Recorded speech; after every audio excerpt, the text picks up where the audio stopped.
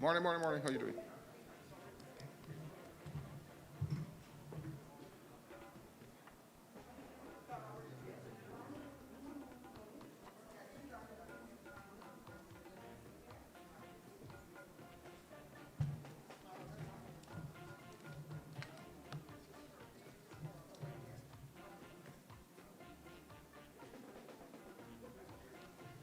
Okay, good morning, everyone.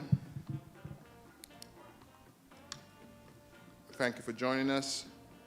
May I have the first speakers for this morning session? Please come to the stage, please, and take your seat. Yeah.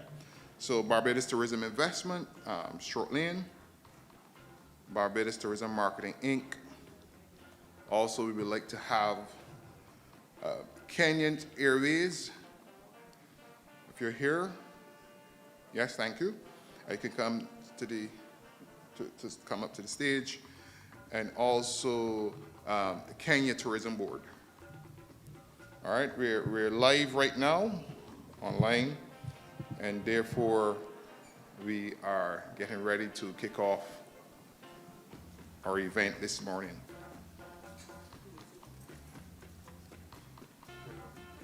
Yes, thank you. I will soon prepare. If you can just let those who are on the outside make their way in. Thank you.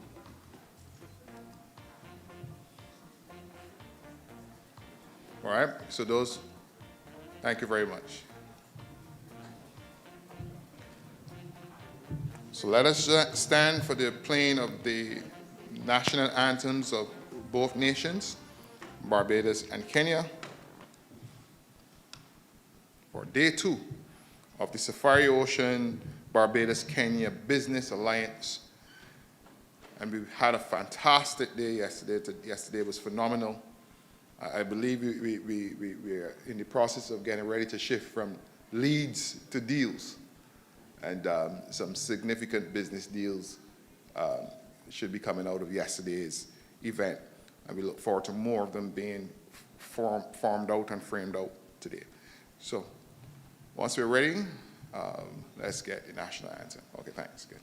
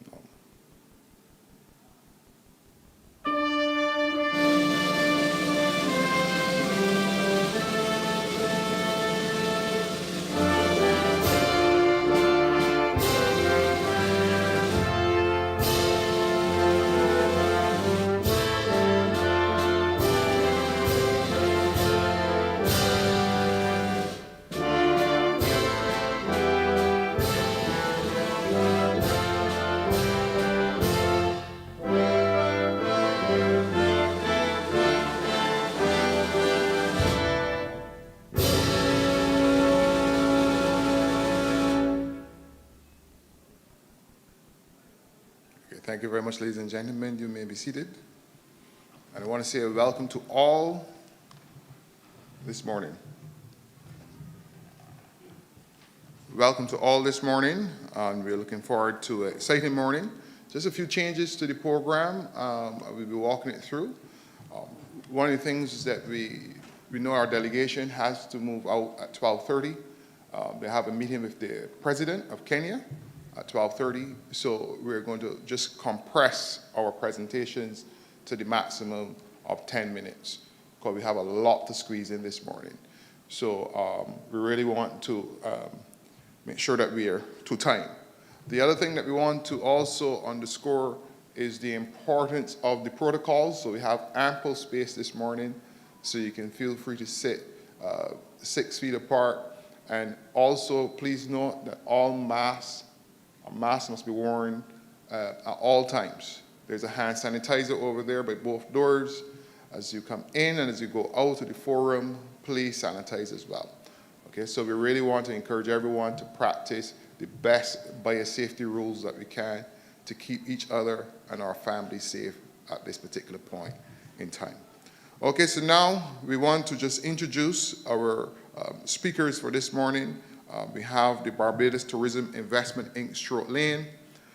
He will be our first speaker, and then he will be followed by the Barbados Tourism Marketing presenter, Mr. Robert Chase, and followed by the Kenyan Tourism Board, Alan Njigiru Mobete. I can ask my colleague if you can come up and help me pronounce these Kenyan names here. I'm doing a good job. Can you come and help me pronounce them so that those who are online can have a very good pronunciation of the names this morning? You want for the first session? Yeah. You want me to announce up to him? This name here. Okay, thank you. Thanks my colleague Mark for this, and welcome the Kenyan team and the Barbadian team for the Business Forum. This is the second day. I'm sorry, I'll take 1 minute to say what I have to say that I was told to just clarify the Kenyan names. My colleague has said it very rightfully. We have another event at 12:30, so let us be very punctual and very succinct in our presentations. For the Kenyan teams in the presentation this time, we have the Kenya Tourism Board, Alan Joroke Mbuzia, who is on the podium already. And then we have Kenya Airways, Tik Muriangi, and then later on we shall have Kenya Electricity Generating Company, John Mudani. I think that is the schedule up to coffee break. I think we shall announce more after that. Thank you. Thank you, brother. Yeah, so thank you, and we can now invite Mr. Stuart Lane to begin his discussion. Thank you. Yeah. So you can sit where you are. Yeah.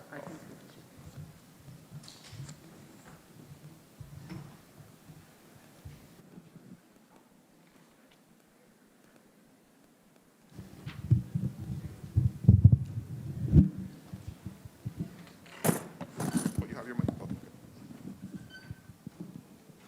Hello.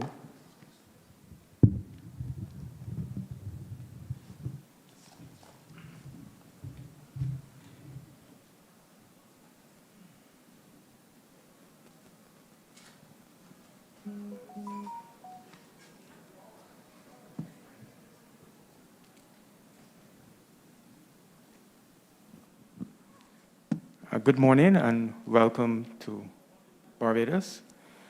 This morning, my name is Stuart Lane. I'm the CEO of the Barbados Tourism Investment Inc. And this morning, I've been given 10 minutes. I just want to give an overview as to what we do and to start a conversation. As I said to my colleague, Alan, this is just the beginning of a conversation we're planning to have, so we see how both Kenya and Barbados can benefit from an ongoing relationship.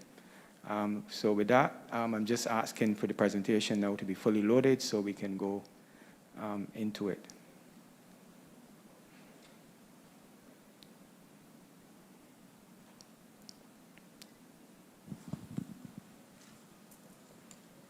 All right, so what I want to present this morning would be the investment opportunities in Barbados. And I also want to say who we are. We are the lead agency for tourism investment into the country, as well as urban regeneration. So it's a, so to speak, double barrel remit in terms of what we do. We try to make sure that the government's mandate, or mandate given to us by the government for urban regeneration, whether it be parks or boardwalks, all that's done, and then we facilitate tourism investment. We look to promote both local as well as foreign direct investment in the tourism sector. We also have project management of the urban regeneration projects. Now, I want to speak to what this looks like in reality. When we are looking to promote tourism investment, we have to recognize a few things.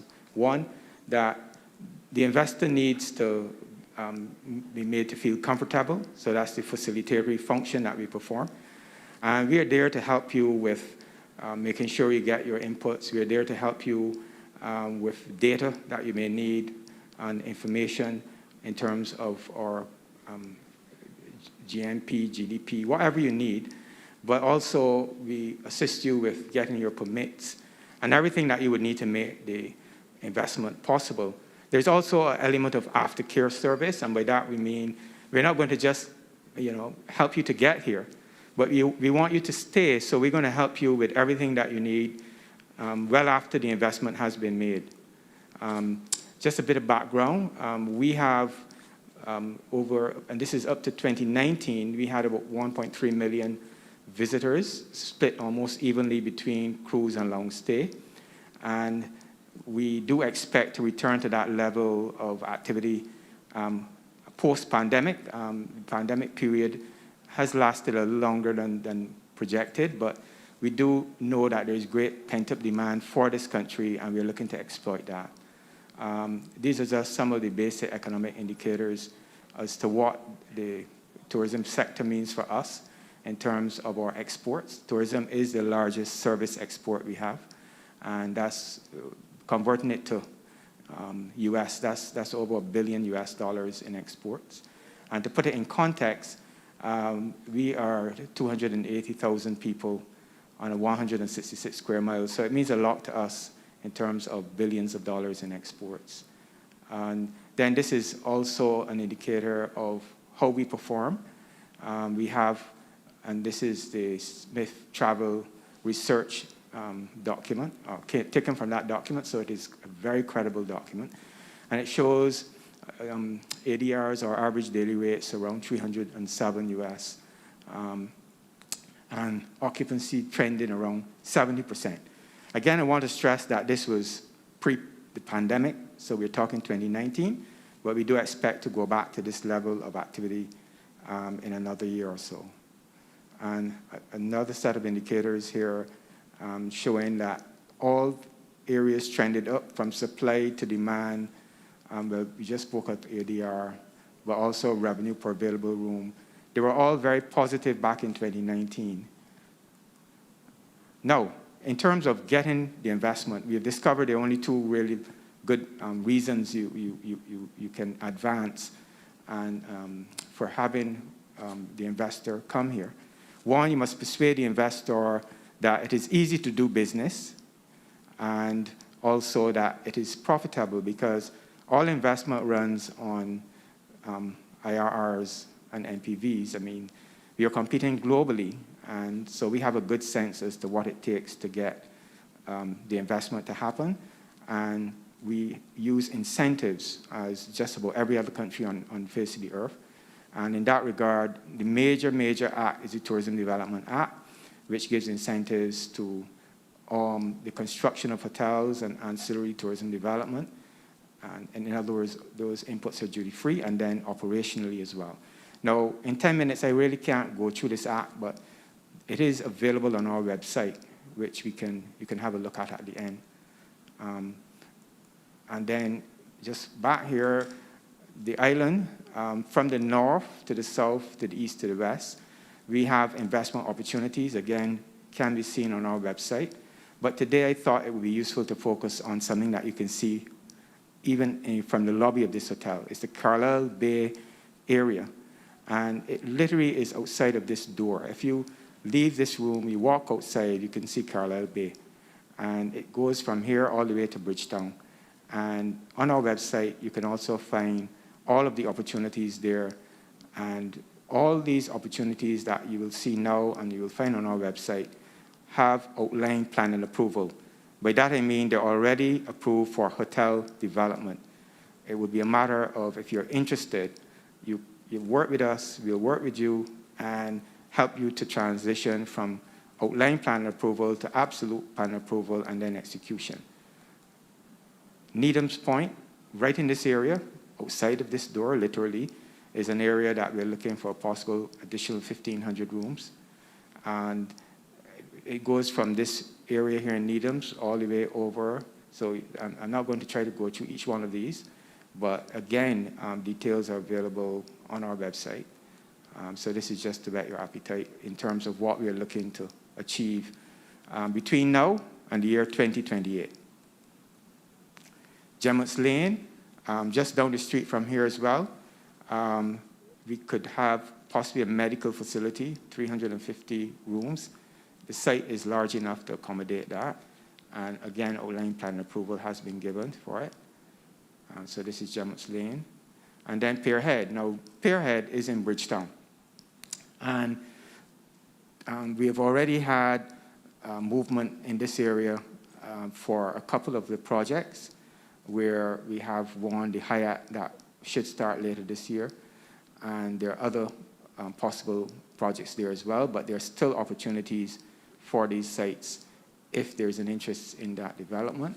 Again, these are placeholders in terms of the structures, so it doesn't have to look exactly like what you're seeing here, but it gives an indication as to what the planners would approve, because, as I said, this actually went to our town planning department. What you would notice with us is that we try to bring you spade-ready projects. So we're not going to bring you projects that we are hoping that we could execute. We're bringing you projects that we know we can execute because they've already had the benefit of the planning approval process at the outline planning stage. Now this one is Hyatt, and this is spoken for.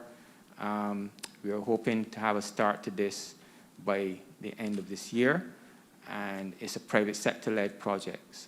Now, I also want to say that there are opportunities where we, as BTI, would work with you, private sector, or agencies of governments or foreign investors, where it may have to be some sort of joint venture arrangement. I'm currently working on something like that right now, so it's not outside of my or remit to work with you. And then Hink Street, we're now deep into Bridgetown because this bay goes from here at Hilton all the way around, wraps around into Bridgetown. So this is a Bridgetown location, again, all ready for development.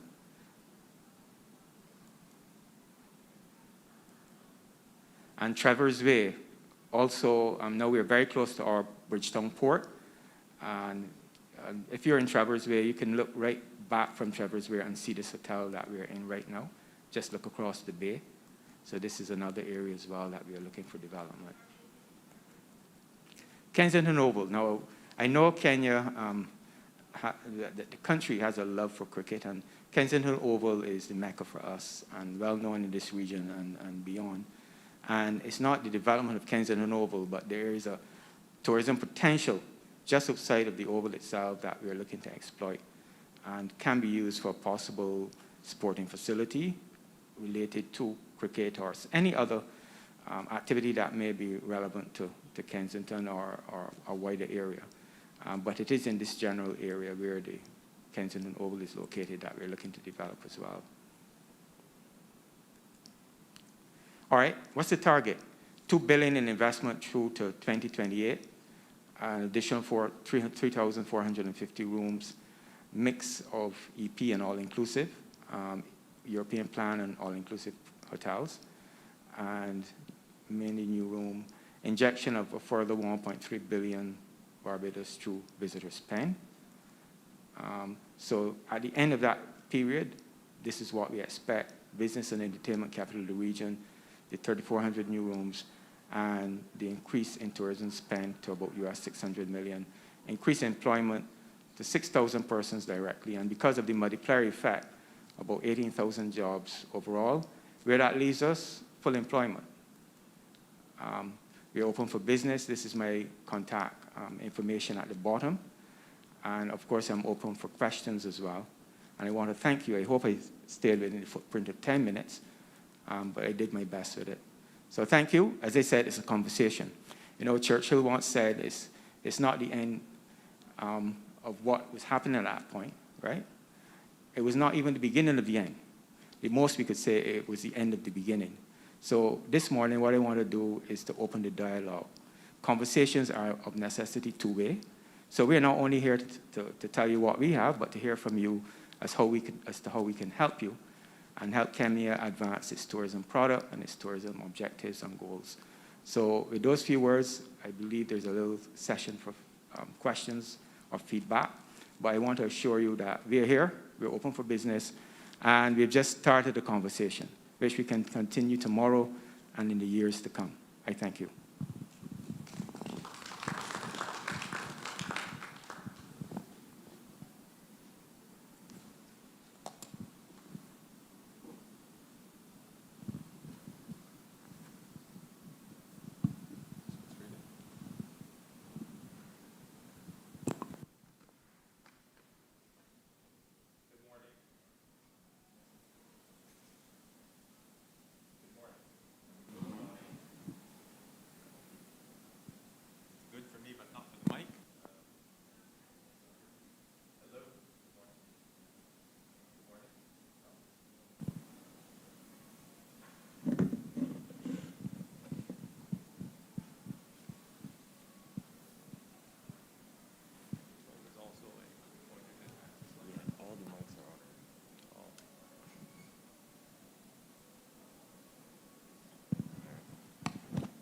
Good morning.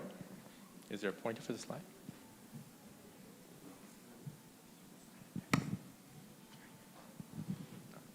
Not protocol compliant.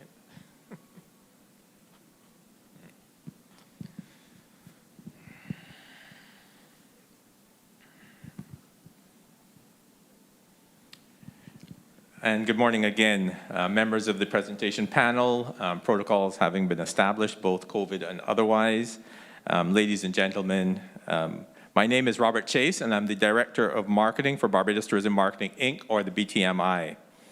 It is a pleasure to be here this morning, and BTMI has its headquarters in Barbados, but we have a number of offices across the globe, including New York, Toronto, London, Brussels, and we're also supported by our consular offices in a number of locations, including support from the head of mission to the Republic of Kenya, Mr. Alex MacDonald. So as we partner to explore the opportunity for travel between Kenya and Barbados, and given that I am a marketeer by profession, allow me a minute, and I'll take no more than a minute, to share a story of two rookie salespersons. Let's call them Jim and Jane, assigned the brand new territory of the Sojourn Islands.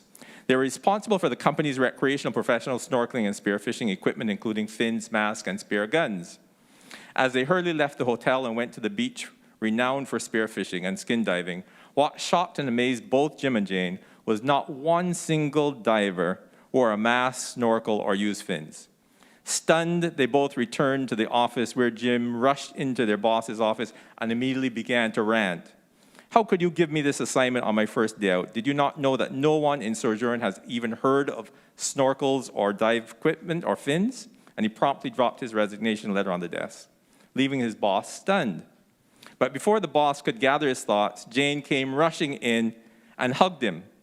Perplexed and totally confused, he looked at her and she said, "I didn't know you valued me so much to give me this fantastic opportunity. I could not believe when I got there, and not one single person had yet bought their first snorkel, mask, or fin." Moral of the story, opportunity is in the eye of the beholder.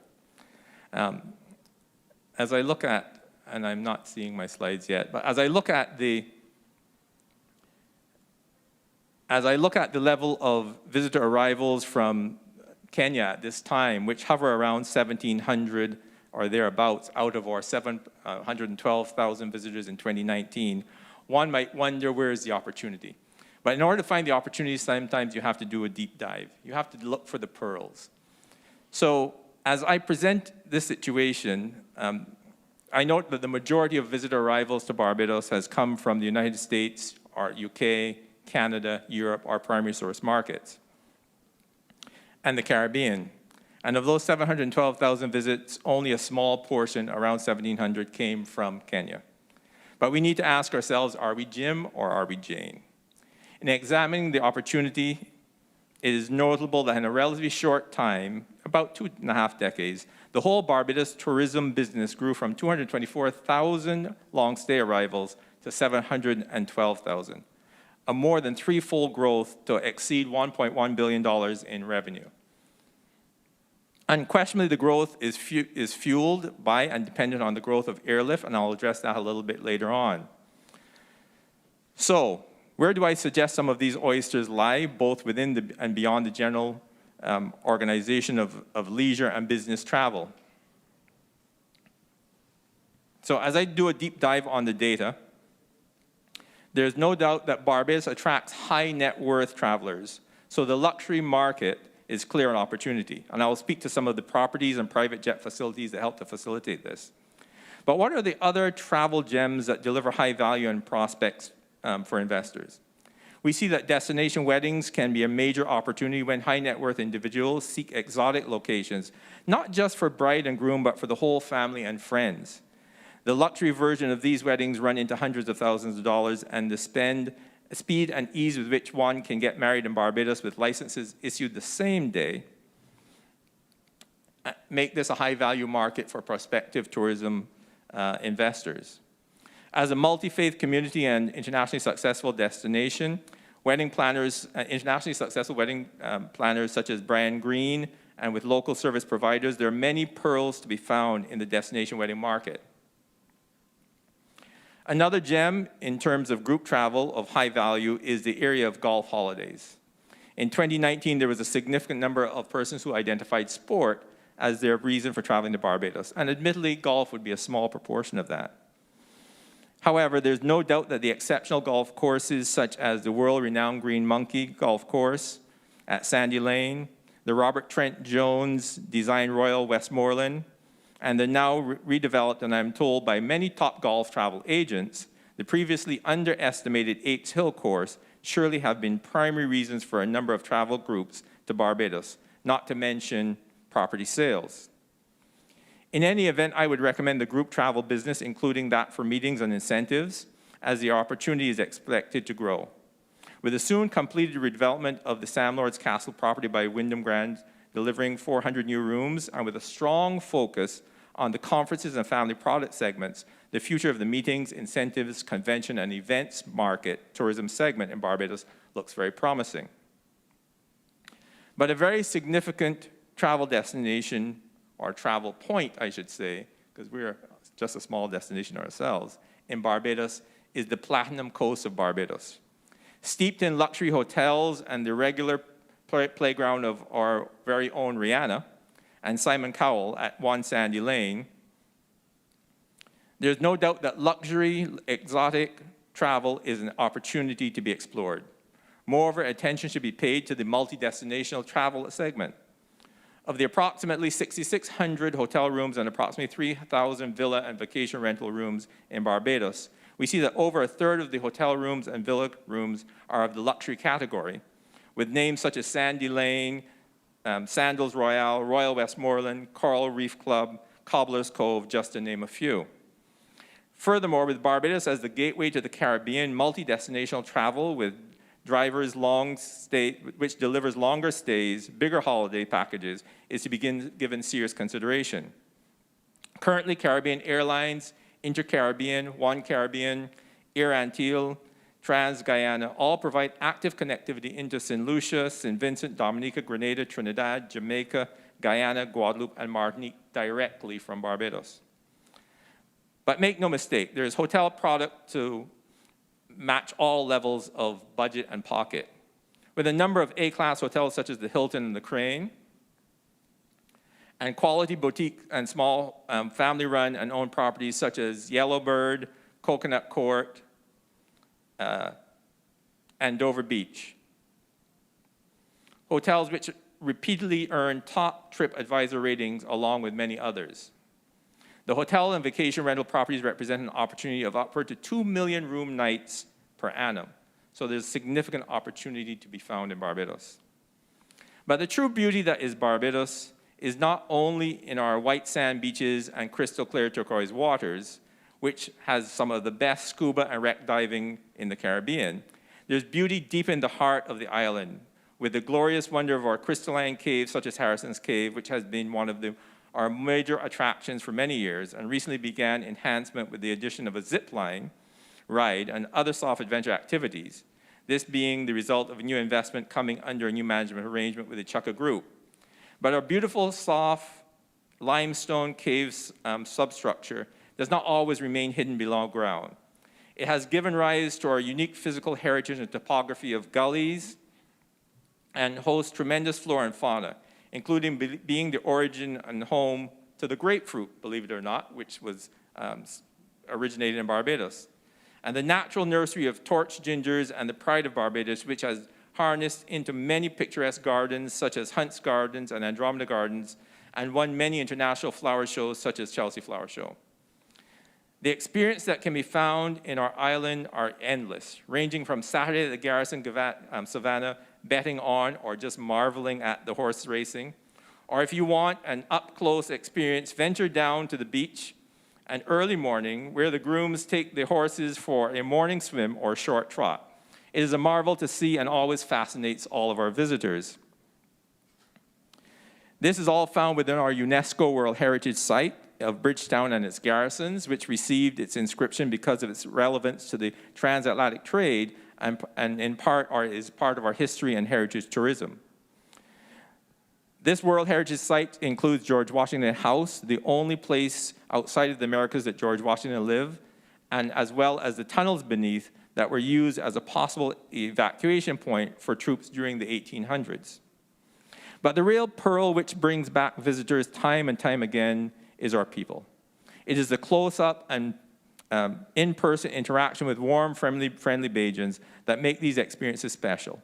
It is the number one reason we keep hearing from visitors for their return, and hence for our high, sometimes quoted as much as high as 40% repeat visitation rate. I know the travel trade loves a repeat visitor and that you don't have to sell over and over again. In Barbados, we have an easy appreciation of this life that the Almighty has bestowed on us, and therefore we are quick and easy to share it with others. But we're fiercely proud of our island home and what we have done to make it warm and welcoming. So don't believe that we cede control through private beaches or things like that. And you should be pleased that we don't, because it is that opportunity to be on the beach with other Bajans that will probably lead to your chance to have a game of beach cricket with the boys, or end up being invited home for some good old local food, maybe some breadfruit and cuckoo, or a game of dominoes, or maybe even worry.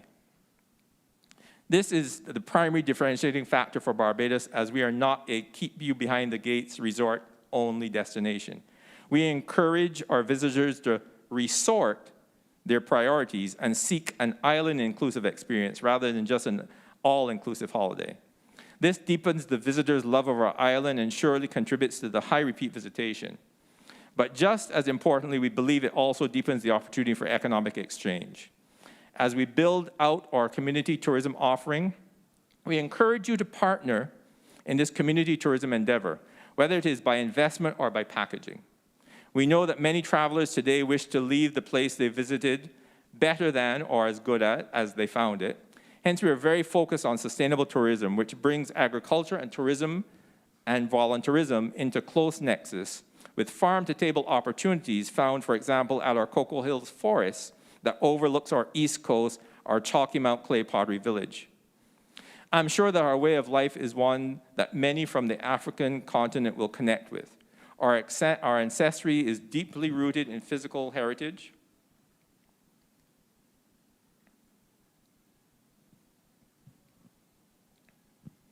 and physical linkages. As you start the hop, skip, and jump over the Americas, we are the first little hop after you skip over the Cape Verde Basin and before you jump into the concrete mass of North America. We are that oasis of green and blue. Our physical connection goes deep with the Middle Passage that brought African DNA to this side of the Atlantic, and that connection can still be seen with a visit to our rock called Freedom Village or the Newton Slave Burial Ground. We look, feel, dance, and enjoy life much like you do. So whether you come out for our Crop Over Festival in August, when you still see dances much as you would at home, or listen to the Tuk Tuk Band where you will hear percussion-based melodies that are familiar, or come for one of our Food and Rum Festival events where you will find breadfruit done in interesting ways, Barbados is a place where many persons from Africa in general and Kenya will feel at home. Yet the distance will make us a bit of an exotic place, and hence desired by those with means who crave something different, something exclusive. At the same time, there's no doubt that Barbados and the Caribbean brothers and sisters are thirsting to learn more of their African ancestry and to experience the world wonders of Kenya. After all, we know it's important to fill the plane in both directions. With Kenya's population of over 53 million, there's no doubt that market alone is large enough to tap into the various niches that I have highlighted, such as luxury travel, destination weddings, golf holidays, and the meetings and incentive travel. But as we look to the full growth potential, we see that the physical connectivity that emerges from the reach offered across Africa through Kenyan Airlines will see market growth from both the East Coast, West Coast of Africa, and South Africa. So let me take a look at that connectivity.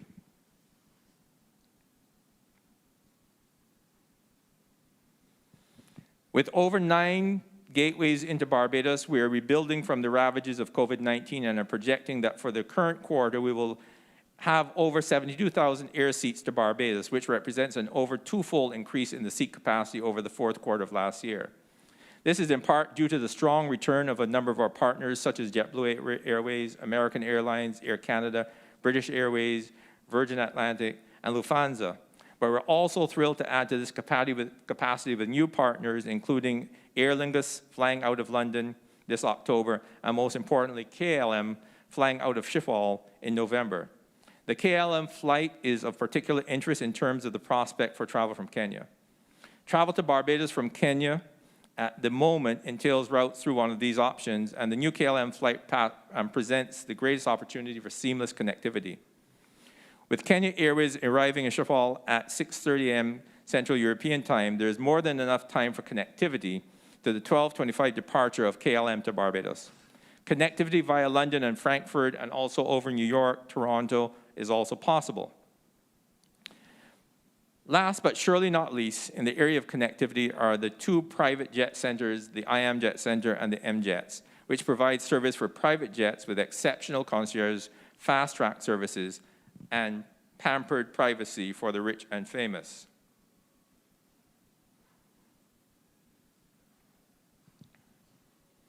So what is the way forward? We believe it is one of collaboration, and the BTMI is here to play our part, to open the way to on-island partners to create offers or acquire room stock and experience packages, to help plot the way to establishing direct flights, to work with you and Kenya-based tour operators and travel agents to provide insights as to greatest opportunities, to open the opportunity to build a business for the future. So as I wrap up, I will leave you with this little snippet or understanding of who we are and what Barbados has to offer. So whether you're coming here as a long-stay visitor, a cruise ship and transit visitor, or truly those who understand that Barbados is home away from home, I'll let you know that in addition, we also have the Welcome Stamp program, which had over 2,900 applicants over the last year, where persons are given a 12-month visa to come and live in Barbados. So we really, truly seek to make you family and find your way here to be home away from home. Thank you for your time and for your attention.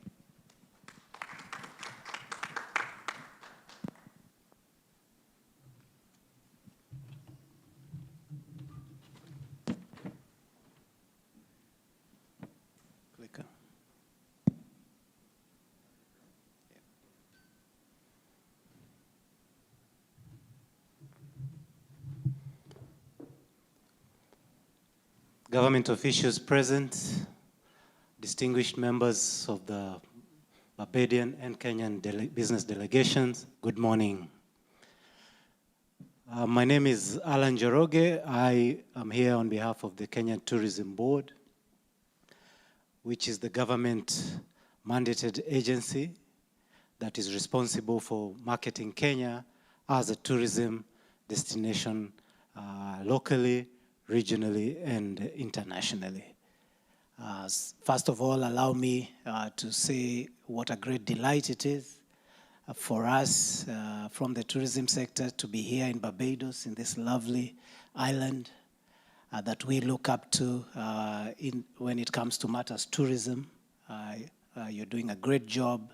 You've positioned yourself very well in the market, and we look to learn a lot from what you're doing. If you could load my presentation, please. As we do that, let me just start off by saying that when it comes to tourism, I believe that our two destinations are more similar than they are different. Despite the vast space and ocean that separates us, it is easy to tell that our two economies are being very dependent on tourism. Our two economies having a great contribution by tourism to GDP and employment, as well as even the structure of the tourism sectors in the two countries with the BTMI and BHTA. I believe we really do share a lot of similarities. So who are we? We have these two brands. So I'm here today, we are in the heart of Kenya Tourism Board on the profile, but the brand that we go out with into the world is Magical Kenya. This is the brand that is well known all over the world, and this is the brand that we have over the years since we were established in 1997 gone out to position as a premier tourism destination, a destination that is aiming to be one of the top long-haul destinations in the world, and which I believe we have done a good job over the years, but more remains to be done. And that's one of the reasons we are here as well today, to continue to take learnings from others who are doing what we are doing and doing it well, such as the country of Barbados. So as I said earlier, we are a fully government-owned state agency. However, we do have representation from the private sector on our boards, just to be able to bring in that industry insight and experience into the marketing of Kenya as a tourism destination. So this, to most people, when they think of Kenya, is this image that springs to mind. The great wildebeest migration that happens during our traditional high season in the months of June all the way to October. And this, I must say, all over the world is the first image, even to those who may know very little about Kenya. Somehow, this image is imprinted into their minds. And the reason for this is that this is a phenomenon that only happens within the greater Mara Serengeti ecosystem, and it is a site that one aims to see with their own eyes at least once in their lifetime. And many do come many times, some actually doing it, making it an annual visit. But over and above that, we are also the land that has produced some of the luminaries all over the world. Kipchoge, as we all know, Eliud Kipchoge is the only man in the history of mankind to ever run the marathon under 2 hours. Professor Wangari Maathai, and a Nobel laureate from Kenya, as well as Lupita Nyong'o, an Oscar winner with, in Hollywood with 12 Years a Slave. So this is a country that over and above the tourism product, we also have many other attributes that open the path for us as we go out marketing Kenya. Not only the tourism, but also our people who are out there doing great things.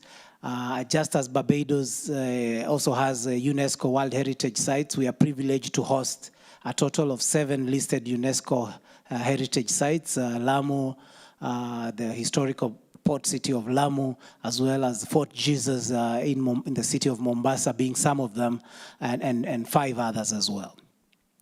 Of course, Barbados being the home of rum, we also we also pride ourselves in being the cradle of mankind. Kenya actually has over 100 a very rich prehistoric history stretching over 100 million years back, and some of the famous archaeological finds in Kenya, including the Turkana Boy, were found in some of these places that you can see they have called before. And so when we say we're welcome home when you come to Kenya, we really do mean welcome home. From the tourism perspective, that's, as I said, is a key revenue earner for us. In 2019, at 1.47 billion US. Going on to employment, it is one of the key employers in the Kenyan economy, with just about 1 million people employed, and contributing 9.3% to total GDP. So from our top source markets, obviously some of our top source markets include our neighbors, Uganda, Tanzania, and the like. But from the international source markets, we do actually share the source markets with Barbados, as our 2 principals did say, touch on yesterday, that US, UK, which comprise your key source markets, are also our key source markets. And indeed, we have a duty to see what areas of collaboration we can have around that. But over and above that, we also have very strong arrivals from India and China, which we call our emerging markets, and that way we are a bit fortified from shocks and stresses that may come in any of the markets.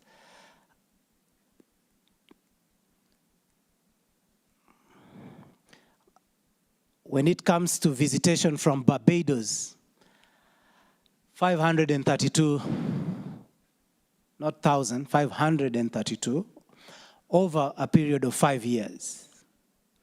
So for the period 2016 to 2020, just about 532 Barbadians have made the trip over to Kenya.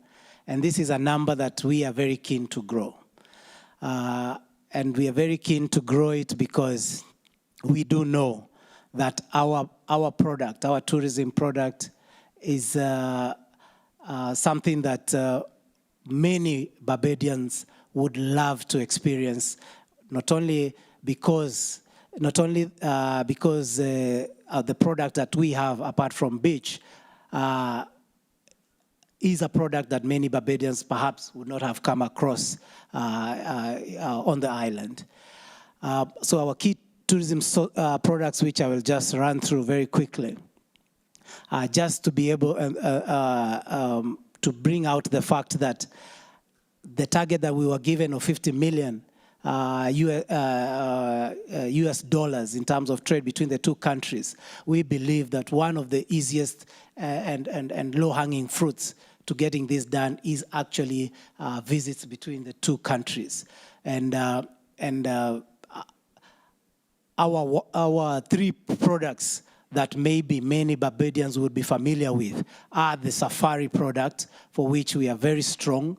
The beach, we have very beautiful beaches as well. Diani Beach down at our south coast, having won many awards for being the best beach in Africa, as well as our Maasai tribe being very world-renowned. So when it comes to safari, it goes without saying that we are the original home of safari and original home of the authentic safari, and also home to the Big Five. We have over 480 kilometers of white sandy beaches and warm waters of the Indian Ocean, which is an attribute we share with the Caribbean seas that Barbados enjoys.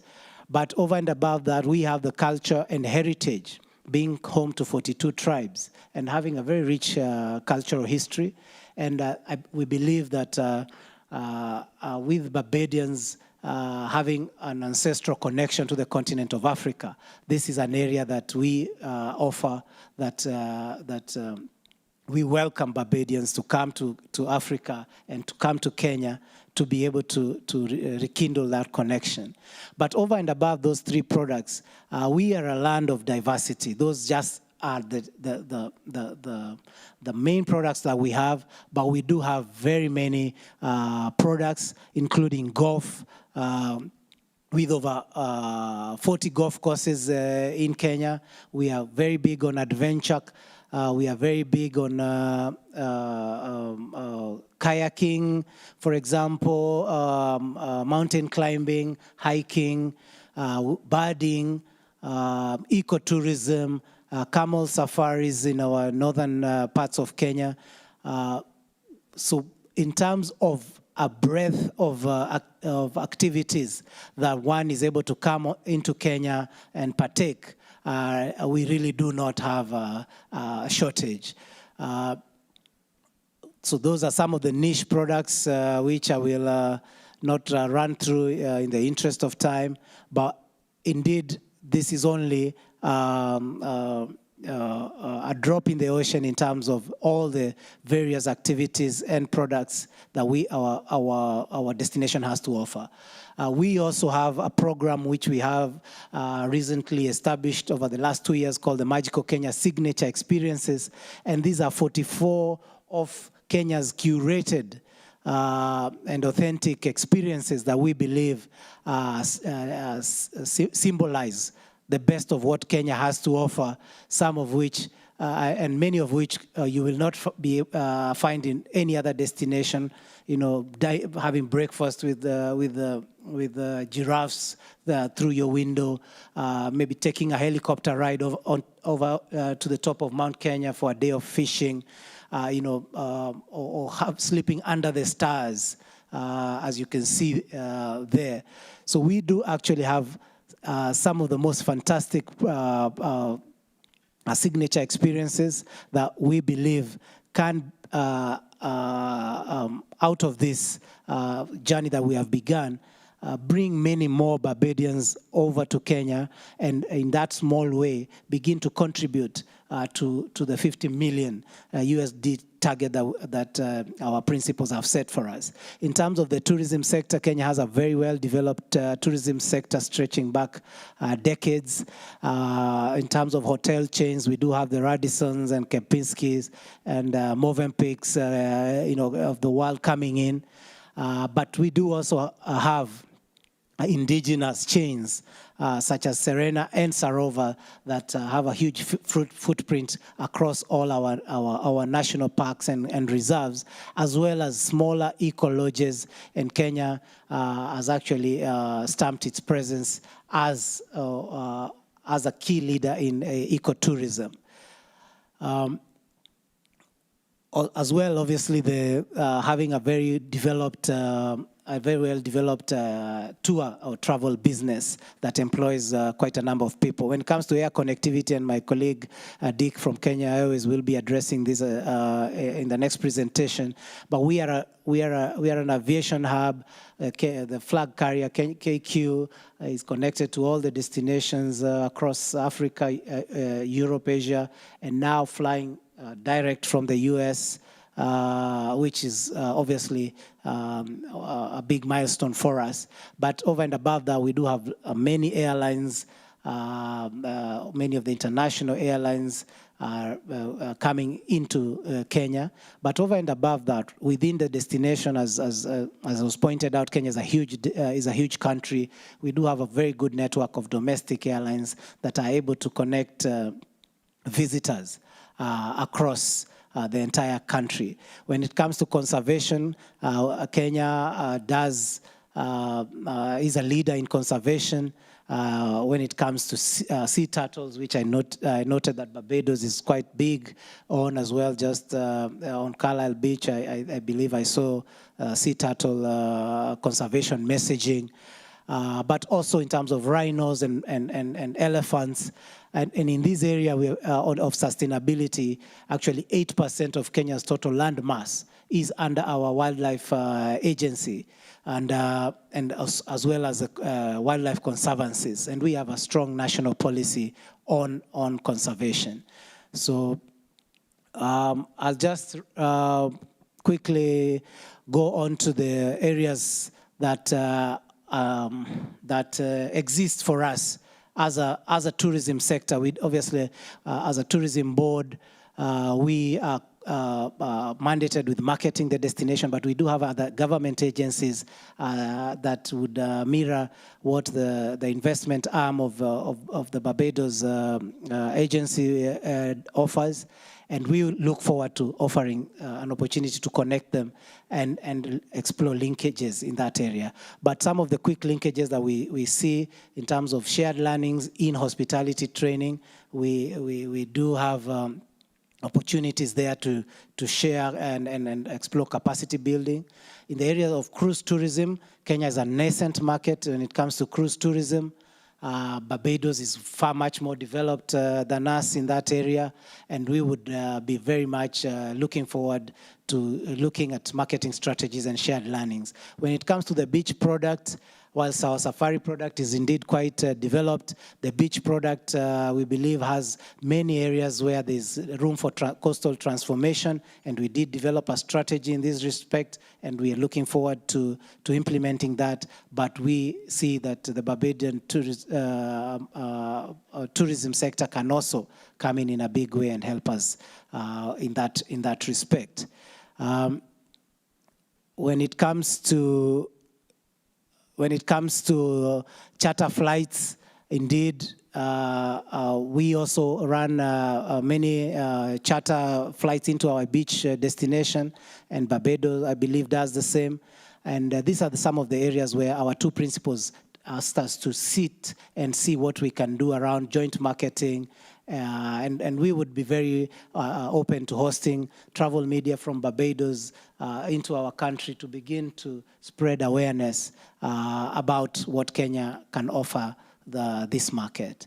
And lastly, on the issue of investments in the area of tourism, we believe that indeed, although we are currently doing 2 million international tourist arrivals per year, our targets are much higher than that. And being that our safari product is not well suited for huge numbers because of conservation and sustainability issues, we do believe that the Kenyan coast is where we can increase numbers, and there's opportunity for bringing in, investing in hotels, especially international chain and big names, as well as recreation facilities such as waterfronts, boardwalks, and the like. In the area of renewable energy, which came out very strongly yesterday, one of the top, the major cost of doing business for Kenyan hotels is energy, is power. So we would be very much looking forward to see what we can tap into the Barbadian prowess in renewable energy. Charter flights, despite the long distance and the connection challenges that we have, there is opportunity for private charters for high net worth individuals and in the society, Barbadian society, to be able to come and experience our safari product with direct flights And we've seen a lot of that happening. We have the product for it to cater for such a target market. So that's just a representation of some of the areas that investment can happen, and I did already touch on them, as well as in the area of MICE, with Barbadian companies coming in for incentive travel to Kenya and the like. So we are open to listen to you. Our contacts are there, so please do come visit us, and we want to thank you. And welcome to Magical Kenya. Asante.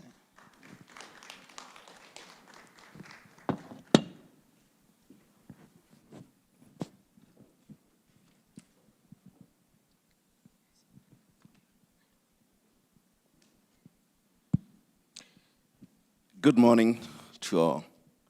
I do not have a presentation because I think my marketing has been done by most of the speakers from yesterday.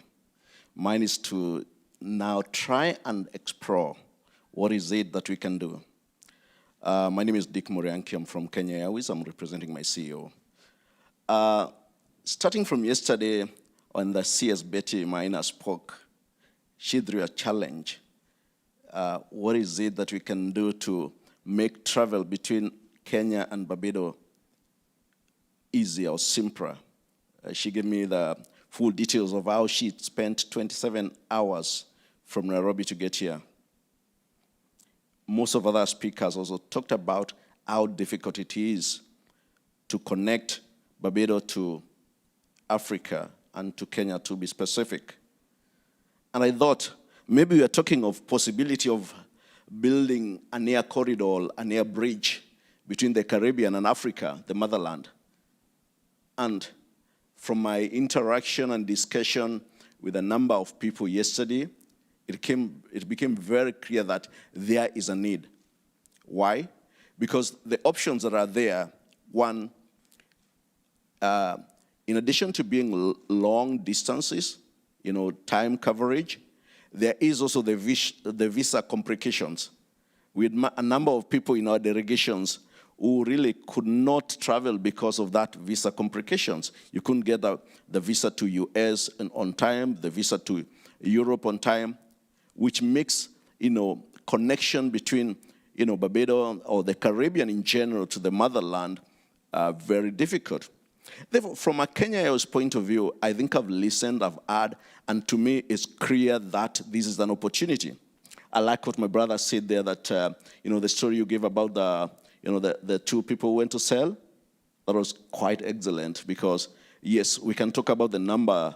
Ellen has talked about 500 and something over a period of 4 years. That could be the guy who saw those guys were not using the equipment. But I mean, I see opportunity. We need to build a bridge and the air bridge. What I can say is the foundation has been laid by the business community. The business interactions that have started, the connections that are there would need to be facilitated by an infrastructure which makes it easy to do business. There's now the issue of tourism, and this is really going to be the backbone of any kind of air bridge that we do, because we have to grow the critical numbers to make it economical to have a flight from Africa into the Caribbean and back. And there are various models, and from my interaction, what I've had, and really the commitment which I'm giving and which we're going to explore with our team back in Nairobi is, what is it that we can do? I'll be meeting some people who are doing airline business in the Caribbean, the Inter-Caribbean airline. I'll be meeting them, and that will be the first step now of seeing how can we do it. We're looking at the airline model changing from where is we do it alone to a collaborative kind of doing business. Where do we have an handshake between one airline and the other and serve the traveling community in an efficient and reliable manner?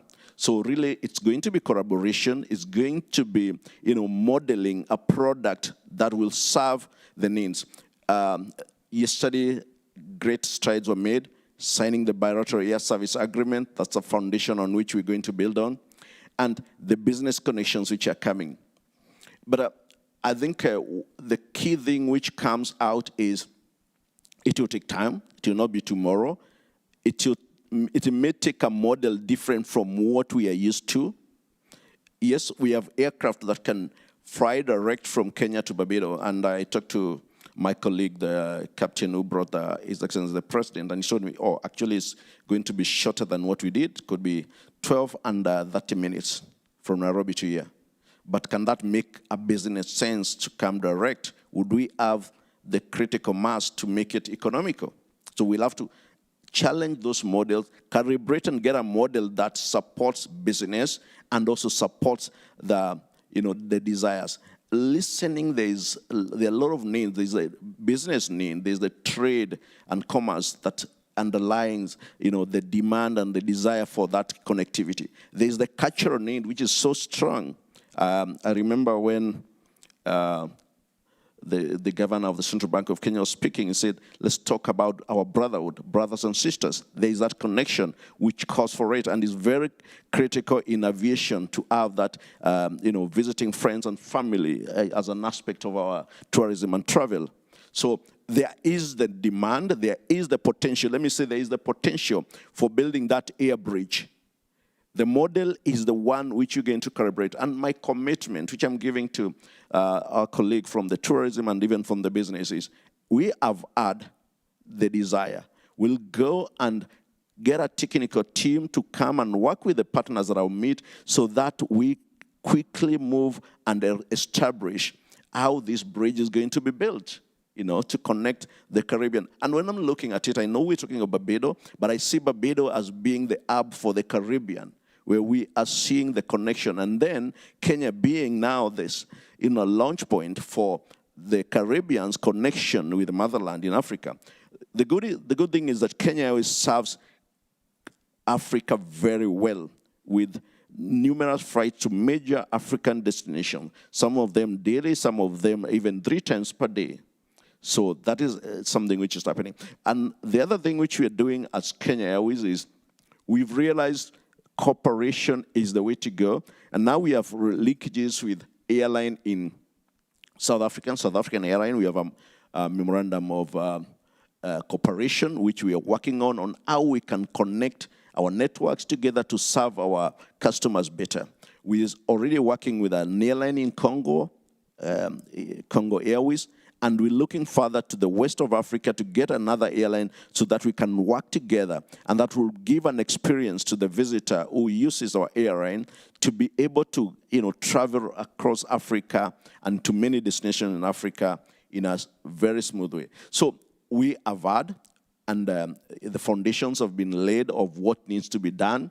I think to me, this was a very excellent visit to hear that there is demand, there is potential, and what we're going to do is to get teams to work on how it will be done. I'm also a victim of the same. I'm experiencing challenges with my visa going back through America just because of their various conditions. I was in South Africa. I realized that if you've been to South Africa, you're not allowed into US until you've been within the 14 days. Well, it's maybe good I may stay in Caribbean for longer, but but you see, these are the challenges, and I know the people in business, this inconvenience, you don't want them. You want to travel when you want to travel, and in a simple way. So really, from a Kenya's point of view, excited with this. A few years, 2-3 years ago, we started our flights to New York. And they're doing well, although they, with the COVID, whatever happened. But I think this is an entry into this other part of Americas, which we seek and look to grow. So for me, brothers and sisters from Barbados, what I commit is we're excited about the prospect. Exactly when I go back, we will be setting up a technical team which will come to do the details. It will be led from our New York office. It's nearer and it's easier to come down here. But we'll be connecting with them, and we will come and work with you, the tourism board and other people, and even the airlines which we're meeting, and see how do we build this air connection, air bridge between the Caribbean and motherland Africa. I'm very excited, and thank you so much, guys, for making my work easy. I said I would not make my presentation. I'm not telling Kenya Airways you want service, and I've had you. We are going to work on it. Thank you so much.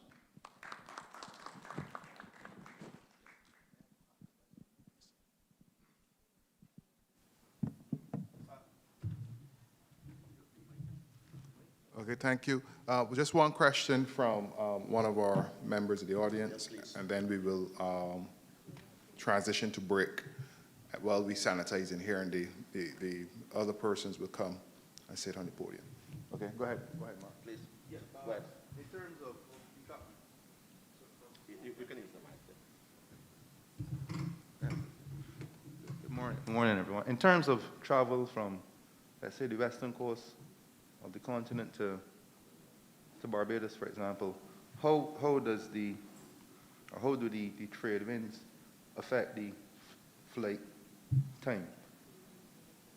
I think if I've gotten you asking it's near from west coast of Africa to Barbados.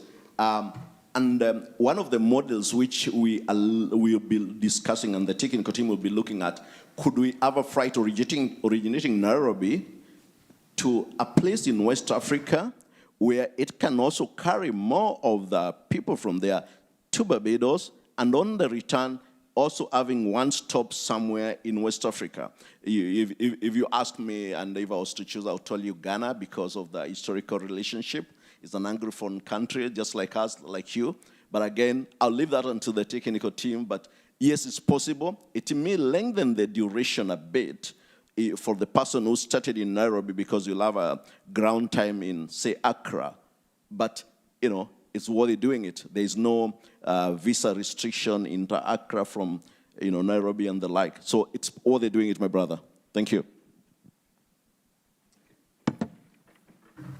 Okay, so put your hands together for that. Our tourism prospects with Africa is looking very, very, very, very, very good. So therefore, we want to thank our audience for those presentations. So ladies and gentlemen, we'd like to invite you to join us outside for break. It's a break that we're having a working break. So you can take your break and you can come right back in, and you can consume it while we continue with our presentation. So our next set of speakers will be coming up as this set is going out.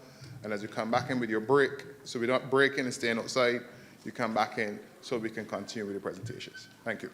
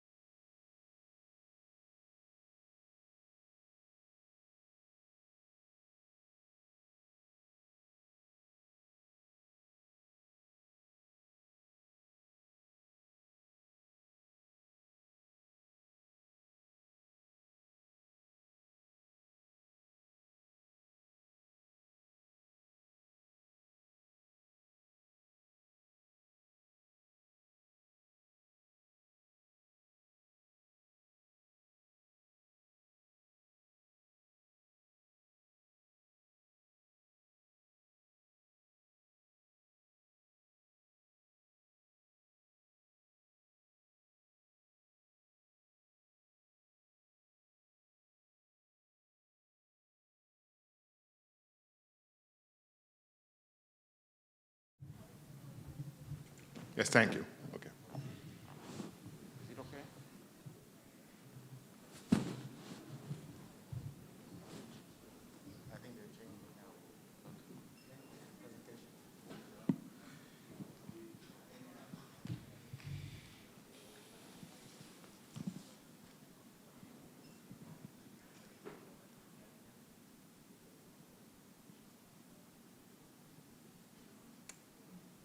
Yes, we are not between minds. We are just adjusting to make sure that we can meet the President of Kenya's request for his team to have a brief meeting with him a little earlier than we had scheduled for.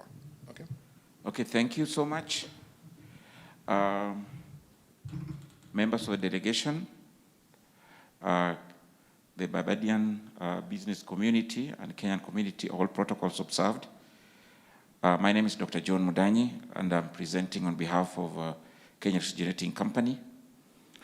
Can I see it? I can't see the slide moving. Could you upload my slide? Thank you so much. Yes, I'll start there. That is the value chain of the Kenyan power sector. Kenyan power sector is what we call completely unbundled. So you have generation, standalone, you have transmission, and you have distribution. And Kenya Refrigerating Company is part of the generation together with independent power producers. As you can see, the electricity sector, we have an installed capacity of 2,840 megawatts. We produce around 12,000 gigawatt hours per year, and 8% is thermal or fossil, and 92% is renewable energy. We have a 75% penetration in the country, access to power, and we have around 6.9 million connections. Looking at the technology that we use, the main generation technology is geothermal, which has grown significantly. You can look at the graph from 2012. We have really been increasing, and Kenya currently is the 8th largest geothermal producer in the world and the largest in Africa. We are also having hydro and wind, which is also growing, as you can see from the graph. So that is really the sector how it is. There's enabling environment in the country, particularly with the change of law, the New Energy Act 2019, kind of liberalized the energy sector by bringing in opportunities for trade, power trade, and we're working on having an independent system operator that can facilitate auction of power so that you get the best power at the best time. And of course, also the opportunities for net metering, where you can actually generate, be both a producer and a consumer of power at the same time. Now, this is the demand growth, the power demand, electricity demand growth in the country. I just want to draw your attention to March 2020, when the COVID really hit the country. And you can see that from that time up to now, despite the environment we're operating in, the power demand has continued to grow. And we have actually had an addition of over 70 megawatts demand during this period of COVID-19. And looking more into the future, how is the power demand projection? You can see it's expected to really grow. We believe that electricity drives the economy. And with the economic growth rate that's expected, we expect that demand for the power. We have given there 3 scenarios, kind of a low scenario, a vision scenario, and a reference scenario. And we expect the power demand to continue growing into the future. And therein is the opportunity, both for the suppliers and the producers and the generators, whether you're a supplier of equipment, you're a supplier of spare parts, or you are a technology provider. This is about KenGen. KenGen is 70% owned by the government of Kenya, but we have 193,000 shareholders around the world. 13% is foreign owned, by investors from all over the world. 7.5% is locally owned, and with local individuals owning around 8%. We currently, in terms of installed capacity in the country, we provide 64% of the share. The rest is provided by independent power producers. But we do produce over 80% of the renewable energy. Our installed capacity is there 1,818, and we're just about to add another 84 megawatts of geothermal early next year. And as I've said, 86% is renewable. The potential of geothermal in the country is 10,000 megawatts. We have only exploited below 1,000 megawatts. Now, our strategic focus basically increased power generation. That's where we are. You can imagine if you are here, the time since we came here yesterday, if there was a power blackout. So the most expensive power is no power. So we really are committed to that, ensure that power is available, make it affordable, and we're the cheapest power producer in the country, producing power at around 5.2 US cents per kilowatt hour. And then, of course, we do create value for our shareholders. We are, despite being 70% government-owned, we are also a multinational, and we are diversifying into various countries in Africa. And of course, we are looking forward to beginning and initiating good business relationship even in Barbados. This is just an example of the countries where we're involved. We are currently involved in Djibouti, where we are helping them with the geothermal. We have 2 running projects in Ethiopia of that big magnitude, $67 million, $60 million, one project, another around $11 million.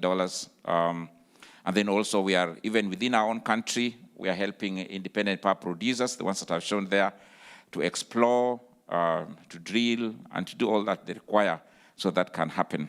We have, in addition to this, we have worked with other countries. We have worked with Rwanda, we have worked with Sudan, we have worked with other countries in Africa. And we look forward to moving even to this area. This is our geothermal. Of course, it's the flagship because it's reliable, it's renewable, it is sustainable, and you are able to generate at very high level with geothermal. The levelized cost is much lower, it's just lower than 6 US cents per kilowatt hour. And you get 95% availability, 94 to 95% availability. Because once you drill, you can see on the right, on the extreme right, that's a well, a geothermal well that we have drilled, and you can see steam is coming. That's coming from around 3 kilometers underground. And you can see the kind of steam that is pushing. That's what will go into the turbine and drive the generator and generate power. And once you've drilled it, like you've seen on the left, geothermal reservoir, once you've accessed, it keeps coming. And in the middle there, we have got our rig drilling. This is what we do a lot. We are also very concerned with the environment and the social side of things. And most of our projects are within communities, and we must make them and transform their lives. And of course, we have shown there, on the extreme left, you can see the old house and the new house. That's within community, Maasai community, and that's a Manyata. And you can see what the house, how the Manyata looked before we started the project. This is a geothermal project site.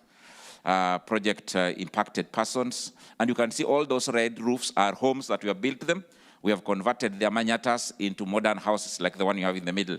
And you can see also school, the school they had, and the school on the extreme right is the new school that we built to just change their lives and how they live in that area. So when we put projects, we not only put it for profit, for power, but we also transform and change lives together with ensuring sustainability through environmental conservation and management. That's about financial highlights of KenGen. Our annual turnover is around over $400 million, for 4 million Kenya shillings, a billion Kenya shillings, $400 million. We do over $130 million in profit, and we do pay a decent dividend to our shareholders, of which the major shareholder is the government of Kenya. And in this slide, I think is the most interesting slide because it shows all the potential that we have within the power space. And you can see that geothermal, there's potential in the country over 10,000 megawatts. Up to now, we have only exploited below 1,000 megawatts of that. And this all is available within the Rift Valley, Cascade, and we're currently operating mainly in Naivasha, Olkaria area in the central part of Rift Valley, And of course, there are all opportunities that are yet to be tapped. Of course, we have independent power producers there and ourselves that are working. So if we are the one developing the site, we'll do the full scale. If it's an independent power producer, we'll provide the skill, the technology, the geoscientific studies, even the drilling technology they need, because we have both equipment and people. And in the middle there, we have hydro. Again, we have 800 or 800 megawatts of hydro, and we have got a lot of skills there, and that's the potential in the country. But of course, Barbados, I know you have a lot of wind and solar. We also have huge untapped capacity. We just have over 400 megawatts of wind that has been tapped. As you can see, we have potential of up to 4,000 megawatts. And also solar is estimated at 7,000. And this is the next space that we are moving into. These are project pipeline, what we have up to 2020, what we have installed. We have got 83 megawatts of geothermal that we are going to be putting on the grid early next year. And then we have additional potential of 330 megawatts, which we'll be putting coming soon. And of course, those are potential areas. And into the future, we have got project pipelines, including wind, including geothermal, and also including hydro, the Karura hydropower plant that's available. So this is really what we can invite investors to support us, or we can also use our skill and technology to support others. And that is my short summary of the energy sector. Thank you so much.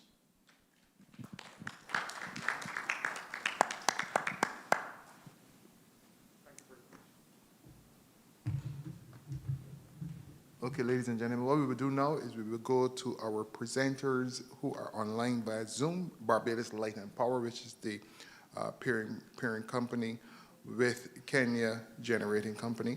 So just join Barbados Light and Power on Zoom. Thank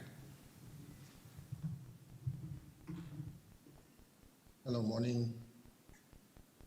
Just wanted on behalf of the management of Light and Power to extend a warm welcome to His Excellency Kenyatta and also his team from Kenya. We do hope that you are enjoying your visit, even though protocol has already been established.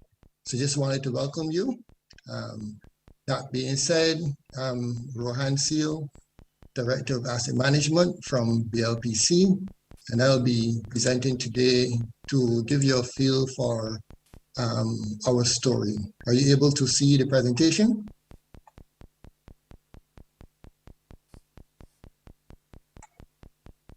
Can I get confirmation?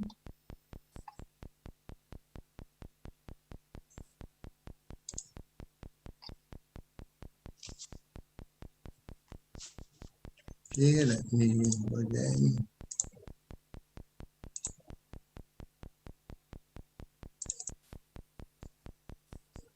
Are you able to see it? Yeah. Okay, there you go.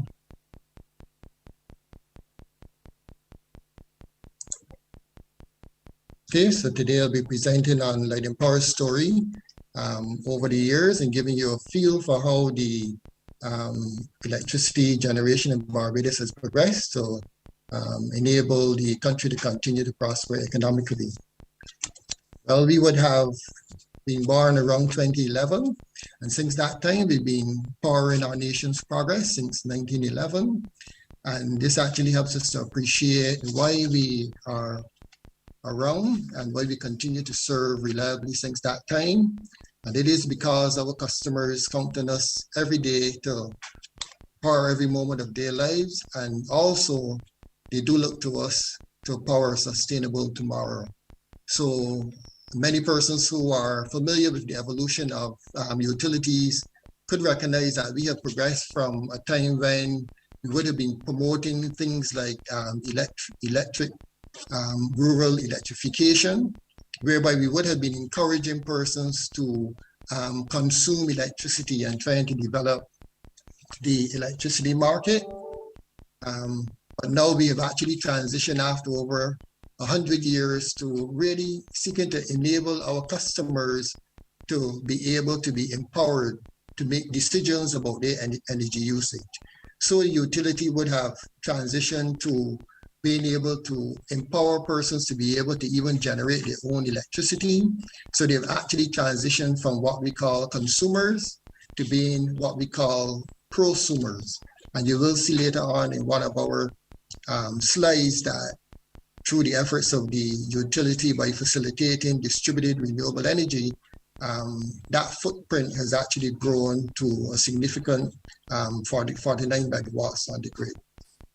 How has the utility been able to leverage or encourage that growth and development? Well, we've been able to do so by focusing on 4 main pillars of strategic priorities, and they focus around health and safety. Of course, we deal in a dangerous product, so we always want to control that product to ensure that our employees are able to deliver a reliable product, but at the same time to return home safely to their families at the end of the day. We also continue to do that by leveraging relationships and also by focusing on customer service excellence and then also our people. In terms of the what, we are able to do so by ensuring that we're able to provide a safe, reliable, and cost-effective electricity service. And of course, as we appreciate the visit by the delegation, we will be continue to look at how we can invest in cleaner electricity generation. The LPC has already started on that path, but certainly as we continue to leverage relationships, we will be able to see how we can further develop our clean energy generation strategies. And then of course, we want to be able to create energy solutions by linking assets, our markets, and also our partners. In other words, one of the things that we're able to do very well, because we're also part of a larger network we're owned by Emir out of Atlantic Canada, we're able to leverage adjacencies and be able to use that for the benefit of our people. And certainly part of this delegation will be aimed at how can we continue to further strengthen and leverage such relationships as we reach a little further across the Atlantic to Africa and look to Kenya at the end of this delegation. As mentioned, in terms of our strategic pillars, these actually support, as you can see there highlighted, they actually support our vision, which is ready to be a customer-oriented energy provider that delivers world-class service and also meets our stakeholder expectations. And as mentioned, as you can see displayed, we are able to accomplish this by investing in our people, delivering clean energy, and doing so being mindful of reliability and service excellence, and also continue to build a strong relationship with the customer and seeking to continue to evolve that customer experience for our customers.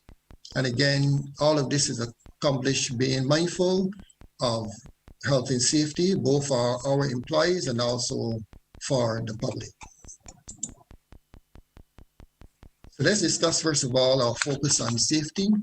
One of the strategies that BLPC had in terms of being able to accomplish world-class safety was focused around helping the culture of the organization to appreciate that all injuries, in fact, are preventable. And our focus was on moving that all injury frequency rate down to around 0.5, which is around 6 recordable incidences or so, having that OSHA rate around 0.5 or less. And we are happy to report that year to date, we're around 0.33.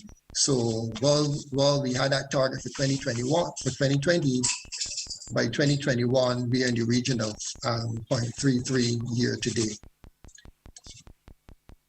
So we will continue to be unrelenting in our commitment to safe work practices, ensuring that both our employees and as we execute on our projects and our mandates within the community to ensure that they also remain safe. And this actually comes from a personal commitment to safety, all of our employees are encouraged to own safety and to be responsible when it comes to safety. Looking at the second aspect, which helps us to appreciate from a customer service point of view, how we're able to leverage this particular aspect of our strategy in order to meet the requirements of our customers.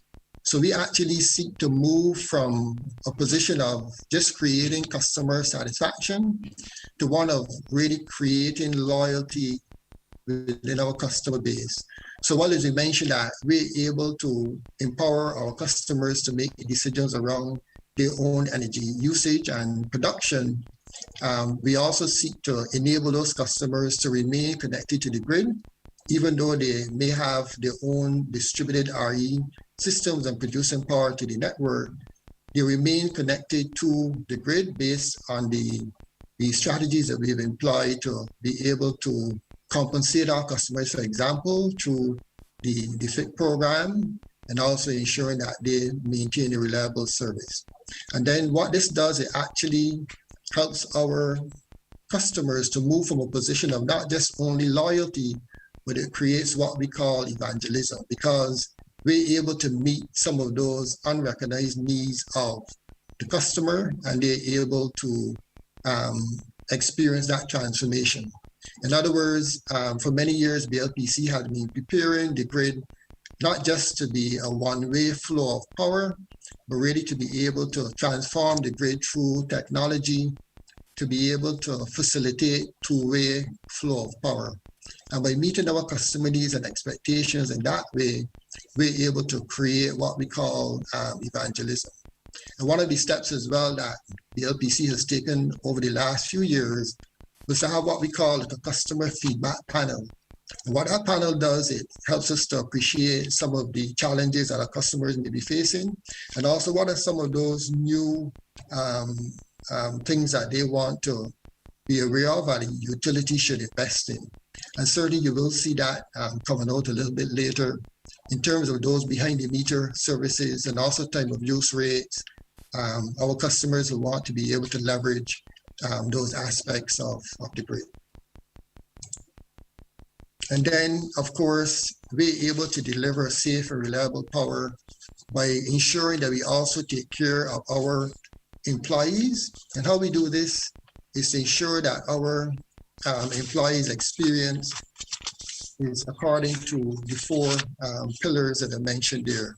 In other words, as a utility, we would have invested, for example, in the physical spaces that our employees work in to ensure that those spaces are healthy and they contribute to collaboration and also being able to leverage the talent that our employees have. We would also have gone through a period of organizational design as well in terms of retooling and equipping our employees to be able to be nimble, to be able to participate in the new marketplace. I think persons are aware that we are moving, we have the aspirational goal of moving towards 100% RE generation by 2030. And that calls for a different skill set, a different mindset. And of course, we have been preparing our employees for the growth opportunities within that new mandate, and also using development tools to be able to help our employees to be able to embrace that change. And of course, we continue to invest heavily in technology to be able to facilitate the transition towards 100% RE by using the requisite analytical tools, and also being able to use things such as big data and analytics to drive decision-making that would help us to be able to satisfy the needs of our customers. And one of the things that you would see that we also seek to leverage also to facilitate the transition to RE are things such as AMI and distribution automation.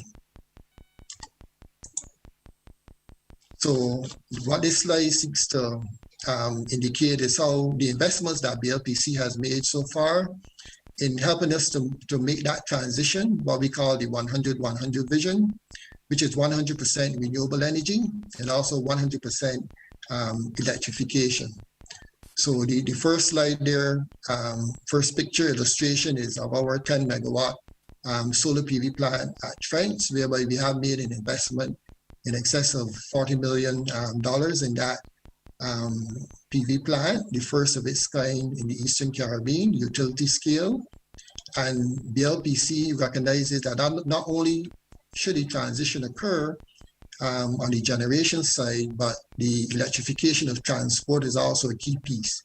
Because while the utility and from a fuel perspective uses around 40% of the current investment by the country in fuel, the other 60% or so is within the transportation sector. So BLPC is also a leader in the transition when it comes to electrification. We have a fleet of around 12 electric vehicles within our fleet. In fact, we have the most electric vehicles of any one company on the island, other than those who are in the business of selling electric vehicles. And the illustration there, the picture illustration there is of our very first electric vehicle that we did invest in. We had called that NEO-G, which is short for no emissions or gas, and that was the code name for that electric vehicle. We continue to build on our fleet for both mid-sized vehicles and also the usual smaller vehicles. So how will this transformation occur? As we mentioned, through investments in clean energy, and we've already demonstrated our commitment. Persons have seen the investment we've made in the 10 megawatt grid scale solar farm at Trent.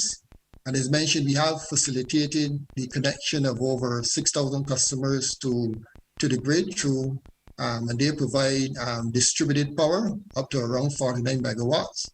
So our customers have transitioned from the original Renewable Energy Rider program to an established feed-in tariff program that has been established by the regulator, the FTC.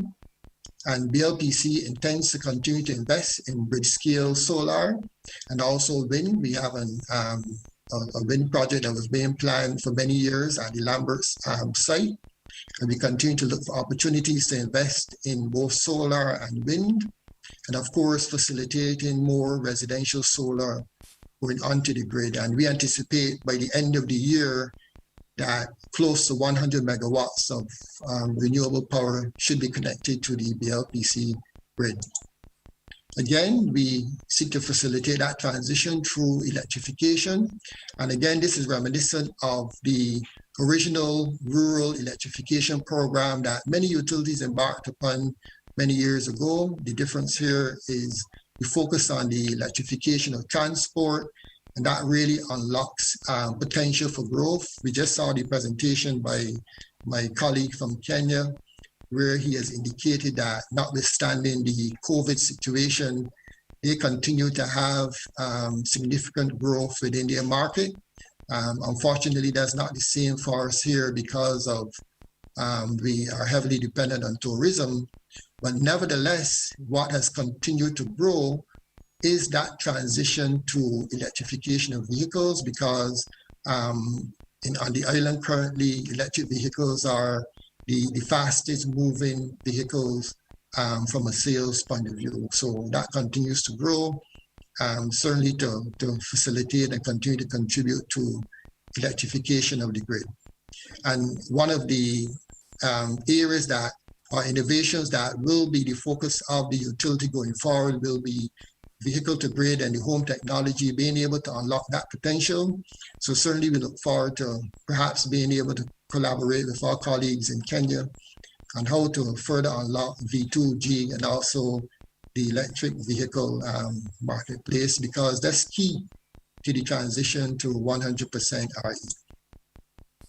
And again, as a foundation for smart grid initiatives, and automatic or advanced metering and infrastructure program is key to unlocking that potential and providing value for our customers. And BLPC has already completed their transition to over 120,000 meters, replacing the legacy meter with smart meters. And that's part of our grid modernization program, because that has the potential to unlock further customer benefits and also being able to unlock potential benefits such as time of use rates at the residential, for our residential customers. We already have that for some of our large power customers, but what AMI does through that communication infrastructure, it allows residential customers to be able to benefit from that as well. And as we mentioned, the utility continues to invest as well heavily in distribution automation tools. We have installed in the last 3 years or so distributed automation of what we call intelligent switches that allows us the flexibility of being able to detect where faults occur in the system and then reconfigure the system automatically, but doing so safely so that our customers experience an enhanced form of reliability. And that what distribution automation also unlocks as well is the potential for further renewable energy penetration by reconfiguration of feeders and being able to allow individuals to continue to remain connected to the grid and also increase that penetration onto the network as well. So that transformation is already underway. As mentioned, we've made heavy investments and that will continue to do so in the near future. Again, this highlights the transitioning strategy, the fuel to asset strategy that the LPC has already embarked upon. In other words, we are transitioning from heavy investment in what we will call a fuel-related charges that are subject to the volatility of the world price per barrel for oil to more fixed rate or renewable energy charge. And that allows or helps us to be able to stabilize rates for our customers and be able to unlock that particular benefit or potential. Again, as part of the transitioning process, as we highlighted, is the electrification piece, whereby we transition not only the traditional legacy generation or legacy fleet, and also that used by our industrial and commercial customers, but actually looking, examining the electrification of transport, which is a significant potential as well. And again, as we highlighted, we do have the obligation to serve. And as a utility, we are creating the necessary platforms, both on a real-time basis and from a distribution automation perspective, to ensure that there is the provision of the connection to the grid of all those smart devices and platforms. And this is aimed at allowing our customers to be able to make informed decisions. So we do have that commitment to optimize the grid and allow our customers to be able to make decisions around pricing and how they will use energy in the most efficient way. So what did this mean in terms of the transition? For our organization, we are continuing to proactively improve our safety culture and performance, seeking to be more flexible and nimble within the changing economic and regulatory framework. And as a business, we have sought to optimize our processes as well, our costs, our system losses. In fact, that's one of the benefits of implementing an AMI program. Our system losses have improved significantly. And then moving towards a more customer-centric organization. And we have mentioned a lot of the tools that we have embarked upon to enable our customers to be part of the process and the decision-making.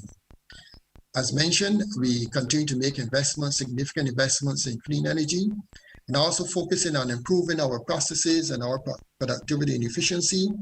And we leverage enterprise systems such as our AMI, our meter data management system, distribution automation, and also mobile workforce, again, to bring that clean energy to market and to ensure that our customers continue to benefit from being able to make informed choices through online payments and other online facilities as well. Again, our people is big to this equation because the success of our organization is driven by how, to the extent that we invest in our people and the development of our people, and that has occurred. And certainly one of the other aspects, in addition to retraining and retooling our people, we are also equipping them to ensure that we can leverage partnerships and adjacencies. And we do look forward to building that relationship and that partnership with our brothers in Kenya. So I want to thank you, and this is the end of my presentation. Thank you for your time.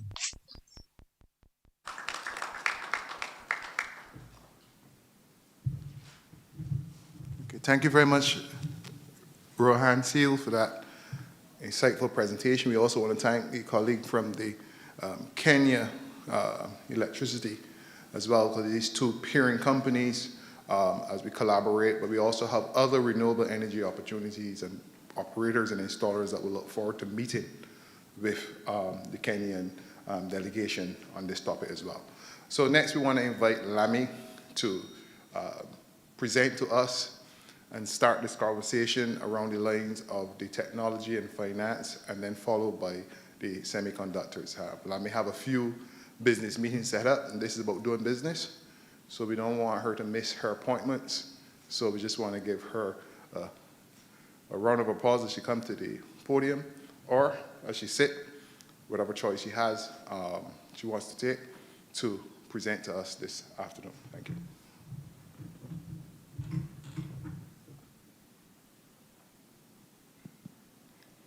Hello? Oh, okay, great. Hi, everyone. My name is Jihan Abbas. I'm the founder and CEO of Lami. I'm going to take you through, what we do in a second. So our main focus really is democratizing access to insurance by digitizing the value chain. So we really see ourselves as the future of digital insurance. Great. Can I have the clicker, please?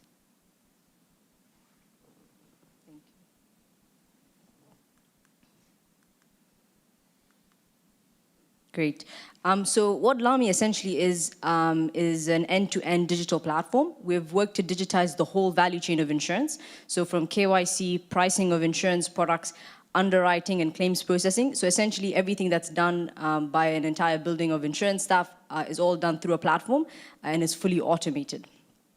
And it also allows for businesses, whether it's digital platforms or banks or anybody who wants to sell digital insurance products, to be able to do so without having to build the technology themselves.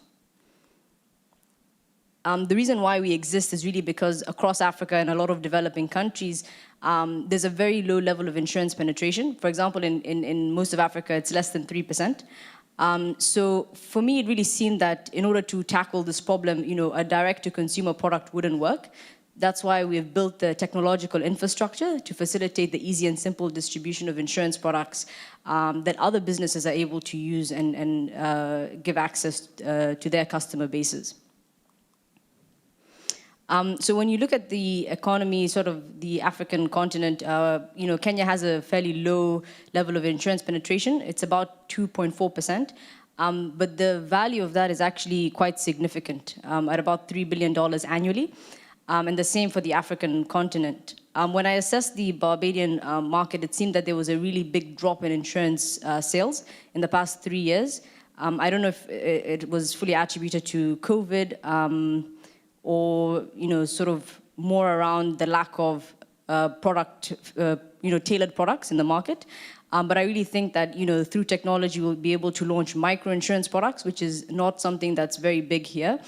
So bite-sized, more affordable insurance products that actually can be plugged into, places like supermarkets at the checkout or through payments that are used on a day-to-day basis to simplify the uptake of insurance products. So this is something that we're very good at.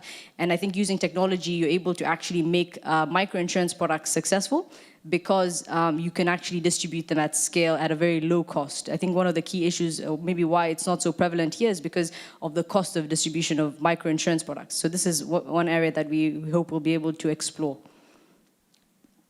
So this is a bit of a snapshot of all our capabilities. So our platform is quite robust. It has a lot of different microservices. It's fully GDPR and ISO certified for security standards. So we wanted our API and platform to essentially be a one-stop shop into the entire insurance ecosystem. So we have different components from policy servicing, making changes to your policy, product management, where you're able to create and distribute new products. So you're actually able to go in, create a new product, and have it readily available for digital distribution in as little as 2 weeks. We also have billings and payments, so various kinds of payment options, whether it's pay on a daily basis, pay on a monthly basis. So we try to increase that flexibility to convince people to purchase insurance. We also work on claim servicing, so filing of claims, tracking of claims fully through a digital platform. And then we also plug in a variety of insurance companies that make their products available for distribution.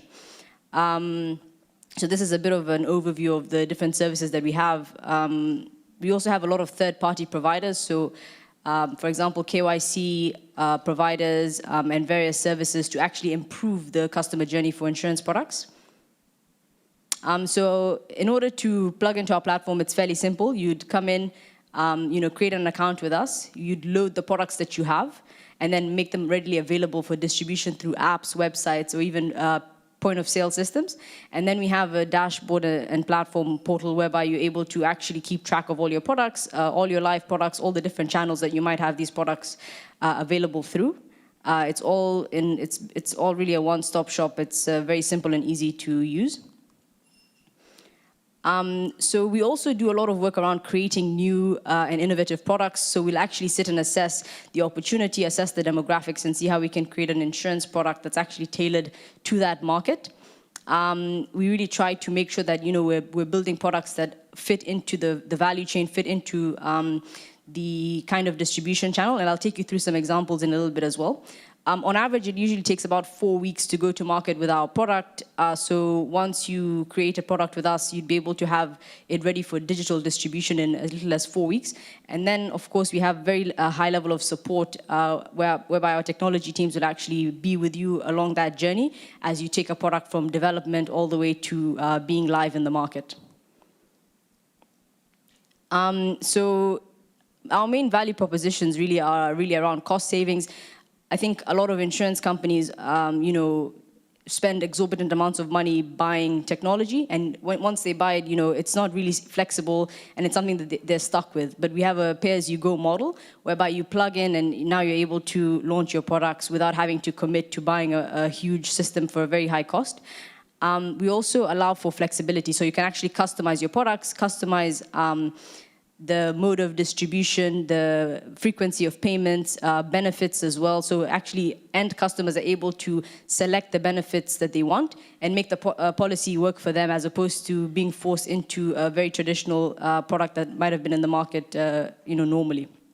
It's also all digital, so there's zero paperwork involved. And then we also have a very high level of customer support and resolution of tickets. So in case there's any issues that might come up, we're there 24 hours a day to support that and to fix those issues. So I'm going to take you through a few examples of how our products have been distributed or how our platform has been used by partners. So this is an example of a digital logistics platform that operates in Africa. They were looking for a very simple and easy goods in transit or carrier's liability policy that was on a per-trip basis, which actually does not exist in our market. They also wanted it to be plugged in fully into their e-logistics platform to minimize paperwork, and they wanted the product to be flexible and inexpensive. So what we did for them is we plugged in the product into their platform, and what happens is once a transporter is accepting a trip to move goods, they'll automatically be onboarded onto the policy, and the policy will terminate at the end of the trip. So it makes the whole process super easy and simple, and they can also file claims inside the partner platform just to make sure that everything is in the same place that the transporters or the users are used to using on a day-to-day basis. Another example here is a car insurance app that we launched in January of 2020. This was the first car insurance fully digital experience in the East Africa region. We streamlined the process of buying car insurance from about 2 days to get a quote to less than 2 minutes to purchasing your policy. Through this channel, we've sold more than 7,000 policies, and we've underwritten actually more than $700,000 in premiums. We also have a large variety of underwriters that have joined to sell their products through this channel. Initially, we only had one, but now we have about 20. The whole process is fully digital, from purchasing all the way to claims processing. A third example is in the banking industry. We work with, the opportunity that we saw in banking is really that, the whole journey of banking is fully digitized. So you use online banking channels, you're using mobile banking channels, but when you want to buy your insurance, they'll come and ask you your name, your identity information when they already have that, they should already have that actually when you open an account. So for us, we saw that as a huge opportunity to launch digital bank assurance. This is a bank, Stanbic Bank.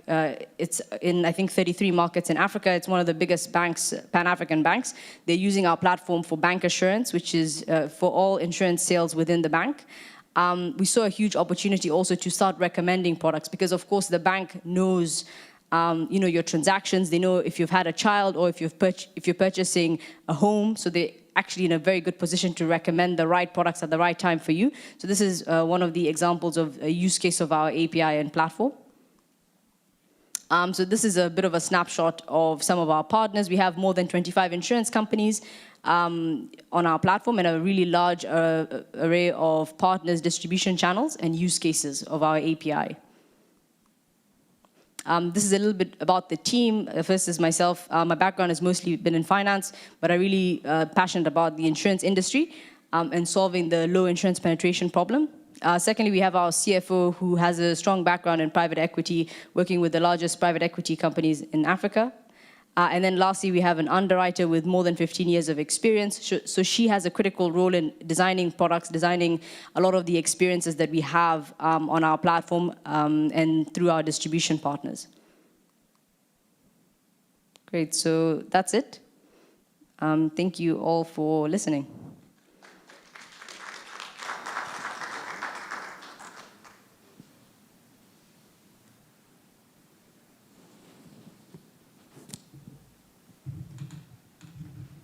Okay, thank you.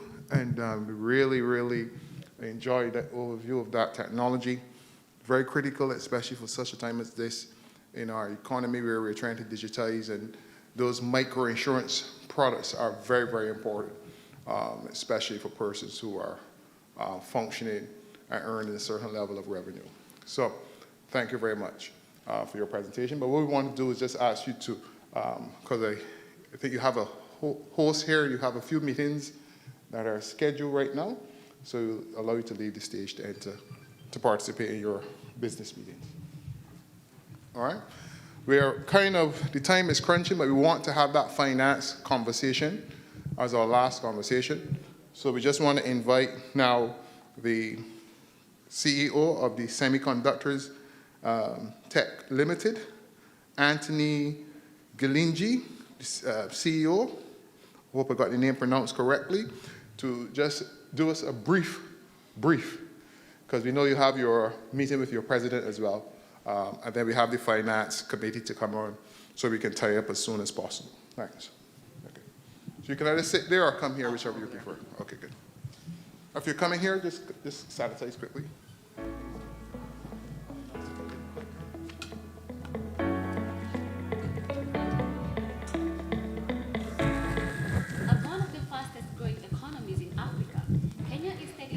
In manufacturing and technological advancement. Nairobi, a capital city, continues to foster manufacturing and human resource capital development geared towards attainment of sustainable development goals. Situated approximately 158 kilometers from Nairobi is Dedan Kimathi University of Technology, a premier technological university hosting the first science and technology park in Kenya. One of the first anchor clients at Dedan Kimathi Science and Technology Park is Semiconductor Technologies Limited, STL, the first of its kind advanced nanofabrication and semiconductor manufacturing company in Kenya and Africa. The first STL factory was commissioned by His Excellency, the President of the Republic of Kenya, Uhuru Muigai Kenyatta. STL is a nanofabrication and semiconductor manufacturing company in Kenya. Our mantra is where silicon meets savannah, and our vision is to be the preeminent semiconductor manufacturer in Kenya and in Africa. We are at a time when technology innovations are needed to make the jump to the fourth industrial revolution. Kenya and Africa are ready for the challenges of becoming a middle-income economy. STL is on the cusp of commissioning thin films nanotechnology lab, advanced lithography lab, Testing and Environmental Lab, and Black End-of-Line BEOL Final Manufacturing and Packaging Lab, and providing solutions in food bioresources by providing inline solutions for food quality assurance. STL collaborates with Dedan Kimathi University of Technology in research, innovation, technology transfer, and training future techies. I'm Professor Drango Pioni, Vice Chancellor and Chief Executive Officer of Dedan Kimathi University of Technology, a public university in Kenya. STL brings to the university state-of-the-art, cutting-edge, industry-standard laboratories and know-how. STL has partnered with the university to create synergies for competitive research and development and manufacturing of semiconductors. The university is leveraging the partnership to embed herself in leading international research networks and thus to leapfrog ahead in her research agenda. STL looks forward to impacting the community positively and making a legacy of hard work and ingenuity in the country and leading Africa to the next generation. Welcome to STL, where Silicon meets Savannah. That's what I'm talking about. So ladies and gentlemen, it's an absolute honor for us to be here. I represent a vast team of professionals. I'm here with our Corporate Development Officer, Ms. Joyce Njoroge. First of all, I want to start by being grateful for this occasion and grateful for His Excellency for seeing it clear to bring all of us together. Indeed, the synergies that we are creating are not just with Barbadians, it's also with other Kenyan business people. STL is a nanofabrication and semiconductor manufacturing company. We are located in Kenya, and as you know, in business, you don't want to be 1 mile wide and 1 inch deep, so we are focused into 4 distinct areas in the semiconductor business. Number one is we are a fairly large semiconductor systems manufacturer, and what that means is that we address very specific areas of a more than $550 billion a year market. In this particular case, we build niche products that address specific areas in the semiconductor manufacturing space, whether it's in memory, whether it's in storage, whether it's in sensor technology, whether it's in thermal imaging, all that falls under our semiconductor business. Number two, which is a very, very large indeed marketplace, about $128 billion a year in nanotechnology materials research and development. Indeed, this is one area where I think that Kenya and Barbados and the greater CARICOM area can really collaborate because it brings together academic institutions, it brings together government, it brings together private institutions to create intellectual property, which can then be monetized in the open market. The third part of it is we do wafer foundry services. That includes finished products, finished semiconductors, unfinished semiconductors, or overflow wafer production. This is a business model that works very well in the United States, in Israel, and in the Far East. In the fourth area, which is a very large and growing area, is in that of big data and security. STL in June of 2022 will be releasing the one-of-its-kind forensic and predictive mechanism for semiconductor manufacturing. Indeed, it's not only used in semiconductor manufacturing, but it's also used in big data. Specifically in the security space, we're in what's called supply chain security. What that means is that we're trying to make sure that we have a durable and safe supply of microchips. It's very hard for us to detect malware inside of hardware. But in this technology at STL, we will be releasing a product to address that space. Our vision is really to be the #1 semiconductor chip manufacturer in Africa, starting in Kenya, of course. And I'll explain a little bit about the reason why Kenya, and I think it'll in many ways expose why Barbados. Our objective is initially to subscribe to the global semiconductor space. But in the future, we're looking at context-sensitive chips and technology that address the needs of Africans, and in this case, Barbadians. We have a vision, and our vision is anchored on 4 very distinct areas. Number 1 is innovation. If you don't innovate, it's quite simple, you die. And so innovation is a cornerstone of one of the things that we hold very dear at STL. Number 2 is waste reduction and efficiency. In my profession and working at General Motors all those years ago, we spent a lot of time eliminating waste and increasing efficiency. That is the same thing that we're bringing forth in Kenya. Continuous improvement. We're constantly improving our products, constantly listening. And indeed, while here in this summit, we're looking to listen more than we are looking to talk. And the reason we want to listen is because you cannot understand a problem unless you listen. So continuous improvement is a bedrock of what we do. And finally, and I think it wraps up what we're doing here in Barbados, is building lasting relationships. I think there was a metaphor about the coconut tree. And I think that is very important for us to realize that we don't have to build relationships that only last and benefit your bottom line. You have to build relationships that survive over time. This slide really talks about our global reach. We do have presence in the United States for business development and product development. We have presence in the greater Southeast Asia region, in Singapore, in Thailand, Philippines, and now in Vietnam. We also have presence in the Far East, especially in the Korean market, where we have customers like Samsung and SK Hynix. And then in Australia, we are supporting Microsoft in advanced nanotechnology developments around superconductors. Now, Kenya is a very important and strategic part of our global reach. Why is that so? So if you think about the semiconductor space, if you think about chips and technology, if you think about your mobile phone, your IoT sensors, your agri-tech, it's very rare that Intel or IBM or Global Foundries really thinks about Africans in their projections for what their technology roadmap is going to look like. So what we're saying here is this, is we need to start owning the chips and technology business. Indeed, I just talked to a colleague here from Barbados who has worked in the semiconductor space. So already this summit is showing great promise. Now, why is there no semiconductor market, I shouldn't say market, presence in Barbados? I think it's because we don't own the space. What we're looking to do in Kenya is actually to own the space, to start making inroads and chipping away in that $550 billion market and actually start creating context-sensitive products that address the needs of Kenyans in the region, in East and Central Africa, in the whole of Africa, and by extension to our brothers and sisters in Barbados and the CARICOM area. So our global reach includes partners all over the world, but already in Kenya, in less than 2 years, we have great partners.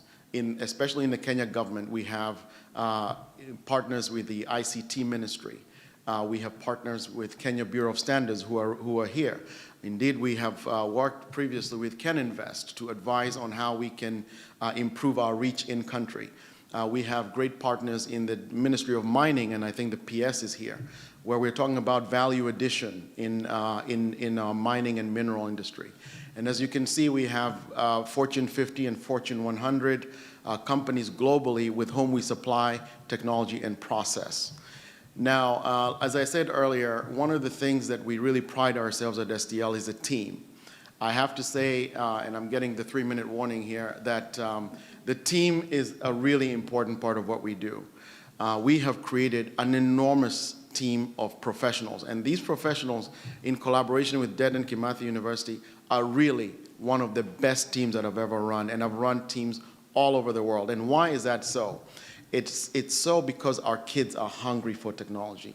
They're very connected in technology. They're looking at the semiconductor space in terms of what can we do beyond the traditional things that we do in the semiconductor space. So our team is really important.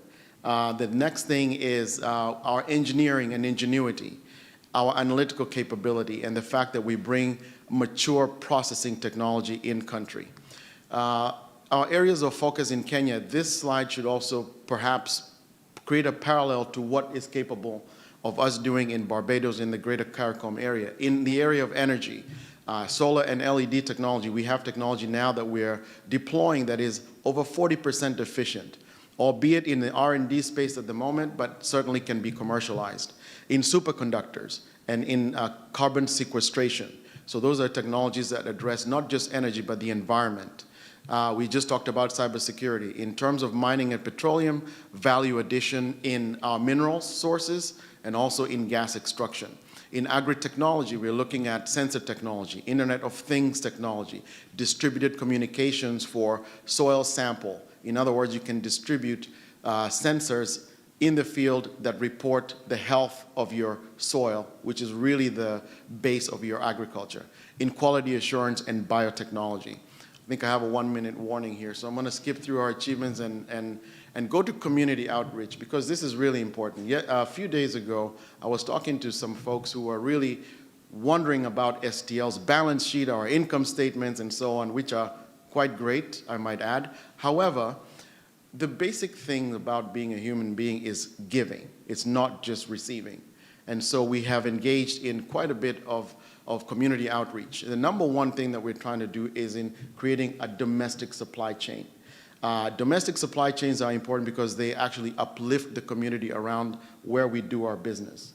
And we do that because if we can uplift the community, if you uplift one person, you're actually uplifting 3 or 4 people that they depend on. So community outreach is a really, really big part of what we do, and we believe that for every dollar that we spend, 30% of it should really help the community grow. So we've gone into training of welders, masons, and other commercial activities around uplifting the community at large. Now let me talk about global impact in the last 1 minute. There's UNCTAD 15 that's going on now, and that's why His Excellency the President of Kenya was here. Let's talk about the global pandemic, COVID-19, under the 3 thematic areas. What COVID-19 has shown us is that no one nation can defeat a pandemic by itself. It's not possible. We saw the greatest nations in the world, from China to United Kingdom to United States, down on their knees because of a pandemic. And so what that did is that created a normalization of sorts, which means now they're willing to listen. They're willing to listen to people in Barbados that might have solutions to the COVID-19. They're looking to listen to us, people in technology, who might have solutions to COVID-19. And so that normalization is one silver lining in a very abhorrent pandemic. But I think it's up to us to seize the opportunity to make our voice heard. Otherwise, we will always be relegated to the people that receive technology and not those that provide. In climate change, we have to insist on being at the table, because the habits of the people in China affects the people in the United States, as do the habits in the United States affect Kenya as an agricultural country. So we must insist on being part of the solution. Thirdly, and finally, economic sustainability. If we engage our communities, if we engage each other as partners, we will be in a position to uplift each other. Yeah, the saying goes, the floating boat raises, rising tide raises all boats. So in closing, really grateful to be here. Happy to all the people that have contributed to this conversation. We have already made inroads with Barbados and some of the members of the business community. We're really glad to do that. Remember, the semiconductor space is a ubiquitous space. In other words, there is always something for everybody. And so let's see how we can do that. In terms of the direct flights, Kenya Airways, please give us direct flights so that we can expand our supply chain into Barbados and the Greater CARICOM. And then finally, in closing, JFK said, we do all these things not because they're simple, but because they are hard.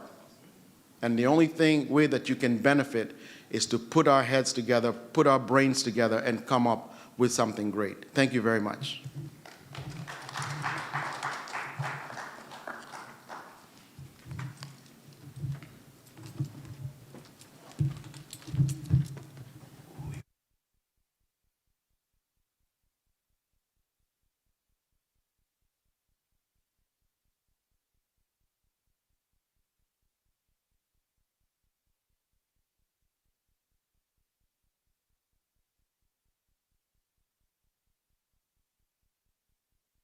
Thank you this morning. Powerful presentation again, critical. The reality is that our semiconductor market, which began with Intel, is pretty much wind down. So here we can have a new injection in that particular market. We just had TT Electronics that just left the island. So now we can look forward to our African counterparts in the area of the semiconductor technology coming into our Barbadian space. So this is excellent stuff. So as we sanitize the chairs, next we're going into the investment area, where we're going to have the Barbados Stock Exchange, Marlon Yard, the Managing Director of the Barbados Stock Exchange.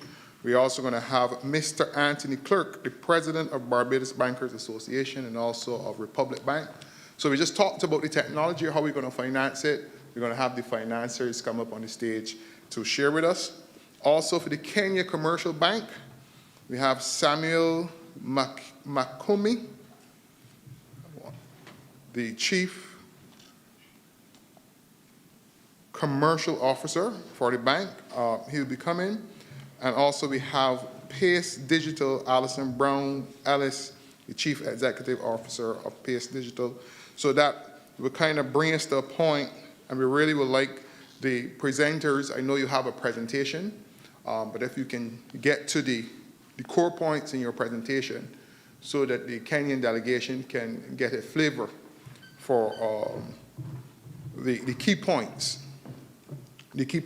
so that we can be close for time and get to a 12:30 delivery time for the Kenyans to head off to their meeting with their president.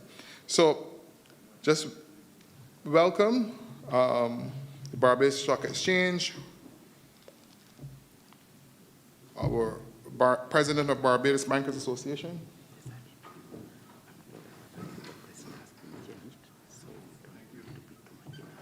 So change to that. Okay. So the issue is, let us not be in a hurry to finish at the first website. Okay. Let people present. Okay, great. That's good news. Okay, great. Just got some good news from the Kenyan delegation, so we can relax a bit. The president is accommodating this forum at this point in time. So thank you very much, Mr. President of Kenya. So Pace is here, good, and so we will continue our presentation. So we will start with Barbados Stock Exchange, and then we will have Mr. Anthony Clerk, Kenya Commercial Bank, and Pace Digital. Thank you very much. You need this? Yes.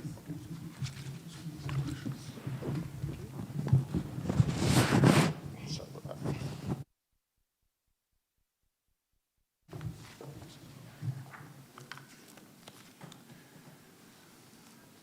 Good morning, everyone.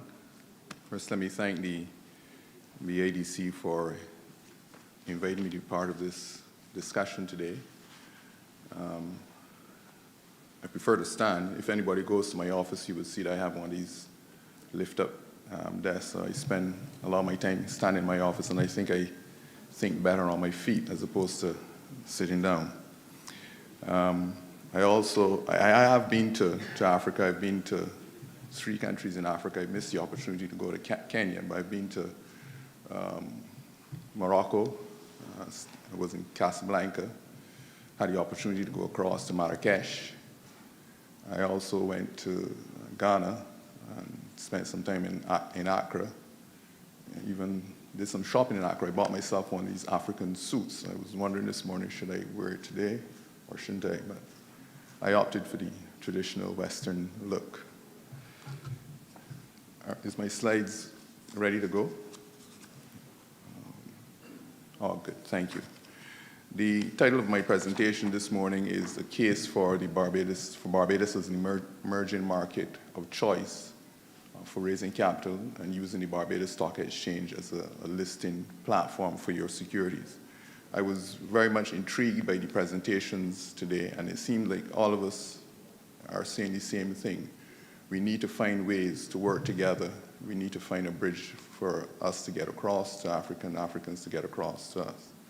And I'm hoping that because of this forum, that we do make progress in getting there. So let me talk a bit about the Barbados Stock Exchange Group. It's made up of 3 companies. The parent company is the Barbados Stock Exchange. Its subsidiary is the Barbados Central Securities Depository, and a subsidiary of the BCSDI is the BCSDI Custodian Trust Services, Inc. The BCSC, or the parent company, caters to the needs of local, regional, and international companies for the listing of their securities on the board of the exchange. So we are a reputable, internationally recognized stock exchange operating a secondary market for the trading of equities and fixed income securities. There are 4 main markets of the Barbados Stock Exchange. It's the main market, which trades the equities, listed securities, not only here, but regionally. Then there's the fixed income securities, and that is gaining some life now with the restructuring of debt, and persons are looking to trade these fixed income securities of the government of Barbados.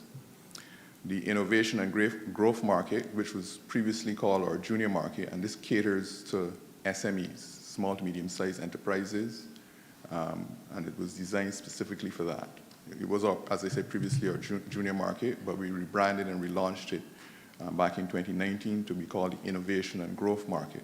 And we did that because we felt that the name more suited what these companies were all about. They are innovative, and they are on a growth trajectory. So it's for those SME companies who see themselves that way. And then finally, which is going to be the focus of my presentation today, is our international securities market, which we launched in 2016. And the international securities market is primarily set up to list securities which are in hard currencies, US dollars, pound sterling, Canadian dollars, Chinese yen, whatever. Hard currencies are out there, and the equivalent for the Kenyan monetary denomination. The second company in the group is the BCSDI. It's a wholly owned subsidiary of the Barbados Stock Exchange. It's a limited liability company, primarily acts as a registrar and transfer agent for public companies and mutual funds. Simultaneously, it manages clearing and settlement of trades for those listed public companies through the real-time gross settlement system of the Central Bank of Barbados. So those are the primary companies of the Barbados Stock Exchange Group, and we are well suited. The final company which came into place only this year is the BCSDI Custodian Trust Services, Inc. Is a wholly owned subsidiary of the BCSDI, and it was incorporated early this year. And the primary function of this company is to offer custodian and trust services for the mutual funds, pension funds, stat funds of the insurance companies. So we are a custody company, and we do also offer trust services. We are licensed as a corporate and trust services provider under the Corporate and Trust Service Providers Act. We established the BCSDI to deliver cost-effective and dependable custodian and trustee services to members of the financial industry by leveraging the BCSDI's existing knowledge base and extensive experience as both a registrar and transfer agent and a provider of depository services. Now, I want to stick to my 10 minutes. I have a number of slides, but I'm going to jump through them and focus on one particular slide, and that is that of when I said about the international securities market. What I want to highlight in this particular slide is that the Caribbean and Latin America are well positioned to satisfy the needs of the investing and the issuers in Kenya and Africa as a whole. And that's one of the reasons, too, I was able to visit those other African countries, Accra, Ghana, and also Morocco. And I missed out on the opportunity to travel to Kenya. I wasn't part of the delegation that went, I think, latter part of 2019. I missed that opportunity because of other commitments here at home, but I'm sorry I missed that opportunity. But what I want to highlight here is that the Caribbean and Latin America are rife with opportunities, and Barbados stands as the hub from which you can launch your investing and capital raising opportunities. Barbados has a number of benefits to facilitate that, and my next slide is going to highlight that. But the key thing to understand is that Barbados, it can be that hub, can be that bridge for Kenya to launch into opportunities in Latin America and North America. And we are positioning ourselves and position our international securities market to allow companies to be able to establish themselves here and use Barbados as that hub to continue to develop and grow their markets. So let me speak a bit about Barbados, a case for Barbados, and then move on to a case for the international securities market. Barbados is regarded as one of the Caribbean's most established jurisdictions for tourism and business. We have a very well-developed international business sector or global business sector. The combination of its historic renown as a stable, modern, treaty-based, and cost-effective jurisdiction is paired with a perennial focus on operating strategically as the international business hub of choice for the Western Hemisphere. The Barbados Treaty Network of 40 double taxation treaties, 9 bilateral agreements and some 9 information exchange agreements is unmatched in scale and scope in the Caribbean. It's a fantastic framework that allows us all to attract business to Barbados, and we utilize it as a key conversation starter for us when promoting our international securities market to prospective companies. We also use this treaty framework as an inspiration for creating our own framework of alliances for the international securities market, which have taken the form of an exchange recognition for the BSC under the Income Tax Acts of variant jurisdictions around the world. Barbados' well-developed legal system is derived from from English common law and statutes, and Barbados' modern corporate law is modeled on the Canadian Business Corporations Act. The island is also a signatory of the OECD's multilateral instruments, further reinforcing Barbados' desire and goal and commitment to maintain international standards.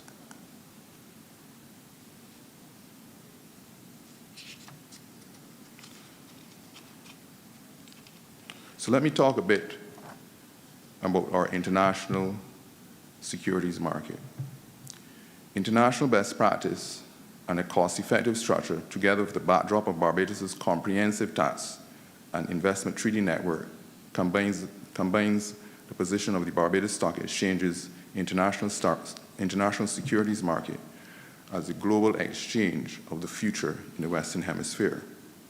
The ISM is a global market exchange operated by the BSC, designated as a recognized stock exchange by Her Majesty's HMRC from the heart of the Caribbean. This designation was achieved on the 2nd of April 2019 and was conferred in the UK under Section 1005 of the Income Tax Act 2007 of the UK.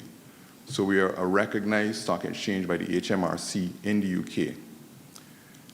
This has material implication as arisen as a result for securities residing in any of the BSC's market. The HMRC definition of either listed or not listed will apply for the purposes of the legislation in the UK.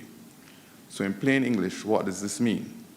This means that the legal definition of being listed, which would normally hold only if the securities were being listed in the UK, will hold when a UK company or a Kenyan company decides to list securities on our ISM. By being recognized directly by the HMRC, we effectively have become an extension of the UK's capital market. So being listed on our exchange, on our international securities market, or for any market for that matter, sorry, that's my lunch call.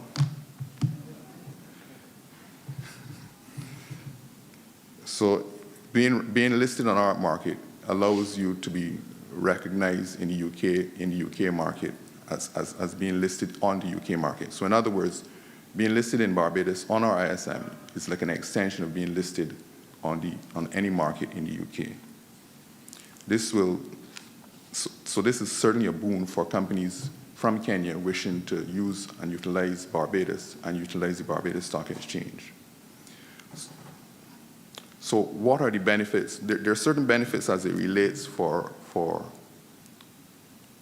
investors. So for example, eligibility of the BSE listed securities to be included in pension plans of the UK and individual savings accounts, the potential for inheritance tax allowances, holders satisfying BSE listed debt securities to avail to the quoted Eurobond exemption. This is a mechanism that ensures exemption from withholding taxes on distribution. So you use us and you have those benefits that exist for UK companies. So benefits for issuers are quite favorable. Listing securities on the BSE's HMRC recognized market can provide market eligibility for them to be offered directly or as part of a package offering to the gamut of investors resident in the UK. So you can tap into your diaspora in the UK as well. Companies looking to finance acquisitions can use our recognition for structured finance transactions.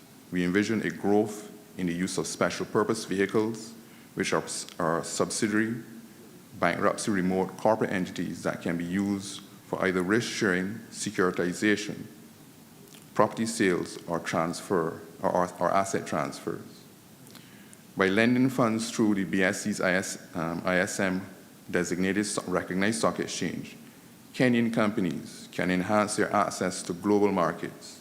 This is largely due to the fact that international investors can receive interest payments without the deduction as a result of availing themselves to the quoted Eurobond exemptions.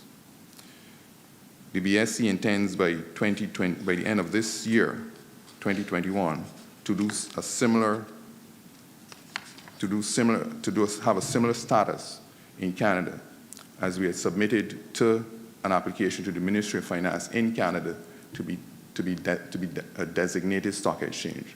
So our stock exchange here in Barbados will look to provide exemptions not only in the UK but also in the Canadian market as well.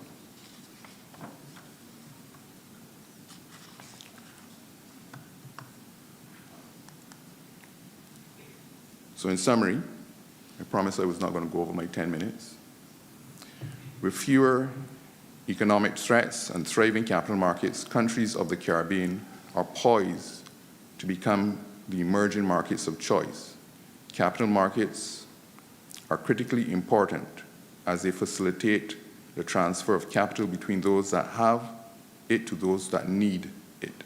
And stock exchanges, like the Barbados Stock Exchange, help create liquidity in capital markets by aggregating the users and suppliers of capital. 2, the combination of right-size regulation, quality service providers, a cost-effective and tax-efficient market structure, and Barbados's world-class reputation coalesces to position the BSE's ISM as an ideal market for the future's most innovative and forward-thinking companies. 3, Barbados' treaty network allows for comprehensive corporate structuring through using Barbados as a conduit for capital.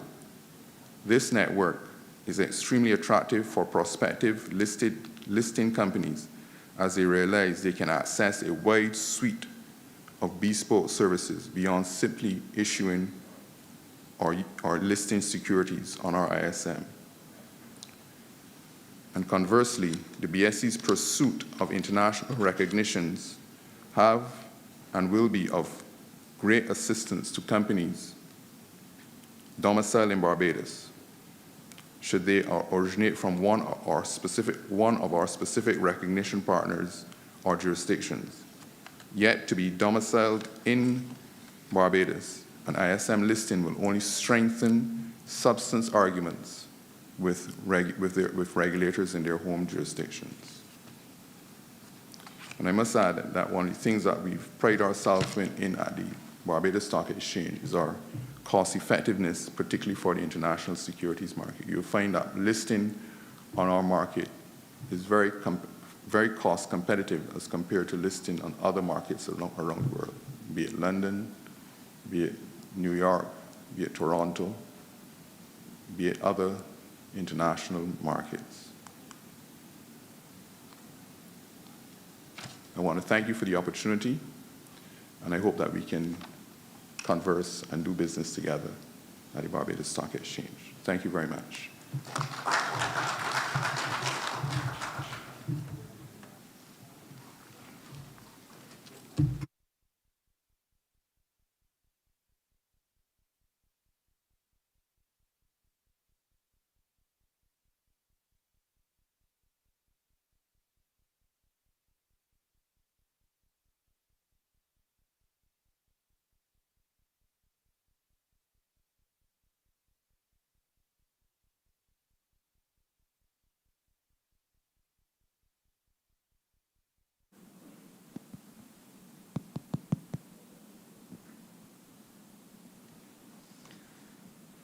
Still morning. Good morning, everyone.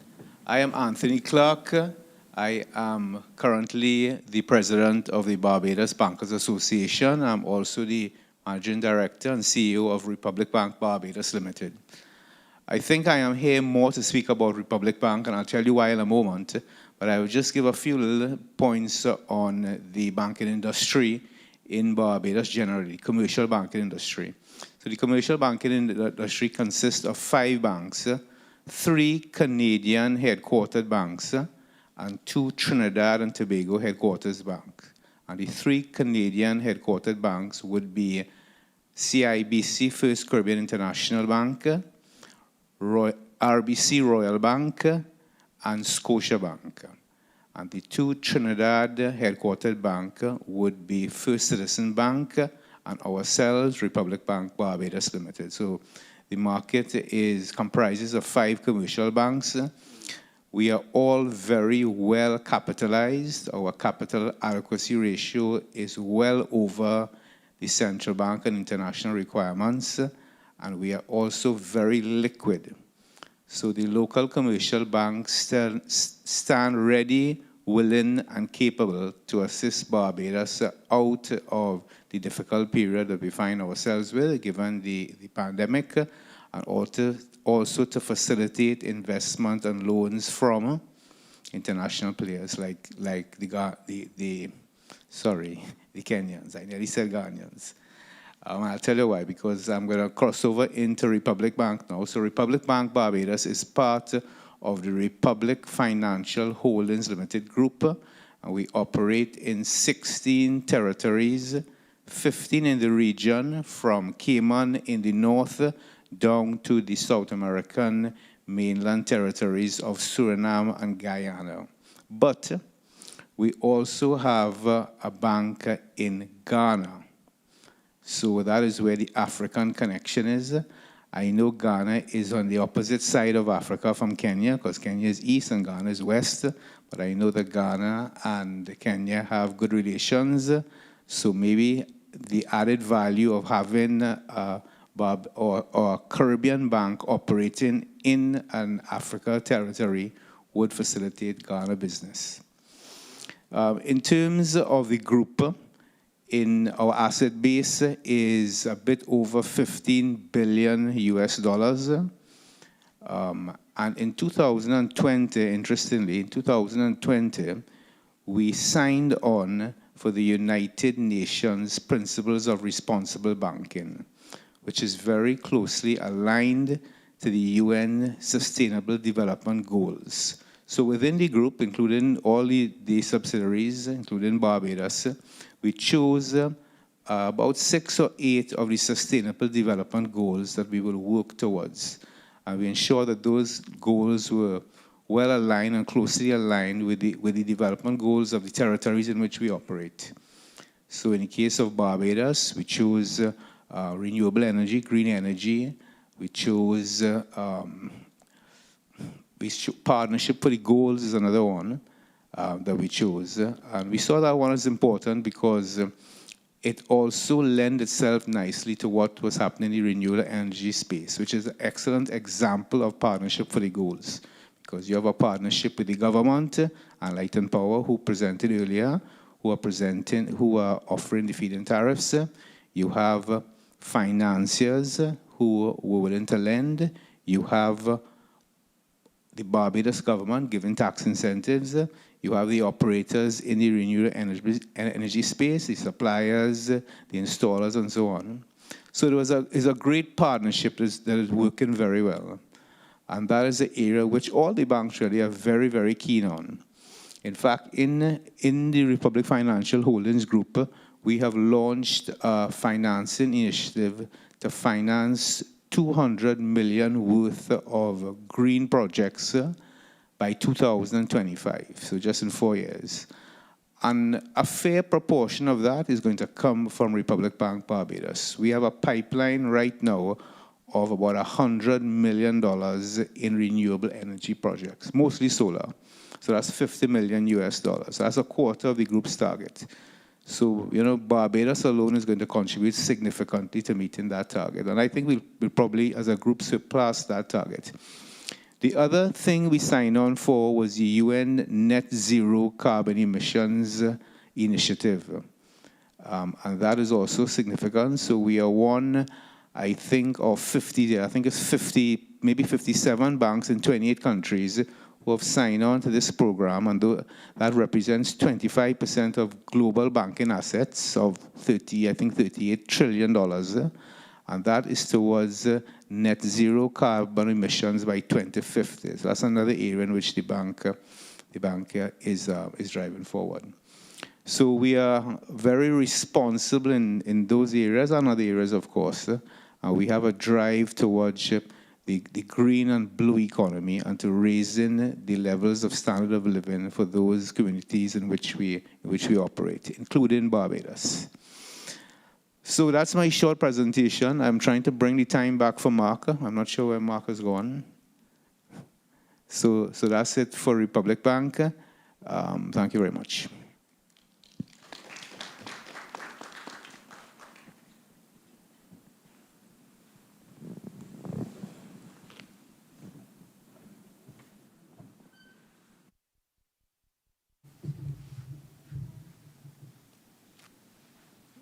Yeah, good morning. I'm from KCB Bank Group. My name is Samuel McCormick, the Chief Commercial Officer. Angela, I'll save us time by playing a very quick video.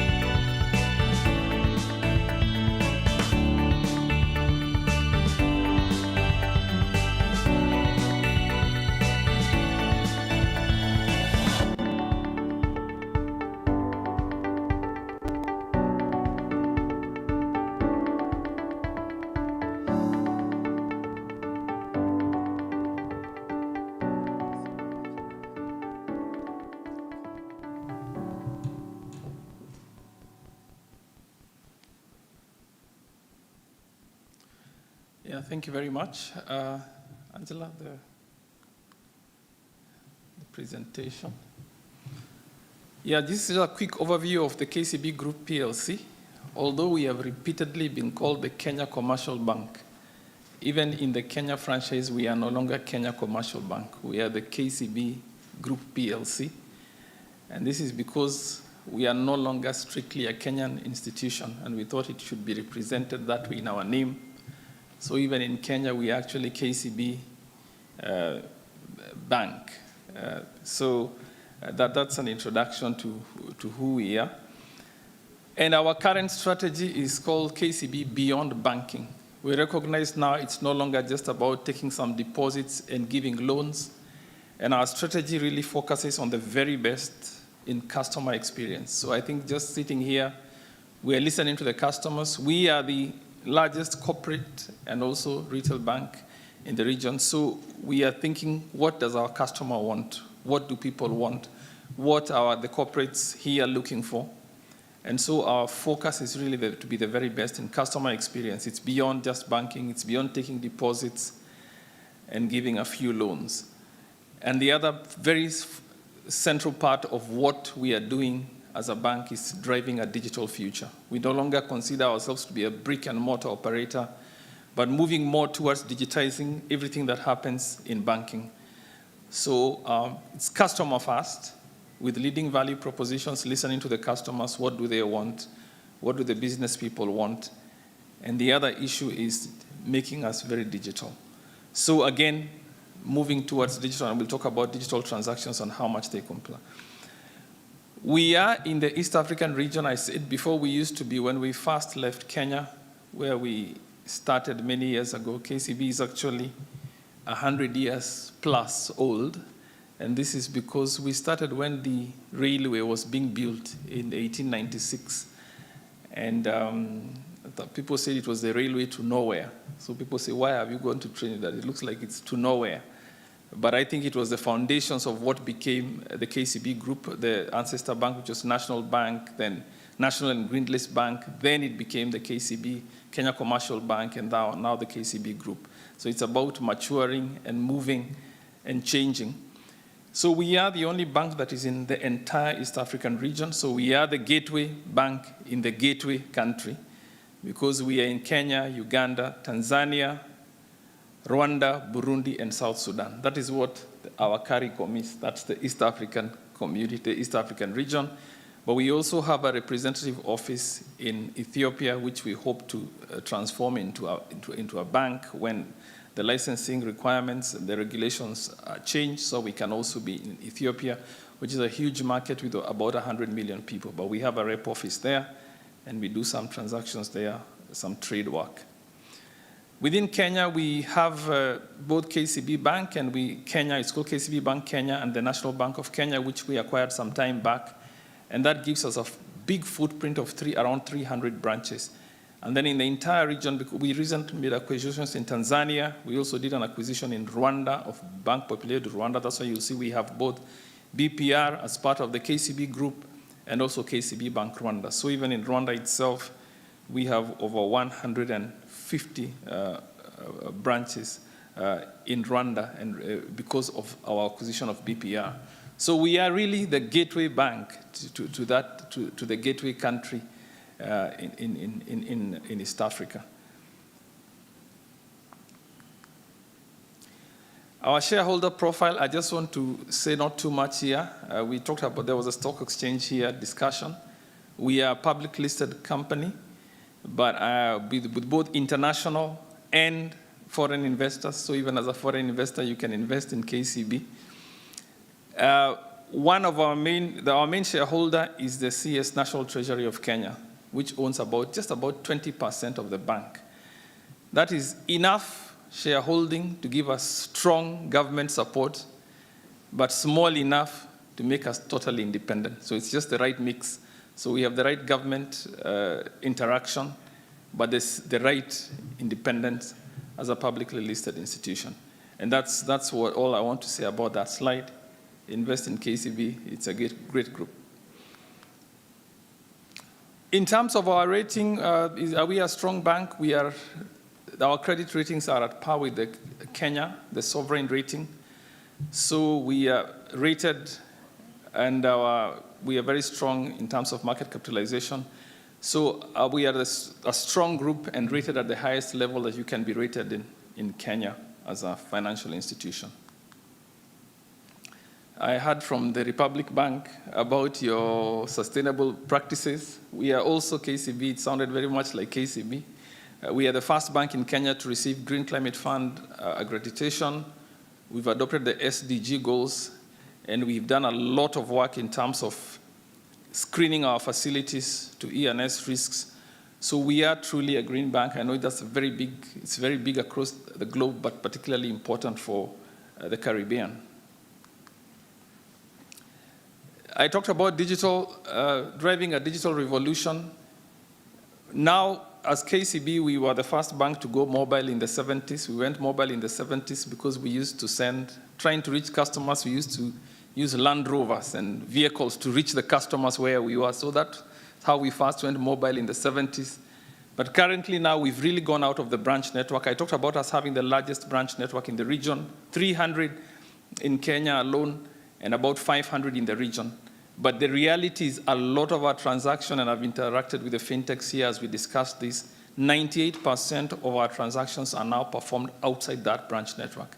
So it doesn't matter how big your branch network is, if you don't go digital, if you don't reach customers through mobile, through cards, through other means, then you cannot truly reach your customers. So as KCB, deepening digital products, we feel that even although we are at 98%, we still feel that it's a tip of the iceberg. In terms of the transactions that can go digital out there, we had the conversation from Lami about insurance. We still think there's a lot of ocean, a lot of space to go into making ourselves very digital. And I think our interactions here in Barbados have really been around the digital space, how it can be enlarged, how we can work together. And that's because we really, really want to look at growing our franchise in the digital world. And I'm actually accompanied by Angela for this trip. She's the director of our digital financial services. And that shows that apart from the main bank, the other main part of our bank is the digital financial service. 10x, you can see how far we've grown in terms of number of customers. So digital transactions have grown our number of customers exponentially. So again, that's a huge focus of what we do, depending on mobile products, but we want to do a lot more in the space of payments. You can see 2011, 2.1, half one of 21, 26.8 million. So going from 2 million to 27 million customers over that period. Again, exponential growth in assets and earnings. You can see in our earnings, our profits before tax, we did not nobody was totally immune to COVID. You can see from 2019 a dip down in 2020. This is mainly because of being very prudent about what happened in COVID. A lot of our customers were affected, significant in areas like tourism, in hospitality, a huge impact that affected a lot of our customers. So that's a significant dip in earnings. But what we are seeing in 2021 is a significant recovery. We are seeing a lot of our customers. There's still a few sectors that are impacted in our customers. Still, tourism hasn't fully recovered. Hospitality, we are seeing quite a bit of strain, hotel industry, etc. And a few others, the real estate. But overall, I think a lot of our customers, we've given a lot of support to our customers. So as an institution, we've been very, very sensitive. Actually, the reason even our earnings dipped was because we are very, very, very considerate about our customers. So we are not just doing banking, but we are trying to ensure that we support our customers to go through this very, very difficult time. So if you are with KCB, you can be assured it's not just profit only. It's about supporting you, working with you, running with you, and holding your hand until we can ride these difficult times together. And that's what we've done with all our customers. And our customers have stood with us. So in 2021, we are seeing a very strong resurgence of our performance. So whoever you are, in Barbados or in Kenya, KCB is truly your bank to work with you through these tough times and to ensure you prosper and have this digital future. I don't want to take too much time. I look forward to the lunch. And thank you very much.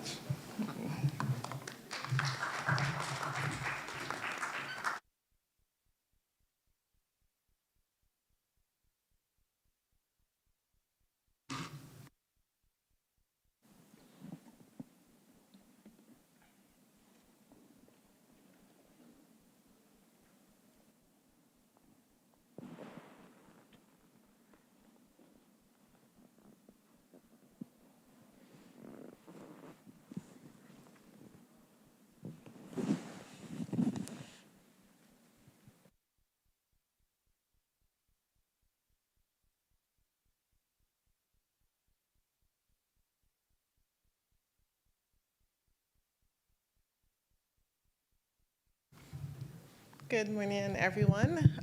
Special welcome to the Kenya delegation team. It's truly an honor to be here representing Pace Digital this morning. Let me see if I can figure out how to work this thing. And then we go. All right.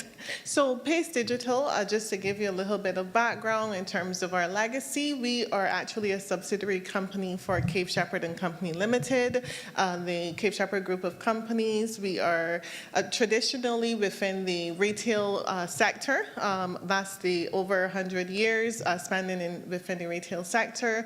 More recently, we have divested, and our focus now is in the financial services arm of the business. Let me just make sure I'm okay. Oh, there we go. Just in terms of the points I'm going to cover this morning, we see ourselves as a credit card industry, as a player within the credit card industry, but more so we are focused on moving within the digital space. And we've spent quite a bit of time over the last 4 years just continuing to evolve and bring various innovations to our customers, and that has really led to the rebirth of our name, so transitioning away from Cape Shepherd Card to Pace Digital. So just very briefly, we started out as a retail store card in the 1980s, so we're just over 40 years old in terms of our various iterations. In 2010, which is where I joined the organization, we adopted an expansion strategy that really saw us bringing merchant acquiring to the fore. We actually moved away from our store card and started to introduce strategic partnerships with external business partners, which allowed for acceptance of our credit card outside of the retail store. In 2016, we became a globally accepted Visa credit card. We actually were the first non-financial institution to acquire a Visa membership license, and this is within the LAC and English-speaking region. And in 2018, this is where it started to get very exciting. We launched our mobile wallet and app. And 2 months ago, we actually rebranded to the name Pace Digital, and that is all because of our digital-first mindset. At this stage, our footprint really is about ensuring that we can continue to stay with the times, stay ahead of the times, and really introduce solutions that allow for a digital future. So just a quick look at our roadmap and what some of the things that we have done with this digital-first mindset in mind. We have essentially, in 2018, as I just said, we've launched our digital app. Since then, we launched the app with 2 focuses in mind. One, empowering our customers, so things like just basic balances, transactions, being more self-sufficient in terms of being able to manage their account with us on the mobile phone. We later brought an innovation, which was the introduction of person-to-person transfers. I believe the team would refer to that as P2P. And then shortly after, we introduced, being the first, actually first or second in the market, to introduce person-to-merchant payments via the use of QR code technology. And our target audience was actually the micro and small businesses. In terms of the next layer of our digital strategy, we also started to to engage in strategic partnerships. So we engaged with the Ministry of Innovation, Science and Smart Technology, and this is with the digital acceptance, I should say, of land tax payments. And that is a very important partnership for us and has been very well received by the Barbados market. In the last 2 months or so, we've added 2 new features. One being the e-bill payments, and this is where we have now allowed our cardholders to pay their bills digitally via the mobile app, the Pace Digital mobile app. And we have also continuing to expand on our partnership with the Ministry of Innovation, Science and Smart Technology. We have introduced QR code check payments at the checkout on the government's EasyPay platform. So that is in itself is a new innovation for our country. I think the important point to make here is that we are always willing to disrupt ourselves. We are in a position where we are focused on the digital future and making sure that we are bringing solutions to our customers that allow us to position ourselves in this way. So it's not by chance that we renamed ourselves to Pace Digital, because our focus and our strategy continues to be in the area of payments. And because we see ourselves as one of the disruptors in the marketplace, we are also focused on setting the pace in terms of some of the innovations. So in terms of a digital future and what that looks like for us, we believe that the customer of the future is a digital one. So it is very important that we're bringing choice and convenience to the customers, but we recognize that that then has to be supported by connectivity, and this is where the telecoms would tend to factor in. Having had quite a few conversations with the members of KCB Group and some of the other companies that are here, one of the things that is emerging very, very strongly is the need for digitization across the entire gamut of business. And one of the areas that I see in terms of the digital future is how do we move in terms of our digitization of KYC and whether it's the credit bureaus and some of the other things that the Kenya team have been able to do exceptionally well. In terms of digital wallets, this is obviously, I was reading a publication recently from the Global Payments report, and it suggested that digital wallets, will account for 52% of all transactions by the year 2024. It then further went on to say that mobile wallets will outrank credit cards by double that in the same year. Clearly, then, that suggests that there's definitely a transitioning away from cash, which in this environment is not necessarily such a bad thing, because we are moving towards a digital future, and essentially there are two opportunities with the reduction of cash. One being the health and the benefit in terms of health and safety. Obviously you're handling money, and that presents a risk in this environment in terms of COVID-19, but also some of the cost savings that can come from having to handle less cash within your respective businesses. There's also the entry of digital currencies, more so in the region. We've seen the Bahamas with their Sand Dollar solution, digital currency solution. There's also the Eastern Caribbean. They have released their own digital currency, and more recently, Jamaica has just launched their digital currency. So definitely an area within the future of payments. One of the things, though, that becomes very, very important as we continue to expand and go after this future of digital payments has to be how we are servicing and creating a bridge between the physical customer and the digital customer. And I think coming out of conversations with Samuel and Angela, it's clear that there's a lot that we can learn from Kenya in terms of how they actually achieved a 98% level of penetration in terms of digital, but still are able to manage their over 300 in terms of branches and infrastructure. So very, very interesting for sure.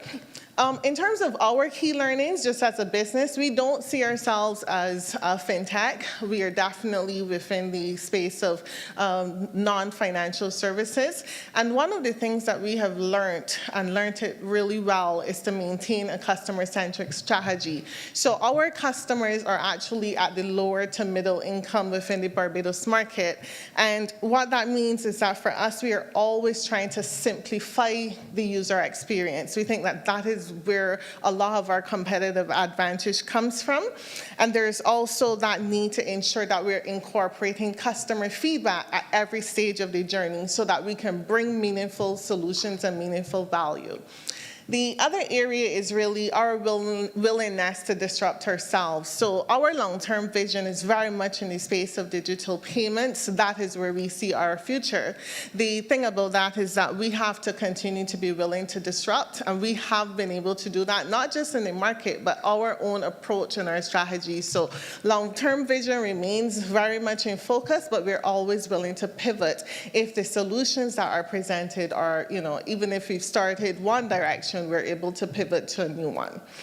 I cannot emphasize enough the power of partnerships, and a lot of the partnerships that we have today, whether it is the Ministry of Innovation, Science and Smart Technology, or some of the other partners, whether it's, we have a company here, utility, that manages bill payments, SurePay. We have done an exceptional job in terms of integration across the various partnerships that we have, and we see that as one of the huge benefits we've had. And there are instances where initially you look at a partner and you may say, oh, they're a competitor, but there's so much benefit that comes from collaboration if you could set the parameters for the partnership. In terms of our other considerations, just as we kind of continue to play in this space, we believe it is very, very important to reach a stage of inclusivity in terms of our digital ecosystem.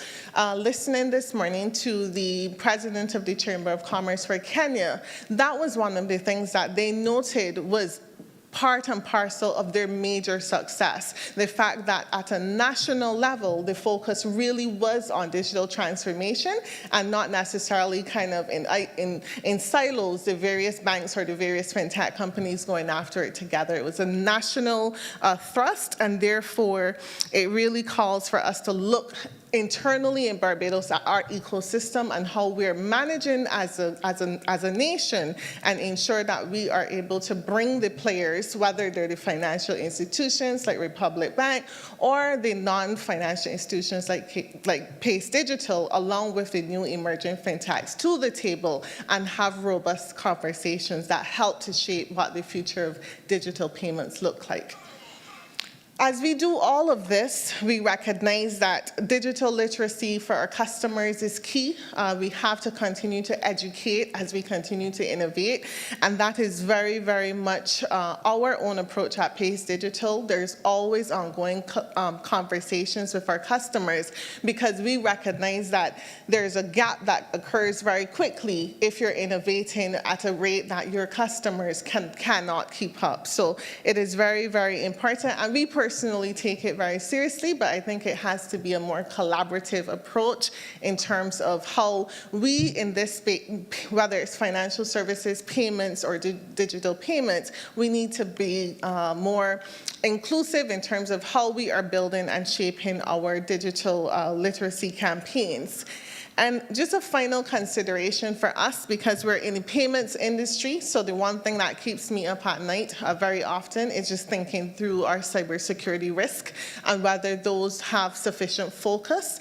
And therefore, it is important that we recognize that having the right structures and building the right frameworks has to be part and parcel at the forefront of all the strategies that we execute, because of the space that we play in. Not to say that other companies should not have it in focus as well. So where we see ourselves going, and this is not just Pace Digital, but as a country, especially after spending the last 2 days with the Kenyan team and being able to listen to some of the stories, whether it is from the team at Safaricom or the KCB group, it's really understanding some of the things that they have done well. So I actually, in all of the conversations, it's almost like a case study for me, where I'm looking and recognizing that we need to, in Barbados, have some real serious conversations around our national payment solution, recognizing that one of the things that really drives us and is the ability to build an ecosystem that allows for robust transactions and settlement. And at this juncture, I believe that there is a huge opportunity for us to sit and have a conversation around a national solution. There's a huge dependency in Barbados on the card associations. This is the Visa and the MasterCard networks. And we're seeing the challenges now that is presenting to us as a country, just in terms of the level of foreign exchange that we have to manage, and just how any change at all within that particular network then trickles down to us. So just in terms of whether we're at a stage where as a country we should be thinking about building a national solution that is inclusive and allows for a space for everyone.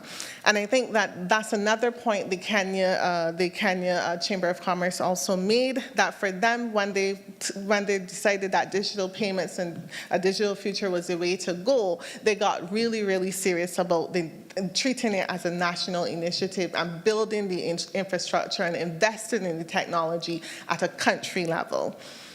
In terms of the regulatory changes, just kind of having a conversation around where we are as a country. I do know that the National Payments Bill has been passed, and we're waiting to see how that is operationalized. But I think a point must be made that we must ensure that there is not a mismatch in the strategy of the various financial institutions and the fintechs and the non-financial institutions like Pace Digital, in terms of where we are in our business strategies and where the regulation is in the current moment. And a perfect example of that would be the fact that we're moving to digital KYC onboarding and just acquisition in a digital way, but yet there's a huge need, well, there is a need for wet ink when we're talking about onboarding customers. So just making sure that the strategies are aligned.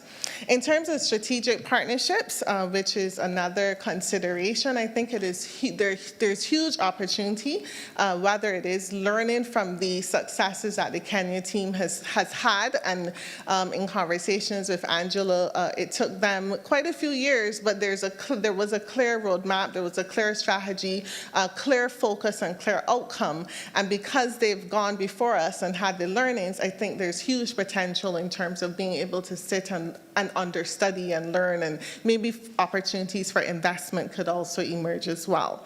And then just the final point for me would be the fact that as a country, we would have outlined, the government of Barbados would have outlined a digitization strategy, and the question I had on my mind the entire week of this particular forum is, where are we with that strategy? Because there must be a point at which we're assessing where we are and also assessing whether we need to reassess some of those strategic priorities that were identified in the original plan. So that is it for me. Really thanks to Export Barbados for the invitation to come and share this morning, and really wishing all of the Kenyan team and a safe travels back home. Thank you.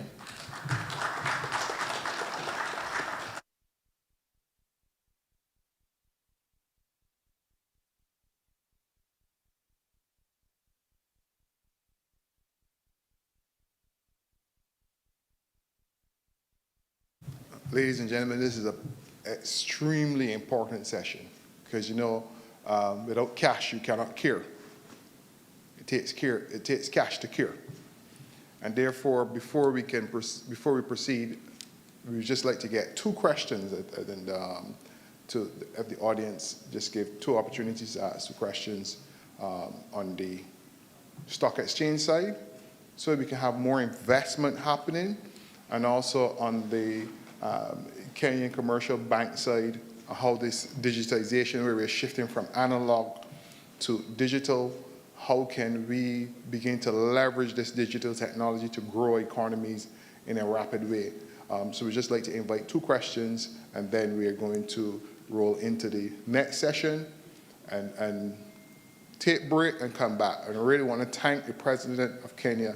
Now I can breathe a little bit more comfortable as we proceed today. Okay, so any questions from anyone in this particular area? All right, we could just share the mic on the floor. Yeah, there's no mic on the floor? Okay, you can borrow my mic if needed. We will just wipe it off. But any questions on the finance side? Yeah. Okay. Right? And whoever the question is pointed to, you could just come to the podium and just address it. But I think it's important.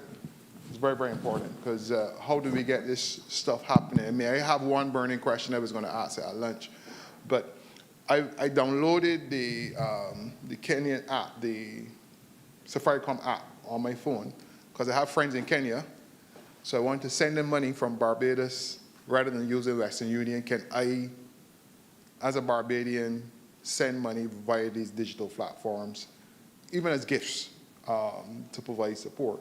And then also, because the investment opportunities could be very low here, can we also, as Barbadians, invest in Kenyan opportunities? How can these systems be facilitated? So I'm going to open board with my question, and whoever feels best in position to answer that one. I think it would be KCB. Thank you. Yeah.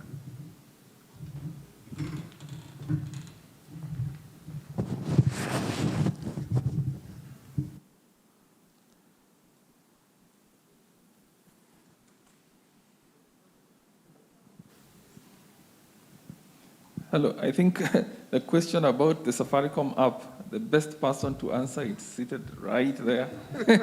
He's actually the expert on that question. I think the reality is for an institution like KCB, funds that flow into KCB from outside the region at the moment are mainly through more traditional means. Right. The money gets digitized once it gets into the ecosystem. Okay. But if you're sending money from here, traditionally you probably use SWIFT or any other digital way. I mean, we have a lot of digital partners who send money from the diaspora or from elsewhere in the country, whether it's TerraPay or any other person. They'll bring the money in and you can receive it digitally, and then you can start using it. But it has to come into our ecosystem. But if you're going to use Safaricom app, I think I'll ask Sitoya to comment about whether you can use your Safaricom app from here. Yes, you can answer. You pick up. Yeah, he's answering the question. So Safaricom, you can just help us if we can use the app or some way we can get to use the app in conjunction with send.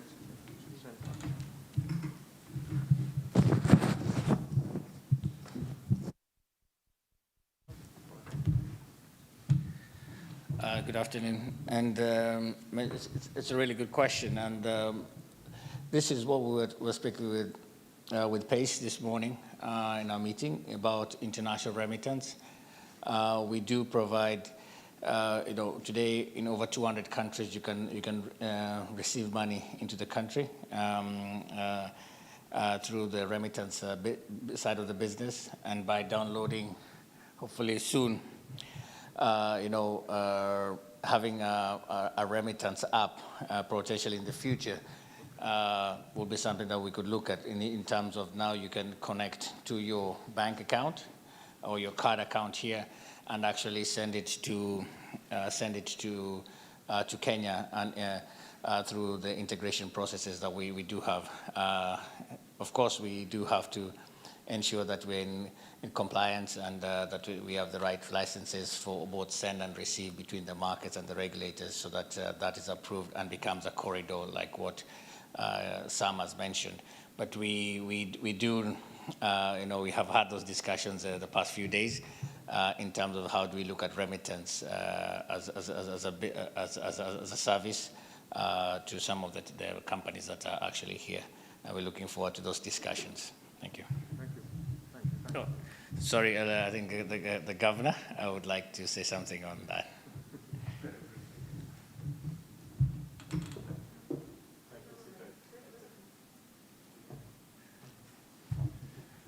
Thank you very much, Sitoya. Patrick Jiroge, Governor, Central Bank of Kenya.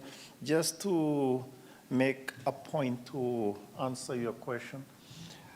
As a matter of fact, we are trying to make it much easier for external investors, right? It's part of the improvements we are making in the national payment system. So at this moment, there are various projects that are underway.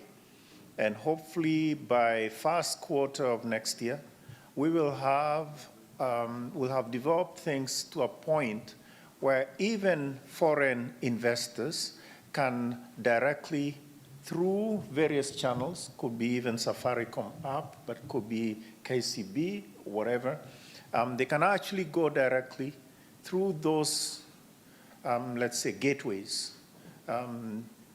completely agnostic of what gateway it is, and make investments, for instance, in the Nairobi securities market. So you don't need, in effect, to have, let's say, too much knowledge, etc. You can just go ahead and make the investment. The point is, behind all this, you have the regular sort of checks done already. So for instance, when you get into the KCB Gateway or the Safaricom Gateway, you will have sufficient, or Equity, also Equitel, you'll have sufficient information done in terms of KYC, etc. So, and that is the ecosystem that we are talking about. It will actually be a very mature ecosystem once you are in, and once you've done the KYC and whatever other checks need to be done, you can actually pretty much effortlessly move into all the aspects of the ecosystem. So that's our dream. Okay. And the other things, for instance, even buying government securities, which is something that happens today, but maybe comes with a bit of lag, a few days, etc. So it'll be actually all investments will be available to you once you've gotten through those gateways, once you've gotten through the checks. So thank you very much. Thank you very much, Governor. Yeah.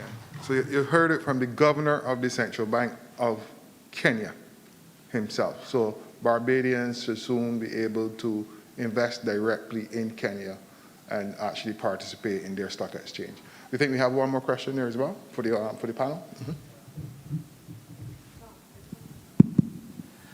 Well, good morning, everyone. Is it afternoon already? My name is Abe Gina from Kenya.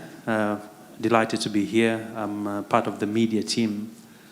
My question goes back to the last presenter who did talk extensively about the digital trends. And looking at your presentation, you mentioned that by 2024, we're likely to see 54% of all transactions being digital. And for an economy of your size, and of course with the linkages with Kenya, the Kenya Chamber of Commerce as well, how are you looking towards deepening the economy in regards to having a cash-light economy, and what is the vibe from the Barbadians? Thank you.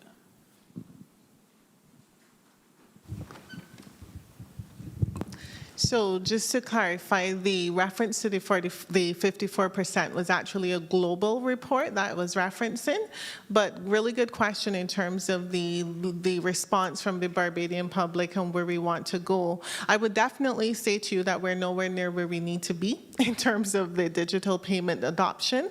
It is an area that I can speak specifically from our business, and even something as simple as paying your bills online. We are now starting, and this is after COVID, or not after because we're still battling with it, but since the beginning of COVID, we're now starting to see the percentages move in the right direction. So prior to COVID, you know, persons would still find their way to the branch network to be able to make those payments. So if I were to quote a number, I would say that we've gone from under 20% in terms of online payments, and we're now closer to 38%. So definitely starting to see a move in the right direction. And then in terms of transfers, person-to-person transfers versus person-to-merchant payments, I would definitely say the response for person-to-person transfers was much greater received than person-to-merchant. So that is where I actually see the opportunity to learn from the Kenya experience, because you guys have done it and done it extremely well. You're at 98%, and that speaks volumes. And I know a huge part of that has been your agent model in terms of having agents all dispersed all over the country. So definitely a ways to go. I'm not sure if my colleague Anthony wants to add to that, because he does represent the Bankers Association and may have some more stats that he can share.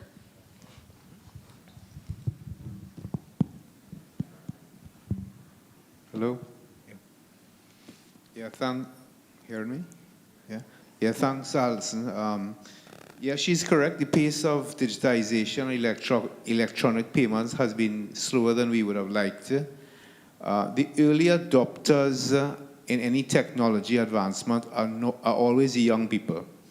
So those are the ones we have to get at first, and then it will grow from there. But it has, in fact, been slow.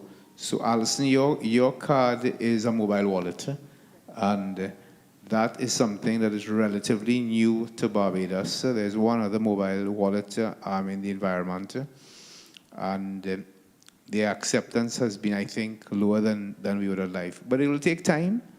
I'm not sure what you refer to as the agent arrangement, but the important thing is this is to get merchants, because if you have a mobile wallet, you have money on your phone, apart from paying each other, I mean, what you really want to do is use it at merchants. It is supposed to designed to replace cash and replace even cards. So you need to have merchant acceptance. So you have to have a lot of merchants, particularly small merchants, because this is something that can bring people who are unbanked into the market. So small merchants and individuals who don't have a bank account, they can now be part of the financial system. So you have to have a widespread merchant acceptance to facilitate the use of the card, the payment, and so on. So it's a work in progress. I expect that the banks, the commercial banks, will also be launching similar products in the not too distant future. I would think that because we have a banking network to support it, we may have a little bit of an advantage. Maybe not, but we'll see. But the more players out there, the more the product will become accepted. And eventually the goal is to replace paper. You all seem to have done a good job in Kenya. There are a couple of other places in the Caribbean have done a good job. So hopefully we'll be on the bandwagon shortly with that. Thanks. Okay. Thank you very much for the panel. So just put your hands together for the panel on the finance. Very important aspect, takes cash to care.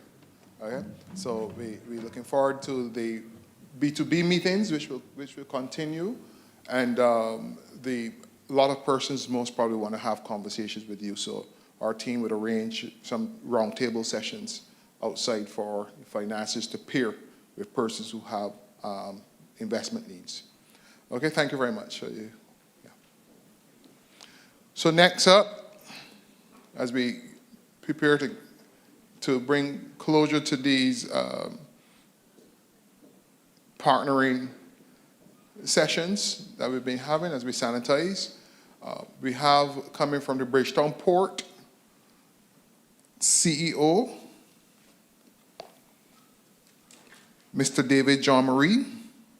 The Bridgetown Port has a lot of investment opportunities there as well that possibly we can liaison with Kenya to see materialize. And also from the Kenyan Port Authority, we have coming to the podium Ambassador John Mwangimi, the CEO of the Kenya Port Authority. So we will have you seated, sir, shortly as we finish sanitize. Yes.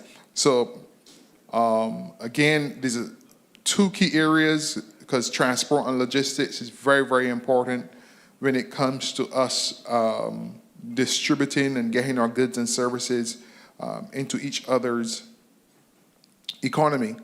So the ports are very, very important aspects of this investment forum. Thank you. Yeah. Okay. Yeah. Yeah, you're all alone. You're all alone. Yeah. So yeah. No, so you can sit, and then as soon as we finish, we would have, as soon as John Marie finish, you can make your presentation. Thank you very much. Yeah.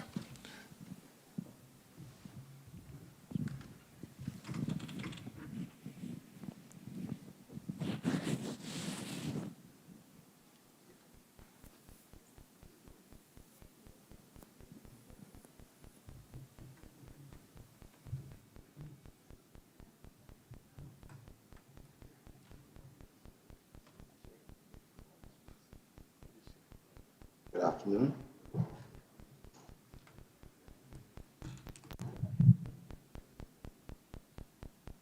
Permit me to adopt the protocol that has already been established and say welcome to the Kenyan delegation and thanks so much to the organizers for inviting the Barbados Port Inc. to participate.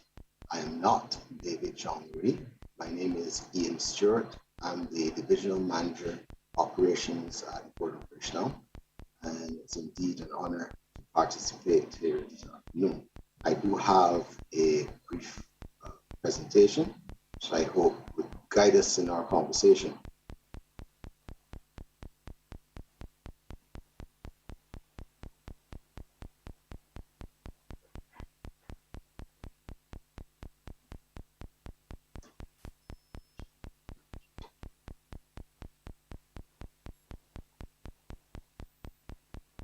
So just a little bit about the port.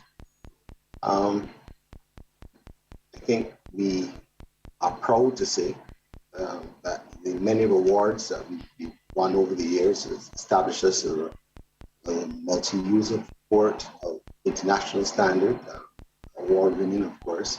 Although small, we do have a number of the largest cruise lines in the world, which call Barbados home. And as has been indicated during our conversation today, yes, the cruise is one of our core businesses at the Port of Bridgetown. But the port itself is, as I said before, a multi-user facility. So we handle not only cruise vessels, but cargo vessels as well, inclusive of containers, all types of bulk, liquid, dry, and break bulk. And indeed, it reflects there on the type of vision that we have. So our vision has been to be the most innovative green maritime hub in the world by 2030. A vision that we've taken very seriously and it's been adopted really in our mission. So we are very customer focused, cost effective, and really try to be as efficient as possible as we drive our value in cruise and cargo services and product development. Of course, we do this while trying to satisfy our customers, our stakeholders, and employees. So just to give a view of our role in trade and shipping, we are the major point of entry for 9% of goods that come into the port. And through our network of freight services and customers can depend on us for also exports around the world efficiently and seamlessly.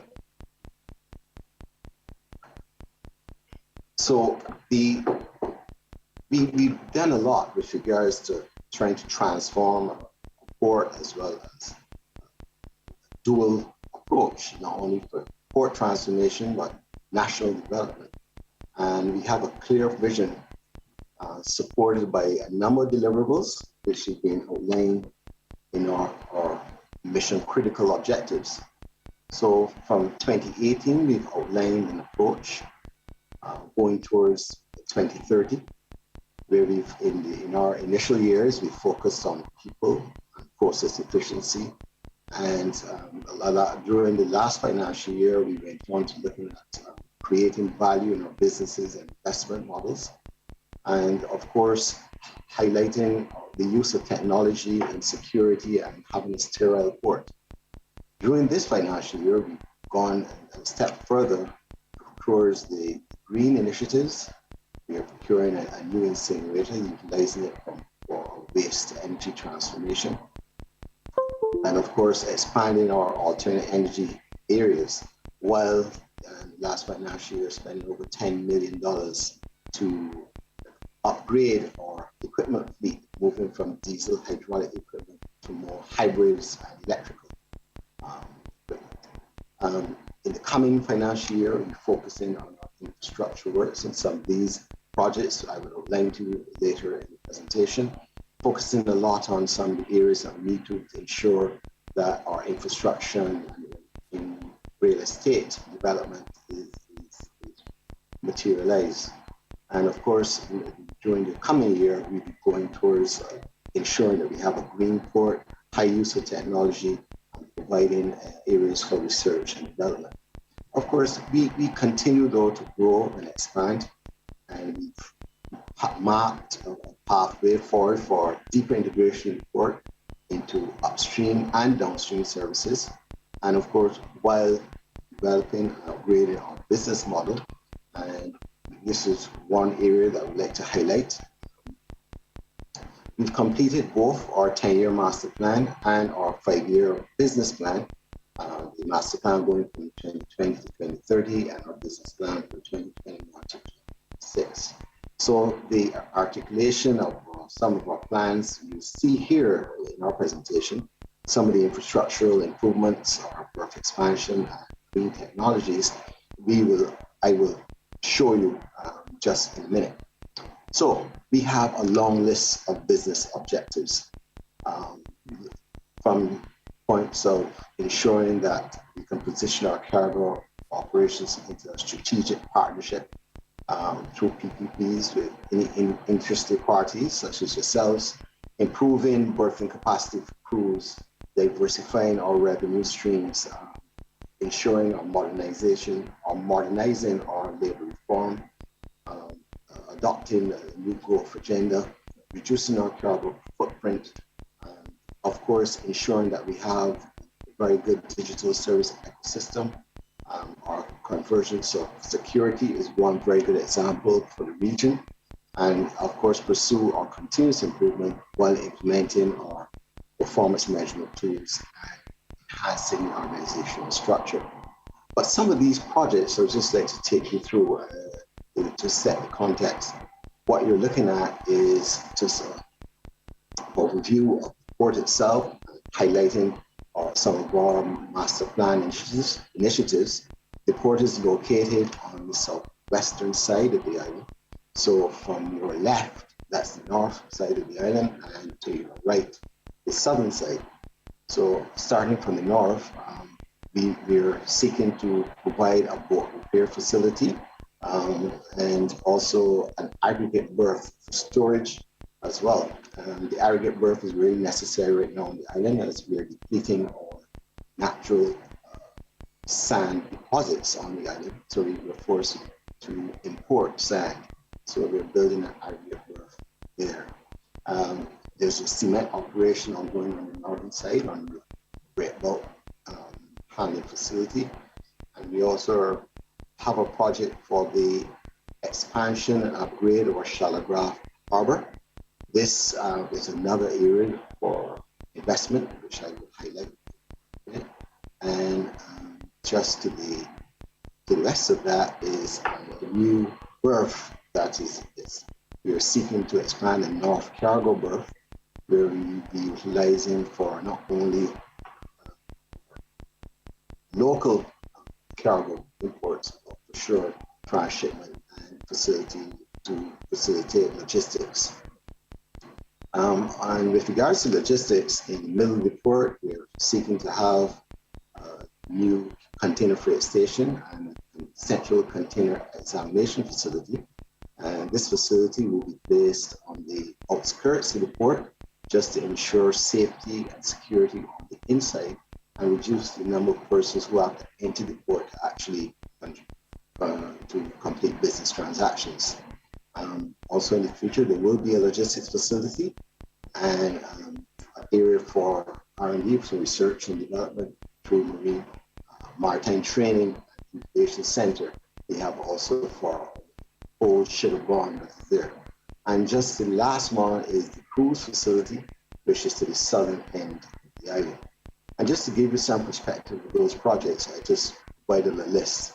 This is a substantial list of projects for the port, and some of these will be done in-house, as indicated, while some are for concession. And some of these projects are open for investments, and I'm sure that you will be interested in seeing some of these. Some of these projects are for PPP financing as follows. The Shalagraph Marina, that project cost is at 32 million Barbados dollars. The aggregate berth, as I described previously, that's at Barbados $75 million. And again, that's where we'll be importing sand, all types of aggregate boulders, that type of thing. Also providing a facility for the export and transshipment of these materials throughout the region. The North Cargo berth, this is an investment of $80 million. And this one also provides the not only facility for local imports, but surely for transshipment. The Bridgetown Cruise facility projected cost here is $200 million. And this is facilitated not only for our day cruises, but for our home porting as well. There are 2 finger piers that are projected there in this provision of terminals and shops and so on. And the central container examination facility, a container freight station, is for LCL cargo or less than container loads, where we will be delivering cargo from containers that are unstuffed and provide a facility for our customers to transact their business. So that is it with regards to the investment opportunities at Port of Bridgetown. I'd like to thank you for the time and be able to answer questions at the appropriate time. Thank you.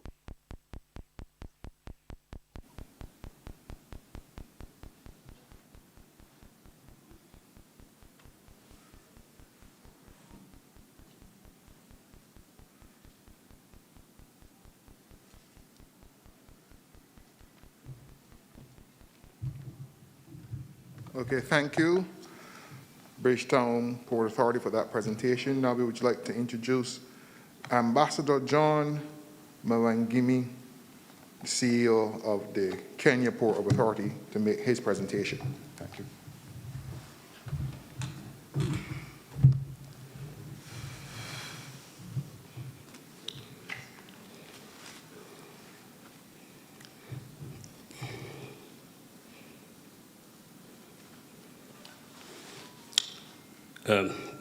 Good afternoon, ladies and gentlemen. First of all, I'd like to also adopt the same protocols that have been adopted. And I'll spend the next 10 to 15 minutes talking about our vision, our strategic plan, what we want to do. I had a very big presentation today, which was about 25 pages, but I thought it's full of numbers and graphs, and it's not very useful to convey what we plan to do with our friends here in Barbados. So I thought I would speak around, give you a preview of the plan that we have. I'm glad to be here. It's not my first time to be in the Caribbean because I've got some relatives in Jamaica, but I've never been to Barbados.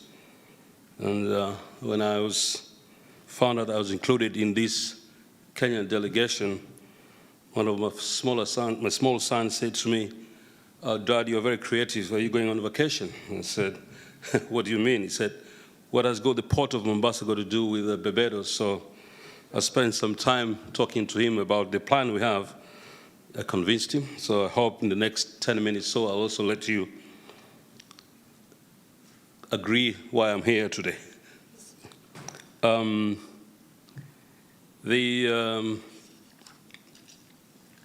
The shipping industry business is about location. You know, that's really the basic way to look at it. And the more the strategic the location, the better for the industry. And I spent time looking at the map of the Caribbean and where Barbados is located. And as the Honorable Prime Minister said last night, it's very true. Looking at it, you'll see it's marked on. It's actually the gate of, it's a gateway to this region, Central America, also South America, North America. So that means it's a very, Barbados is very strategically located for purpose of the shipping lines. If you look across the African continent, we are also very strategically located. You know, if you divide the world into half, the Western Hemisphere and the Eastern Hemisphere, we are right in the middle. So, and we have two ports. The old one, which is the Kilindini Port, Mombasa Port, which is perhaps the oldest institution we have in the country. Trade has been going on for hundreds of years, if not thousands, and Mombasa was at the center of this global trade then, as it is now. And then now we have built a brand new port in Lamu, which is about 300 kilometers further north. And that also creates us an opportunity in terms of location to not very far away from the entry to the Suez Canal. So you can see strategically it enables us to be able to explore and exploit the potential that we have as a region. Now, I've been, quite frankly, in this job for the last 3 months. And one of the things that we have been doing and attempting to ensure that we do is we want to redefine our business, the way we look at our business, because business definition is very, very important in terms of creating a strategy for growth. So we want to walk away from the narrow perspective or definition as container handlers. Now, that's a lot of people, when they hear about the port, that's what they think first.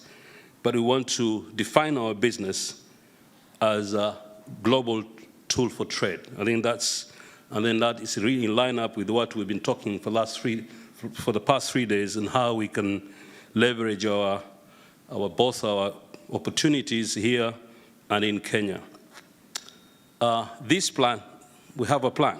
And this plan is based on 3 key pillars. 1, thinking big and thinking global, thinking connectivity, and thinking partnership. So that's how we're building up our strategic plan. And I will go through in terms of what kind of strategic posture we want to adopt to be able to move our business from the very narrow definition into something much more important and impactful for our country, for our region, and also across the Atlantic, as we plan to be talking and working with the brothers here in Barbados.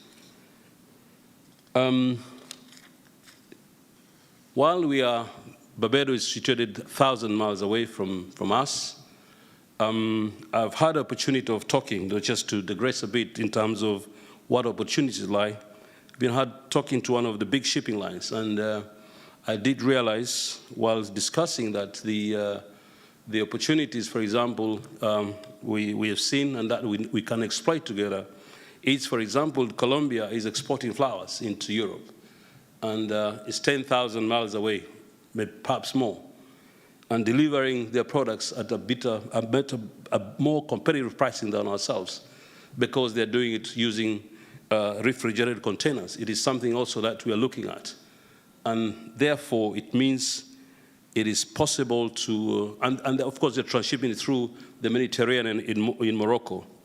So it's very possible also for us, if we can establish direct contacts lines between ourselves and the port of Barbados, then we'll be able to leverage some of these opportunities already are being exploited by others.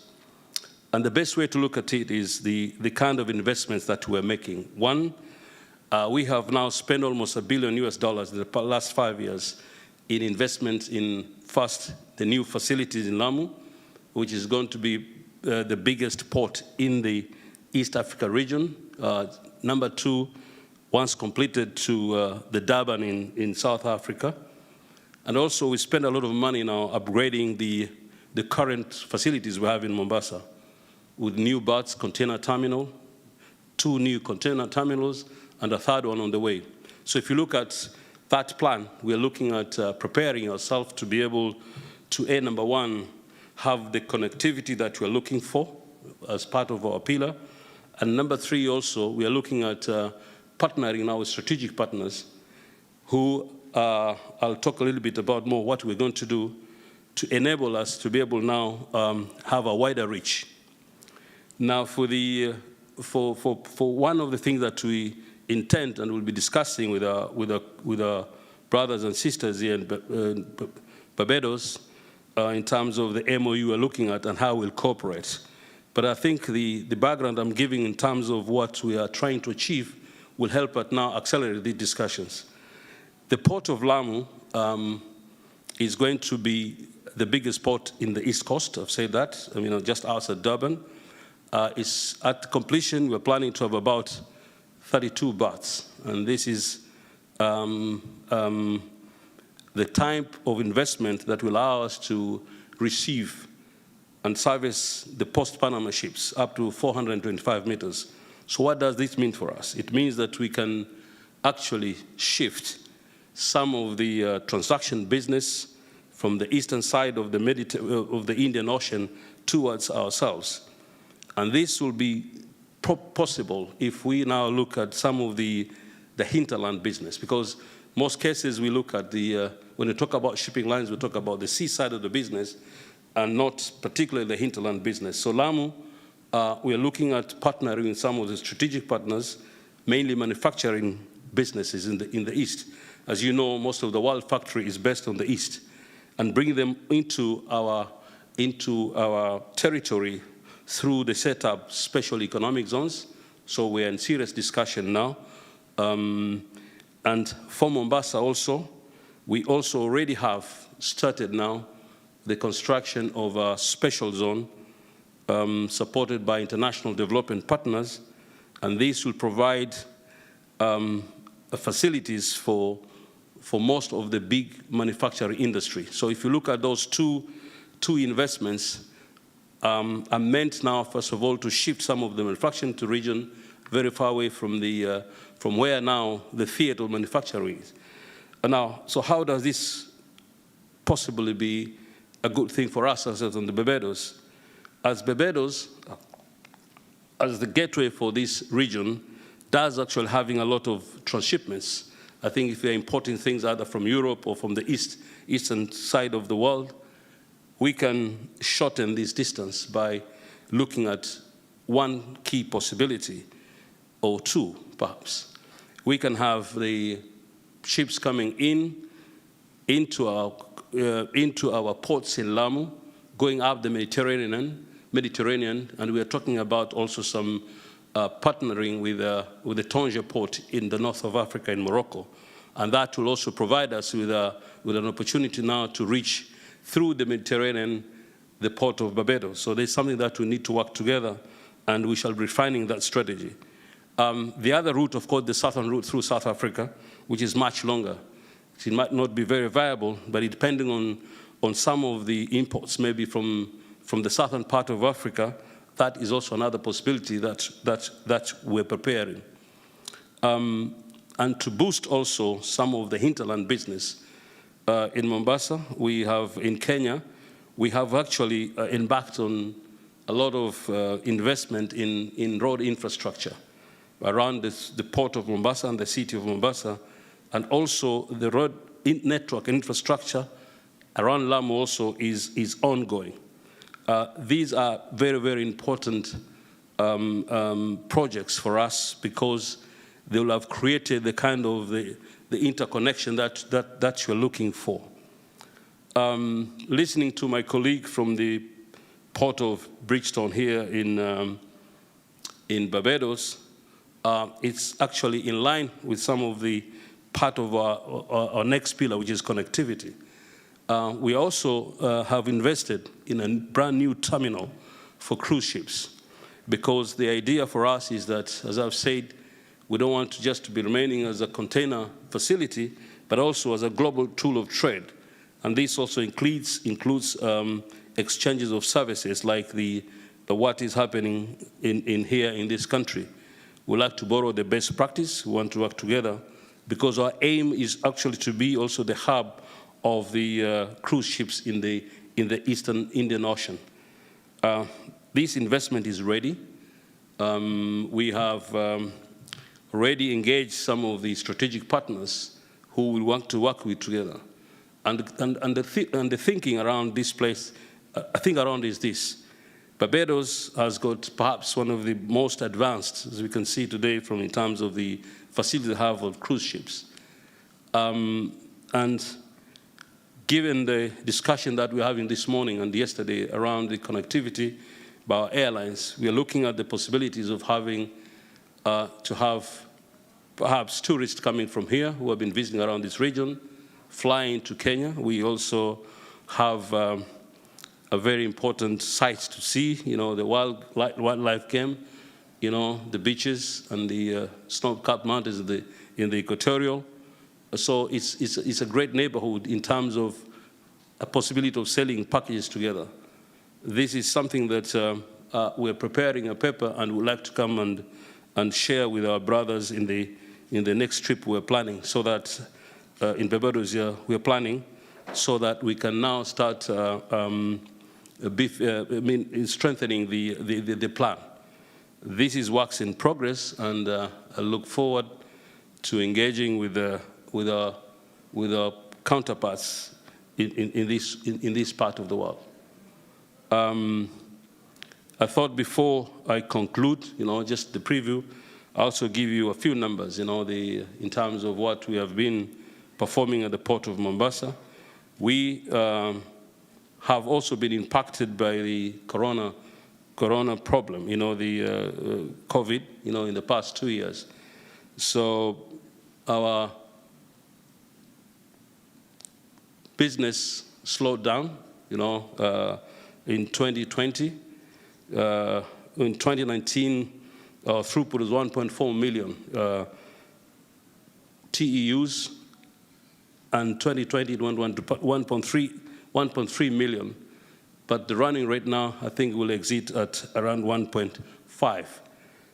So the business is picking up, but the challenge we're facing is that because of the some of the economic stimulus packages that were done in some of these major countries, there was higher disposable income, and we've seen a lot of people started buying goods from the East. So most of the containers, and that's really the problem that we're facing now, most of the containers are backed in China and the Eastern countries. And therefore, there's a shortage of containers, and that has sort of constrained our business, and hence the impact on our growth. We also have increased much more our conventional cargo. We're seeing more growth outbound, from Kenya into our traditional markets. So that's how it's looking like. But I think for us, the bigger picture is about the theme that we have been talking around, about connectivity, about how we can break the barriers and we stop seeing Barbados from us as a country which is very far, or this region from where we are located. I thank you for your attention.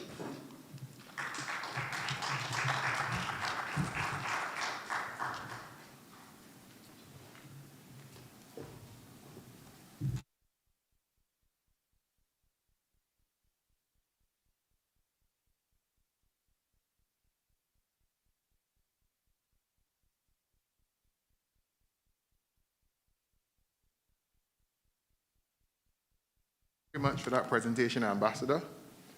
It just showed that we can make this happen. The reality is that we send goods from China, which is further than Kenya. And therefore, we are in a position now that we're collaborating to pull together these two nations to engage in serious global trade through our ports and through our logistics network. So thank you very much, Ambassador. Very, very, very, very good presentation. Thank you very much, sir. Okay, now we want to invite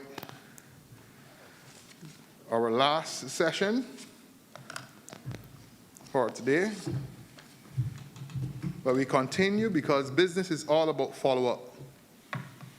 Well, we're having our deliberations today, and we're talking and we're exchanging ideas and concepts. And as we meet in our B2B sessions and we are solving problems, it is really about how do we follow up, what's the follow-up mechanisms, how do we keep building the relationships, and how do we close these deals and deliver. One of the things that we want through this Safari Ocean experience is delivery of results. We want to deliver that 50 million plus of trade, yeah? And today we're going to do that just after this session. We're going to exchange gifts between Barbadians and Kenyans to really show that we intend to deliver, that this is not another talk shop, that this will impact on both economies in a positive way. So now I just want to invite to the stage to form our last panel. This is the Biotrade and Bioeconomy group. This is my passion. I really do believe that the life sciences and biotech and biotrade, especially for these two economies, is critical. And we can't do it without standards. We can't do it without our plant protection department, because biotrade has a lot to do with plants and stuff. But let's get our panels to come up on the stage. So first we have Barbados Plant Protection Department, Mr. Ian Griffith, officer in charge of plant quarantine. Then we have Kenya Plant and Health Inspectorate Service, Professor Theophilus, love that name, Mutui, yeah, Managing Director. Then we have Mr. Hayden Ryan, Director of Barbados National Standards Institute. And then finally we have the Kenya Bureau of Standards, Lieutenant Colonel Bernard Injari. Thank you, sir, Managing Director. So this is our final panel. One of the things we're going to do, we're going to package this, broadcast it. We're going to have it on the www.Safari Ocean's website for those who want to download. You can have access to all the presentations as well, so that we can collaborate and continue to work together, all right? But if we are doing serious business, we already started to serve lunch for those who are outside, but we want you to get into your particular business discussion. So I know the Airways guys are having their discussion, so you have your lunch together. The finance guys have your discussions, and we continue with our breakout sessions around lunch. Going forward. But first, I just want to introduce the first presenter in this last session, the Barbados Plant Protection Department. And again, we just want to keep it brief so that everybody else who are in the room can also get out to have lunch as well, and then we close off as soon as possible. Thank you very much.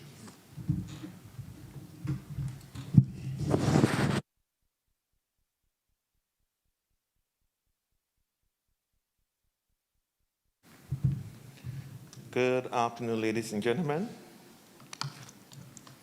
Good afternoon to the Kenyan delegation.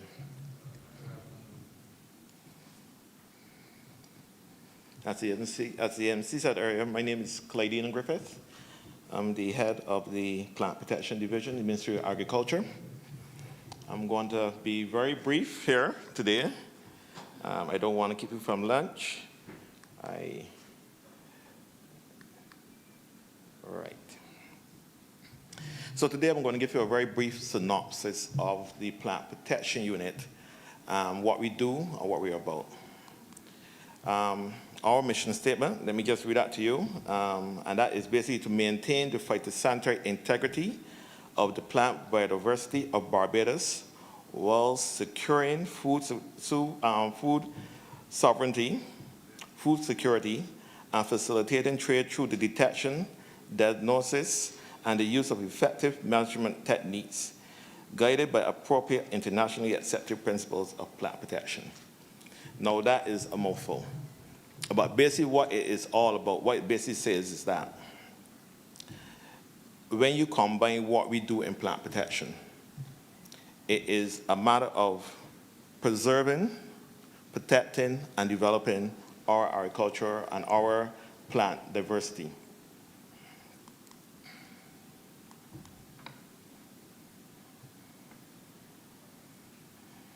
Let me go back 1 minute. Right. So, the Plant Protection Unit basically operates on the processes that manage the plant health status of Barbados. We use regulatory and legislative measures to ensure that we protect our plant resources here in Barbados. Now, there are a few areas that make up the Plant Protection Unit. These are the Plant Quarantine Unit, Entomology, Plant Pathology, Weed Science, and Pesticides. Now, these units combine to give Barbados an umbrella of protection. And like I said before, you're looking to preserve, protect, and develop our plant resources here in Barbados.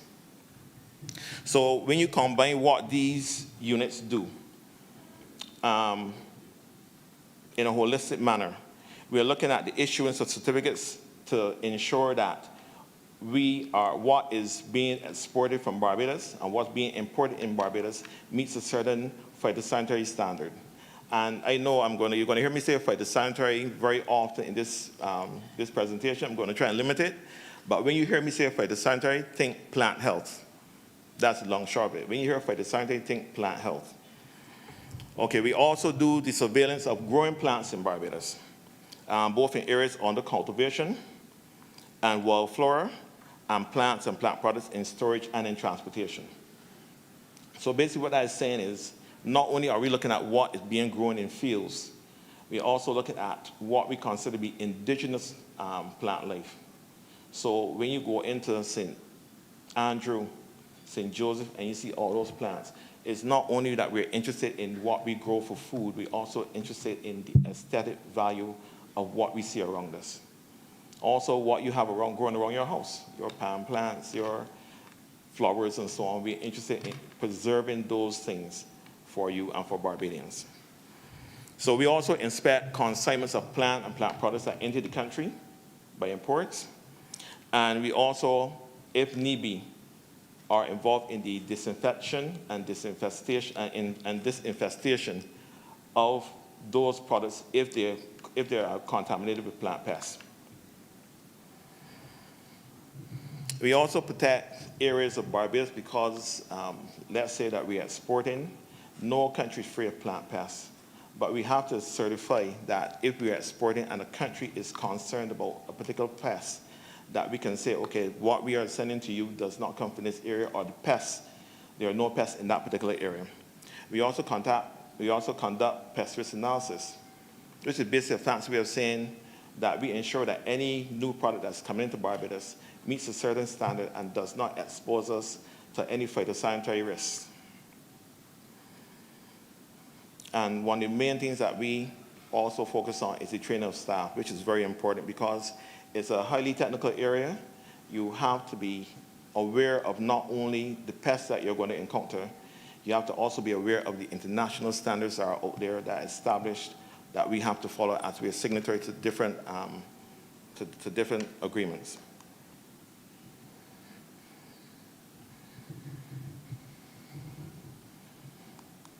All right, let me move on. Right. So our mandate is basically based on those things that I mentioned before: the pest risk analysis, the identification of specimens that were inspected when we do inspections that may have that may be of a concern to Barbados in terms of phytosanitary risk. We also offer technical assistance to farmers on site, so you will have officers going out to farmers in their fields identifying pest problems that they may encounter. We hold farmers clinics, and we try to, and we always attempt, as I said before, that to increase the knowledge base of our staff by ensuring that they're exposed to various educational projects and so on. We also offer, the Plant Protection Unit also offers assistance to the Pesticide Control Board. And the evaluation of pesticides is something that we are very interested in because it's not only a question of preserving our environment, but also ensuring the health of Barbadians when these pesticides are being used.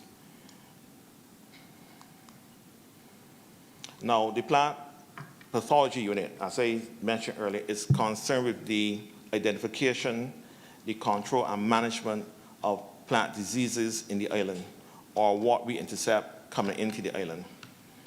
The main issues that they are now working on are anthracnose in yams, the sweet potato viruses. You may not be aware of this, but sweet potatoes have a multitude of viruses that affect them. So we're looking at how that affects the yield and so on. Citrus greening, which is now affecting lime trees, orange trees, and so on in Barbados and around the world. It's not only Barbados, but it's throughout the world. And Panama disease in what we call figs, which is the type of banana. When it comes to plant pathology and dealing with diseases that affect plants, the way around, or the way to improve and to develop what may be affected by these diseases is to ensure that you can identify resistant and tolerant cultivars. You use biological control agents, and you can't get away from it to some degree. You must use pesticides, but we look at using them judiciously to ensure that the health of Barbadians is not impacted by what we do.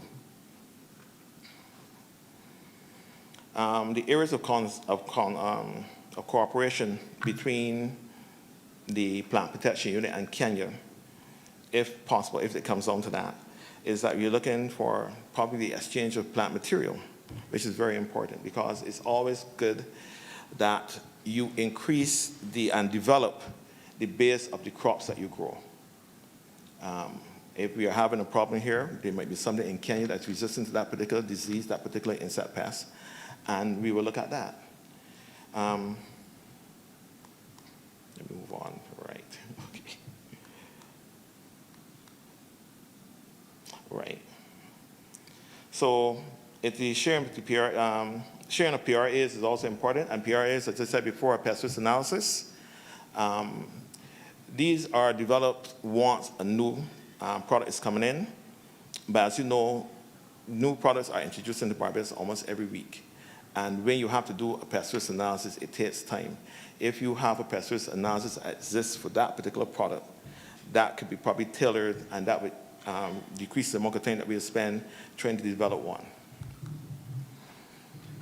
And also sharing of information on basically what Kenya does when it comes to things like the same citrus greening, anthracnose in yams, and fusarium wilt in pigeon peas. And there's also a move afoot now to deal with organic pesticides. So any assistance in that area would be welcomed. These are some of the leaflets that we have created in the ministry to answer certain pest problems that we encounter. Now, the pesticide control unit is basically concerned with the ensuring that the pesticides that are being used, are being imported and being used in Barbados are registered, are safe for use in the environment and for for the citizens of Barbados. And this is achieved through the management of those particular pesticides throughout the entire life cycle of that pesticide, which would mean basically from manufacture to disposal.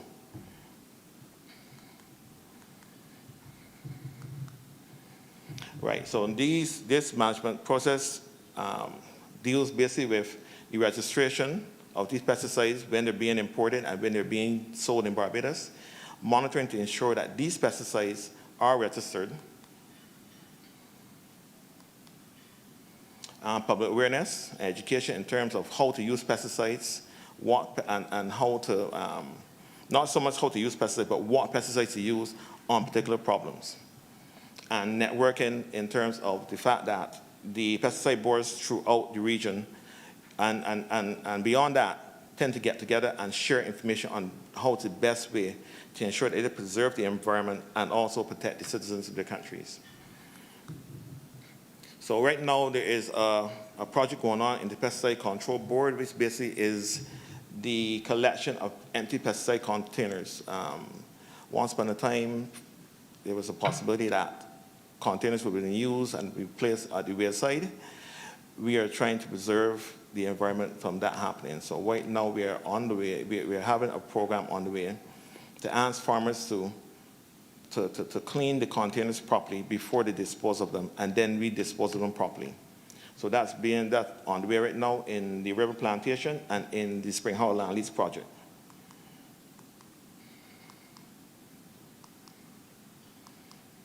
All right, so let me get to entomology now. Entomology basically is the control of insect pests in crops and in ornamentals.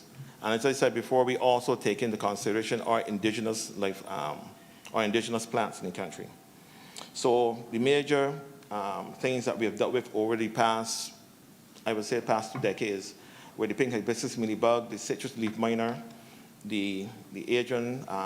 This one is the one that we look at. This is the one that basically transfers citrus greening throughout the country. The West Indian fruit fly, the red palm mite, the giant African snail, and the varroa mite, which is a pest of bees. So the entomology section, they use a lot of biological control. They have moved away to some degree from chemical control. So they've had a lot of success in this area in controlling the citrus blackfly, the cactus mealybug, and the pink hibiscus mealybug, sago palm scale over the past 2 decades or so. So we've been very successful in these areas to such a degree that now some of these things can be exported to other countries to assist them in controlling these pests. Now the ongoing work for entomology is still always has been the control of the West Indian sweet potato weevil. This is in sweet potatoes in Barbados, is what we call scarby hair. And it's always been a pest from the late 40s to current. But we're always trying to control that, and so far we've done a pretty good job. As you know, right now, Barbados is relatively self-sufficient when it comes to sweet potatoes. We also look at the cotton boll weevil. As you know, that we are looking at cotton as an additional industry to sugarcane, and we are trying to develop that industry. So this is one pest that can affect the health of that industry. And as always, we always have incursions of the the white fly, the thrips, and lepidoptera, which is basically moths.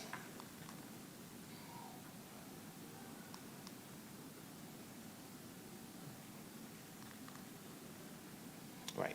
So the plant quarantine division now. The plant quarantine division is essential to preventing the introduction of foreign pests into Barbados. And this is through commercial and non-commercial means. So this is not only companies that import food and fruits and plants and so on, but it's also passengers coming in, bringing in produce and plants with them. So we look at plants and propagated material, fruits and vegetables, lumber, wooden items, mined materials, which would be sand, gravel, and so on, semi-processed foodstuffs, and other plant-derived commodities. Now we operate under a Plant Protection Act and various international agreements that Barbados is signatory to, which is the WTO SPS, which is Sanitary and Phytosanitary Agreement, and the IPPC, and the Revised Treaty of Chaguaramas, which is a regional agreement, and also international agreements on biosafety, endangered species, and technical barriers to trade. Now the plant quarantine department is headquarters at Crompton Street, St. Michael, but we also have offices at the ports of entry, which is the Grantley Adams International Airport, the harbor, the British Harbor, and Port St. Charles Marina. And we work together with all the other agencies in border protection to ensure that Barbados is well protected as possible. The Plant Protection Unit and the Plant Protection Unit and the Plant Quarantine Unit are very small units. So for the population of Barbados, it's a very small number of people that tend to be very successful in protecting the entire island from the pests and diseases that are actually out there in the world. So the thing is that the introduction of exotic pests into Barbados poses a significant problem in terms of economic and agricultural development. As you know, when the African snail, when it entered the country, actually to try and control that particular pest cost Barbados over $4 million, right? So there are pests in the world and in the region that are more serious than that. And I can tell you that over the past 40, 50 years, Barbados has been very successful in keeping out most of those pests. There are pests in the Caribbean that we do not have here in Barbados. So pests that affect bananas, pests that affect sweet potatoes, and other commodities that we do not have here in Barbados. So we are here to protect Barbados, as I said earlier. Protect, preserve, develop. That's basically the model of the Plant Protection Unit. And we look forward to any cooperation with Kenya. We think it will be a great help to both countries. Thank you.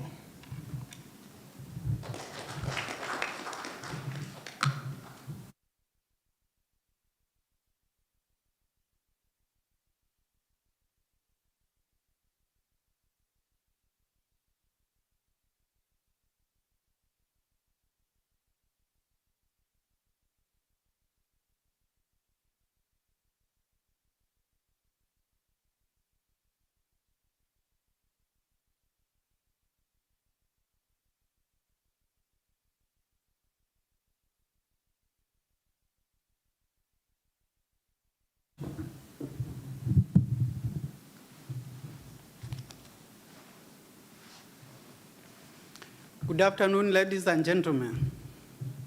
Good afternoon. Yeah, my name is Theophilus Mutui. I'm the Managing Director, Kenya Plant Health Inspectorate Service in Kenya.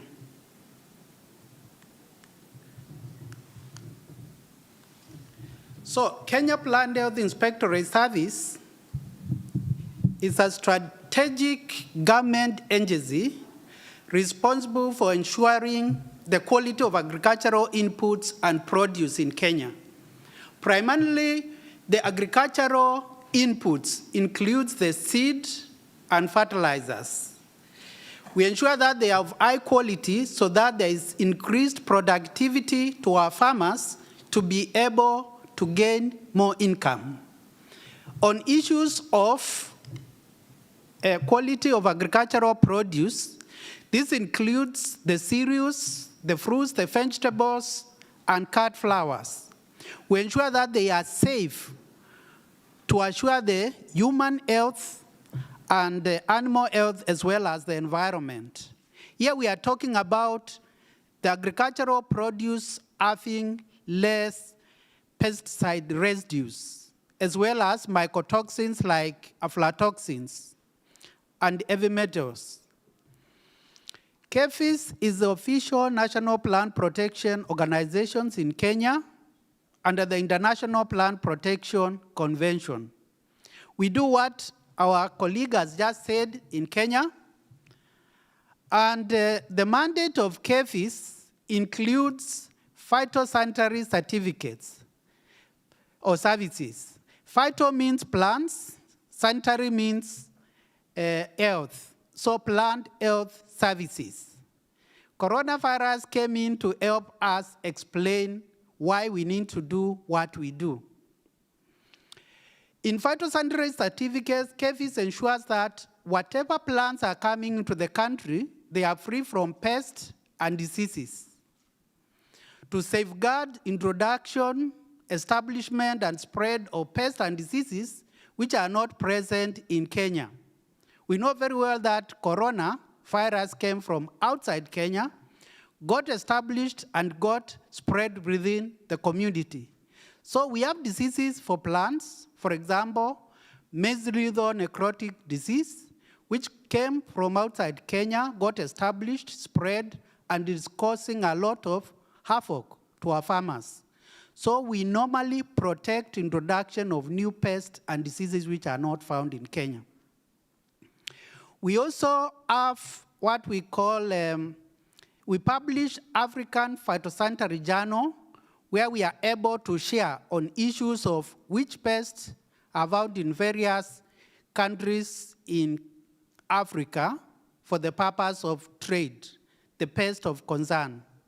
In KEPHIS, we have a Center of Phytosanitary Excellence, whereby we are able to train National Protection Organization officers from around Africa on issues to do with plant health. And we have trained more than 5,000 officers since we started. Use of seed certification, we do inspections of the seeds all the way to marketing. We ensure that the seeds are of high quality, they meet high germination standards, and we give a code where the farmer can be able to scratch and send that message to a code to be able to know whether that particular seeds have been certified by KEPHIS and they are genuine. We do plant variety protections. We are the liaison office for the International Union for the Protection of New Varieties of Plants, UPOP. This means that Kenya can be able to access new and advanced elite materials from breeders across the world to be able to improve our crop varieties. Last but not least, one of the other mandate of KEPHIS is to establish analytical laboratories. We have accredited plant quarantine laboratory for the COMESA. So any material can be sent to Kenya or KEPHIS to be able to determine which kind of pest or disease of concern is contained in those plant materials. We also have an EU accredited lab, which we are able to test on food safety issues, the issues of pesticide residues, the issues of mycotoxins like aflatoxins, as well as heavy metal contaminants. So basically that's what we do in summary. On issues of agricultural biotechnology, we have a tissue culture lab, which is able to clean plant materials to be free from pests and diseases, especially viruses. We have issues of crops which has been bred for drought tolerance to be able to increase crop productivity. We have issues of enhanced crop protections through insects tolerance as well as herbicide tolerance. We have some plants which have been improved to have delayed fruit ripening, like in tomatoes, so that they are able to be moved from interior to the markets and they are able to stay for a long time in the shelves. Issues of using plants to be able to produce medicines like insulins, vaccines, industrial products like starch, and so on are done using agricultural biotechnology. How does KEVIS facilitate export and import? KEVIS conducts farm audits. We go and register orchards. We do field inspections of those plants during active vegetative growth to ascertain that they are free from pests and diseases. And once the produce is harvested, we are able also to inspect, and those which are found to be free from pests and diseases, we issue them with a phytosanitary certificate, plant health certificate. This is equivalent to the current COVID-19 negative certificate, to be able to allow the plants to move from one country to another by assuring that they are free from pests and diseases. So that's how we support the issues of exports. On the issues of imports, we normally issue a plant import permit. In our plant import permit, we tell our traders or trading partners how their plant materials needs to be treated so that they can be accepted in Kenya. We also do pest risk analysis, which my colleague has said. This is where we are able to profile which pests and diseases of concern are found in Kenya, so that the importing country will be able to say, Kenya do 1, 2, 3 to prevent introduction of those pests and diseases to our country. We also do the same from them when they are exporting to us. We tell them, this is a particular pest of concern to Kenyans, and you need to do fumigations, you could do radiation, you could do hot water treatment to be able to remove or kill those pests and diseases so that when they are coming to Kenya, they will be free from pests and diseases. So it is very important to know that when you arrive at the point of entry, the airport, the border post, the port, please do declare the plant materials. The reason why you declare is that we are able to inspect, because we know we will ask you some questions. Where has this plant come from? We have that pest risk analysis. We'll be able to see whether it's free or not. But most likely, I know many people get offended when their plant materials are intercepted by the KEVIS officers at the point of entry. But is this to safeguard the Kenyan agriculture? We don't want to introduce those pests and diseases which could be as harmful as COVID, what has done. And please bear with us, we are safeguarding the Kenyan agriculture. The status of trade between Barbados and Kenya. It's true that we have a very low volume of trade between Kenya and Barbados insofar as plant or agricultural produce are concerned. Kenya and Barbados established a joint commission on cooperation, which was able to identify food security and sustainable development as an opportunity, an exploited opportunity of cooperation. We have signed a memorandum of understanding on sharing best practices on agricultural technologies, but we are yet to implement it. So that's why I'm here to explore ways of implementing that MOU. Of course, Kenya is endowed with rich agricultural products, while we know that Barbados has a strong sugarcane production system, and our colleague has said they are trying to diversify into getting into cotton. Kenya was able to approve BT cotton. It is undergoing farmers' trials, and this is a place we could cooperate. The Kenyan value proposition is that Barbados could meet most of our domestic food needs via imports of our agricultural produce, while Kenya could learn how Barbados is successfully growing sugarcane using modern technologies. KEFIS, on behalf of Kenya, proposes to export the following agricultural produce to Barbados: tea, coffee. We have a very high quality tea, coffee, avocados. We could export also mangoes, fine beans, or what we call French beans, sugar snaps, snow peas, nuts, for example, macadamia and cashew nuts, herbs and spices, sisal fiber, myrrh.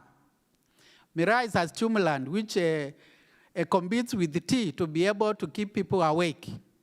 Asian vegetables like karela, aubergines, and capsicums. Cut flowers such as roses, carnation, and gypsophila. So these are some of the produce which we produce in Kenya. You can see nice assorted vegetables, mangoes there, carrots, fine beans.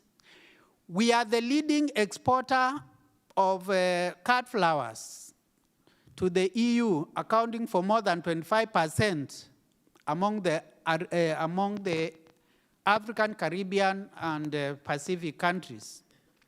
So we have a very vibrant cut flower industry. Avocados is really coming up, and we are proposing that we could export macadamia as well as cashew nuts. Myrrh, very important. My CS will be very happy to know that I'm promoting this particular cash crop. Tea and coffee. Herbs and spices, for example, basil, mint, thymes, and so on. Fruits like avocado, that is full fruit with the seed, as well as frozen avocado. This is a product which we export to China because they felt that once we do frozen, we are able to kill most of the quarantine pest of concern to Chinese. We are proposing mangoes. We have good varieties like Kent, Apple, Gowe, Boribo, and so on. Fashion fruits, we have both purple and yellow. We have sisal fiber, which we could export. And a produce of Kenya, which is grown under the sun, we normally export through Kenya Airways to various destinations in the world. We invite you to visit KEFIS. To the left is the COMESA reference lab for the plant quarantine, while to the right is the EU accredited food safety lab. Asanteni sana na karibu Kenya.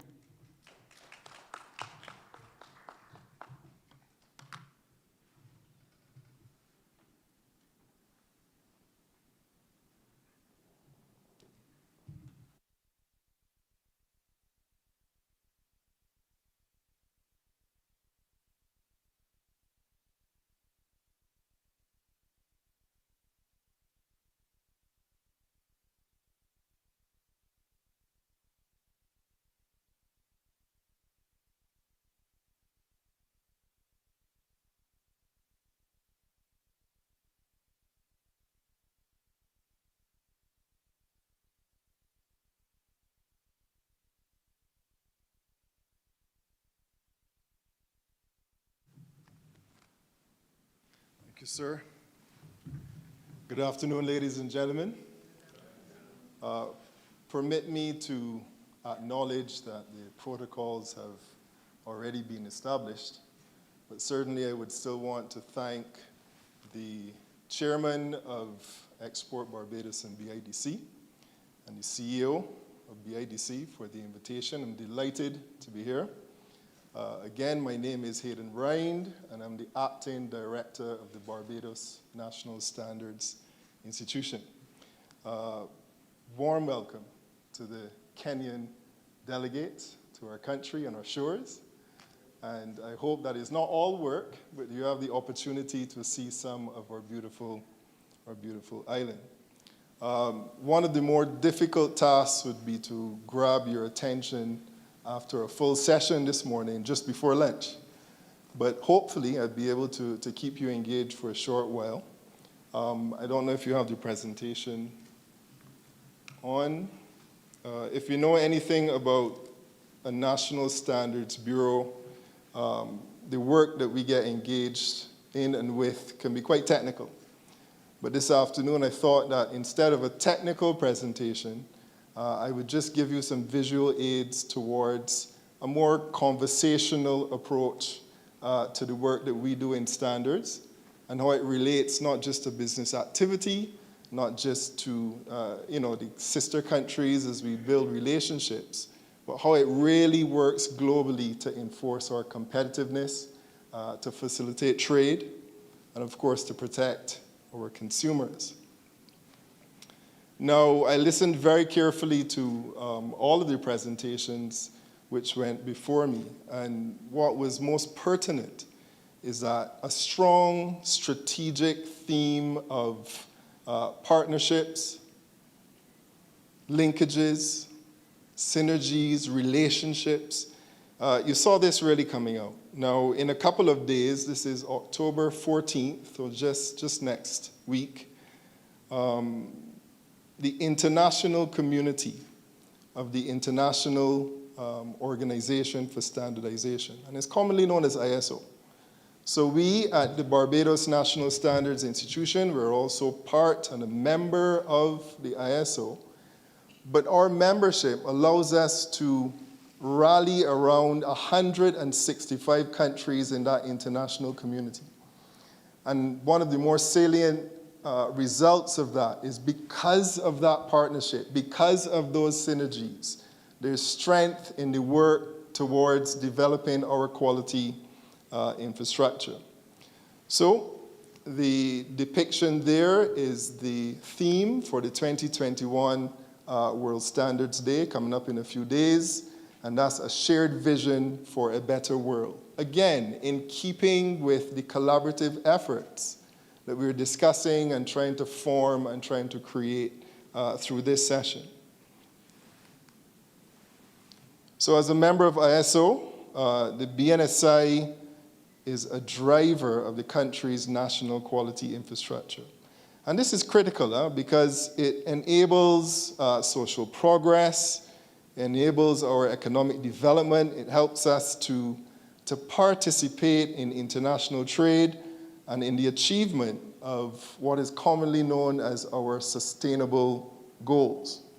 It's no secret that for around, it's almost 2 years, we've really been battling this pandemic. And whilst at the beginning it was seen as a health crisis, we have really appreciated that it has far-reaching economic consequences as well. So the global community partnerships between countries, like what we're seeing here today with the Kenya-Barbados Business Forum, really is important. We need to work together to mitigate the global crisis, which is posing such a severe challenge to humanity, unlike what we've seen.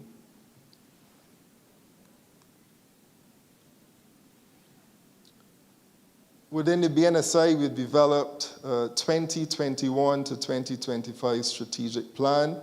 And of course, this has a focus on strategic solutions to the economic problems of Barbados. So within the plan, we recognize that solutions lie in part in enhancing two things. One, our industrial activity, and also enhancing our export activity. And this is only possible, in our view, this is only possible if the quality of our goods and services are improved to meet international standards, where then they would remain cost competitive in a national and also export markets.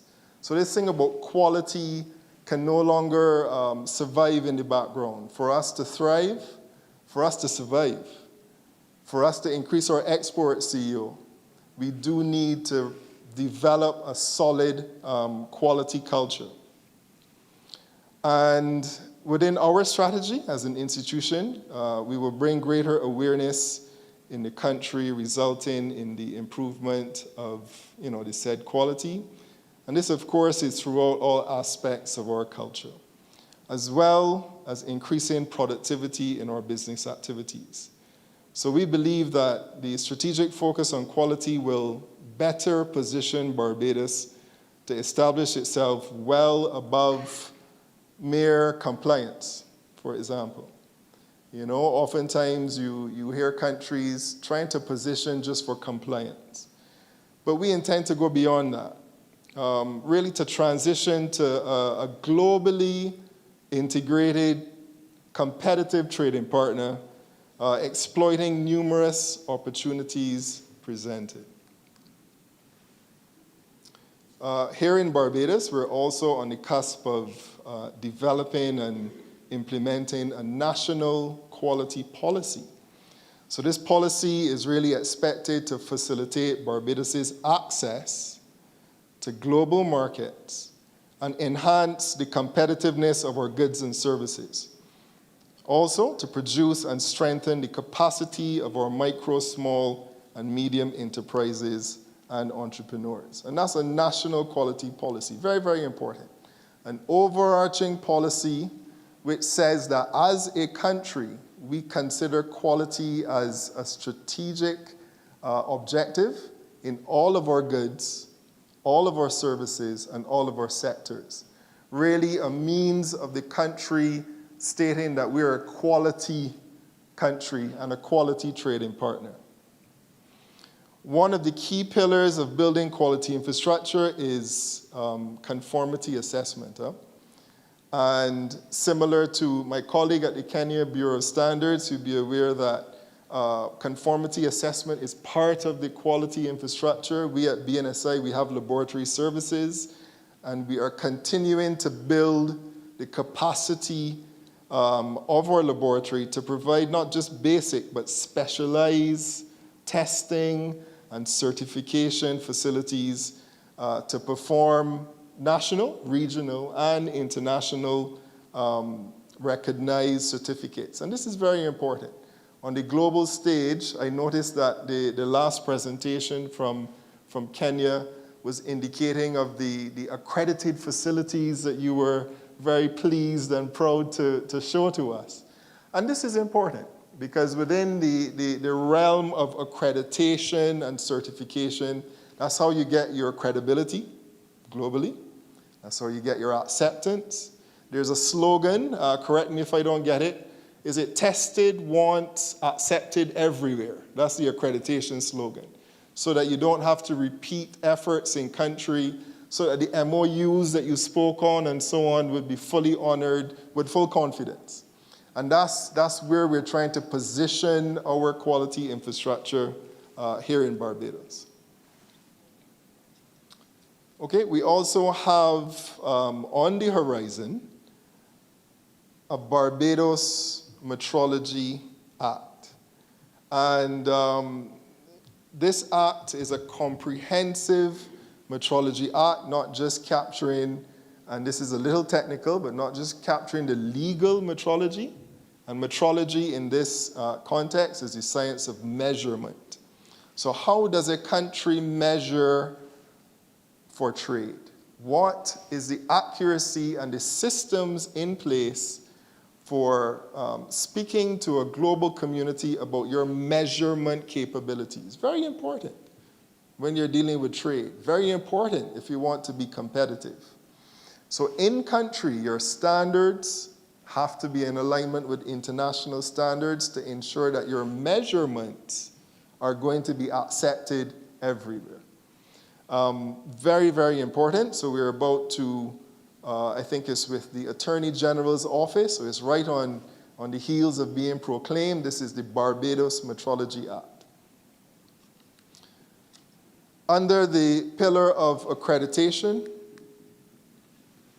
the BNSI, we are seeking to promote accreditation of conformity assessment service providers as critical to undertaking activities in areas of vital importance. So that would include health, safety,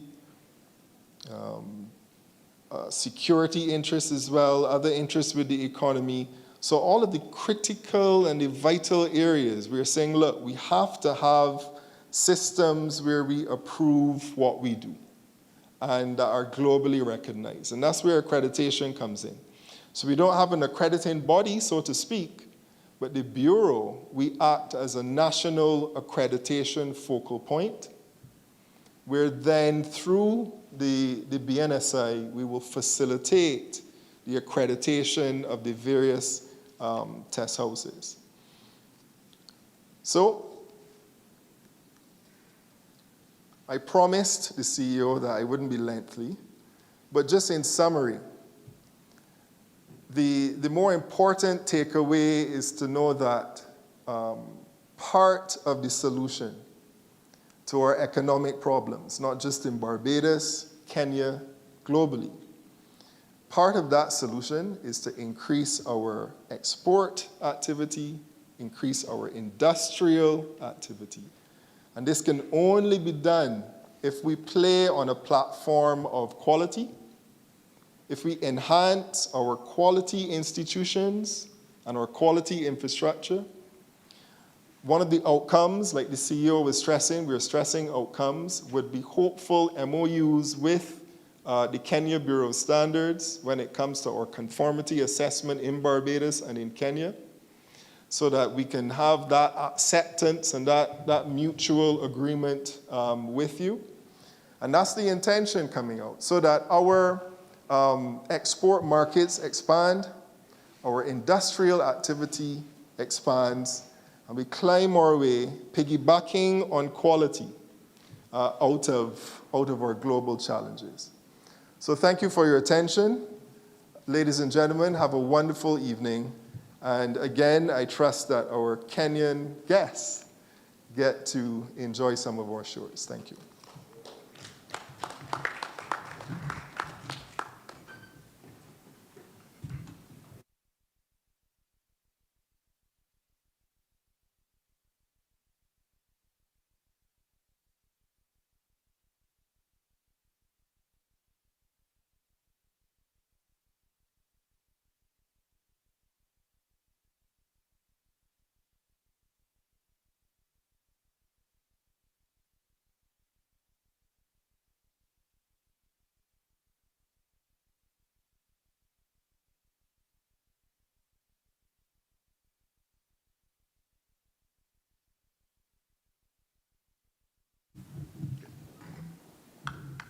Thank you very much. Ladies and gentlemen, good afternoon. My name is Lieutenant Colonel Retired Bernard Jiraini, the Managing Director, Kenya Bureau of Standards, the agency that is responsible for governing and maintaining standards, metrology, and conformity assessment in the Republic of Kenya. I think I would say that I'm privileged to be the last speaker in this session, and I have been inspired by the discussions that we've had for the last 2 days, discussing the opportunities that do exist between our two countries and how we can innovatively actually reduce the geographical distance between our two countries to be able to promote trade between our two countries. And I think the designers of the program had the idea that, yes, as much as we discuss all these programs, the only way we can be able to actualize, the way we can be able to concretize The ideas that we have together is to have standards. Standards forms the basis for common understanding, communication, innovation, actually, including the fourth industrial revolution that we're speaking about. We cannot talk about the industrial revolution without talking about robotics, without talking about automation. And all this happens because of standards. In the current pandemic era that we are in right now, we are all aware that at the moment, the e-commerce through various platforms that are there, the Amazon and all the others, it's only possible because we can be able to order a product from Kenya, we order from Barbados, and it is possible that we get the right specifications. So standards are very important, and that is why maybe this was given as the last discussion on how we can be able to harmonize our standards between the CARICOM and then to Kenya and by large the East African community, and also now as African continent where we are talking about developing common standards. Just to give you a small brief historical background about KEBS. Kenya Bureau of Standards was established through an act of parliament way back in 1974. I learned that the Barbados National Standard Institute was established in 1973. That means you were born 1 year ahead of us. We were supported by the government of Germany that established the laboratories, both metrology and testing laboratories. And we appreciate their support, but we have now been able to increase the scope of tests that we are able to do. We are now accredited to the ISO 17025 for both laboratories, that is for metrology and testing. And this is a demonstration that the results that we get out of these laboratories are credible and they can be validated. This is the only way that you can be able to confirm the results that you do in the laboratory. And this is achieved through certain activities that are done, including proficiency testing, what is also referred as intra-laboratory comparative studies, and also using reference certified material. So our laboratories are spread across. We have laboratories in 6 regions within the country that are able to support the industry. Interestingly, the diagram that is here was also shown by my colleague here. And I think telepathy, it is not a fragilism. I think standards is that we speak the same language. And as you can see, I wanted to demonstrate that KEBS operate an integrated quality infrastructure system where we host metrology, we also do certification, we do standardization, and accreditation. Accreditation is also done by a body that is separate from us, but we do all the others. You'll note that in most of the advanced countries, developed countries, these departments are separate entities. But for developing countries like Kenya, we are integrated system. And like my colleague has said, he's developing, or the country is developing the national quality policy. We are also in the process of coming up with the national quality policy so that we can agree on who does what. For example, my colleague here in KEVIS, there's a bit of overlap in what we do and what they do. When we come to the National Transport Authority, when it comes to a National Environmental Authority, when it comes to other bodies that are in charge of, port health, the public health, there's an overlap, and we are developing a national policy to be able to harmonize that. But the moment, this is how we operate. Like I have said, our mandate is that we are responsible for governing standards and metrology and conformity assessment. When we talk about standards, it is not the body, the national standard body that develops standards. Standards are developed through consensus by a team of experts and stakeholders that we normally invite. And actually what I can report this afternoon is that we have aligned ourselves to the ISO principles of creating standards through an open manner. So we have reconstituted the technical committees to be able to come up with standards that take care of all the stakeholders, not only the manufacturers, the consumers, but all interested parties. The standards that we develop in different categories. At the national level, we develop the standards. At the regional level now, at the East African Community, Regional Economic Community, we develop standards as harmonized standards. And therefore, this creates opportunities for investors from Barbados that will be interested to coming to Kenya, and knowing that they have an opportunity now not only to get their product market from the Kenyan market only, but also to the entire East African region, because we develop standards together. Also, in line with the East Africa Community Common Market Protocol, we have what we refer to as mutual recognition of quality marks. That a quality mark that has been issued by Kenya Bureau of Standards now gives the product, it will be able to now cross-border trade within the entire East African region. And we are now encouraging DRC Congo to join the East African community. Now it is not 150 million. We are talking about an additional over close to 90 million coming on board now. So we are talking about an investment in Kenya will open up a market that is even wider, opening up to close to 240 million in terms of the population.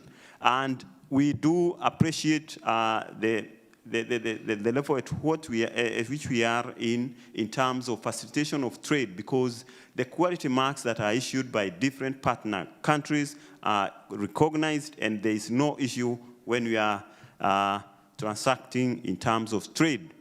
At the African level, like I have said, the African Organization for Standardization body that develops standards for the African countries is headquartered in Nairobi. And we are now developing standards to cater for the entire African region. This is going to be very critical for the African Continental Free Trade Area, and we believe that is an opportunity for us to have cross-border trade, inter-Africa trade. And we are now encouraging the CARICOM to be able to partner with us so that we can be able to increase the trade.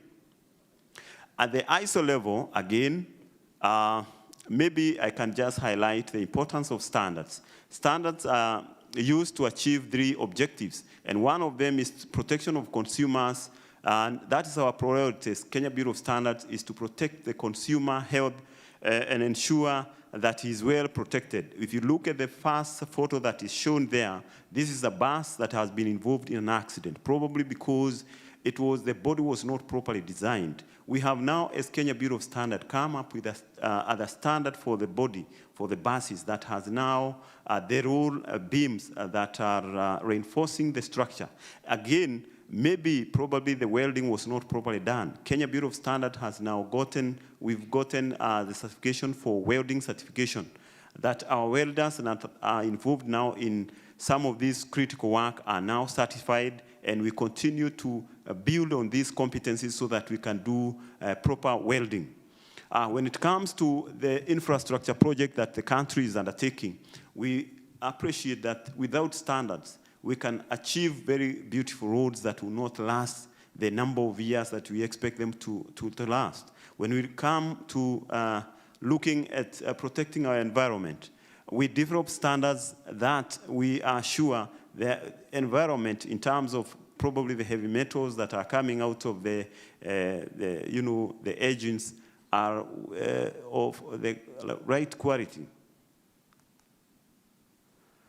We are the lead agency in the development of all standards. And the standards that we develop is standards that are actually planned through the National Standardization Plan that is aligned to the Vision 2030. That is our the long-term national development plan, whose objective is to transform the country into a newly industrialized middle-income country by the year 2030. We are also developing standards now focusing on the 4 areas, that is universal health, manufacturing, housing, and medical. So the standards that we are developing. Recently, we developed a standard that was quite unique, that is edible insect. And this is to try to create more other alternatives for nutritional value. So the standard is there, and we can be able now to enter into that business of developing insects that are edible. I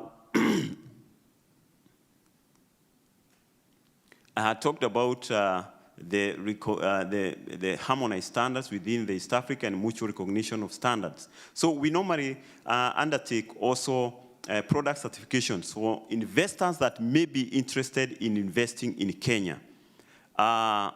We do give permits to manufacturers that are operating within the country.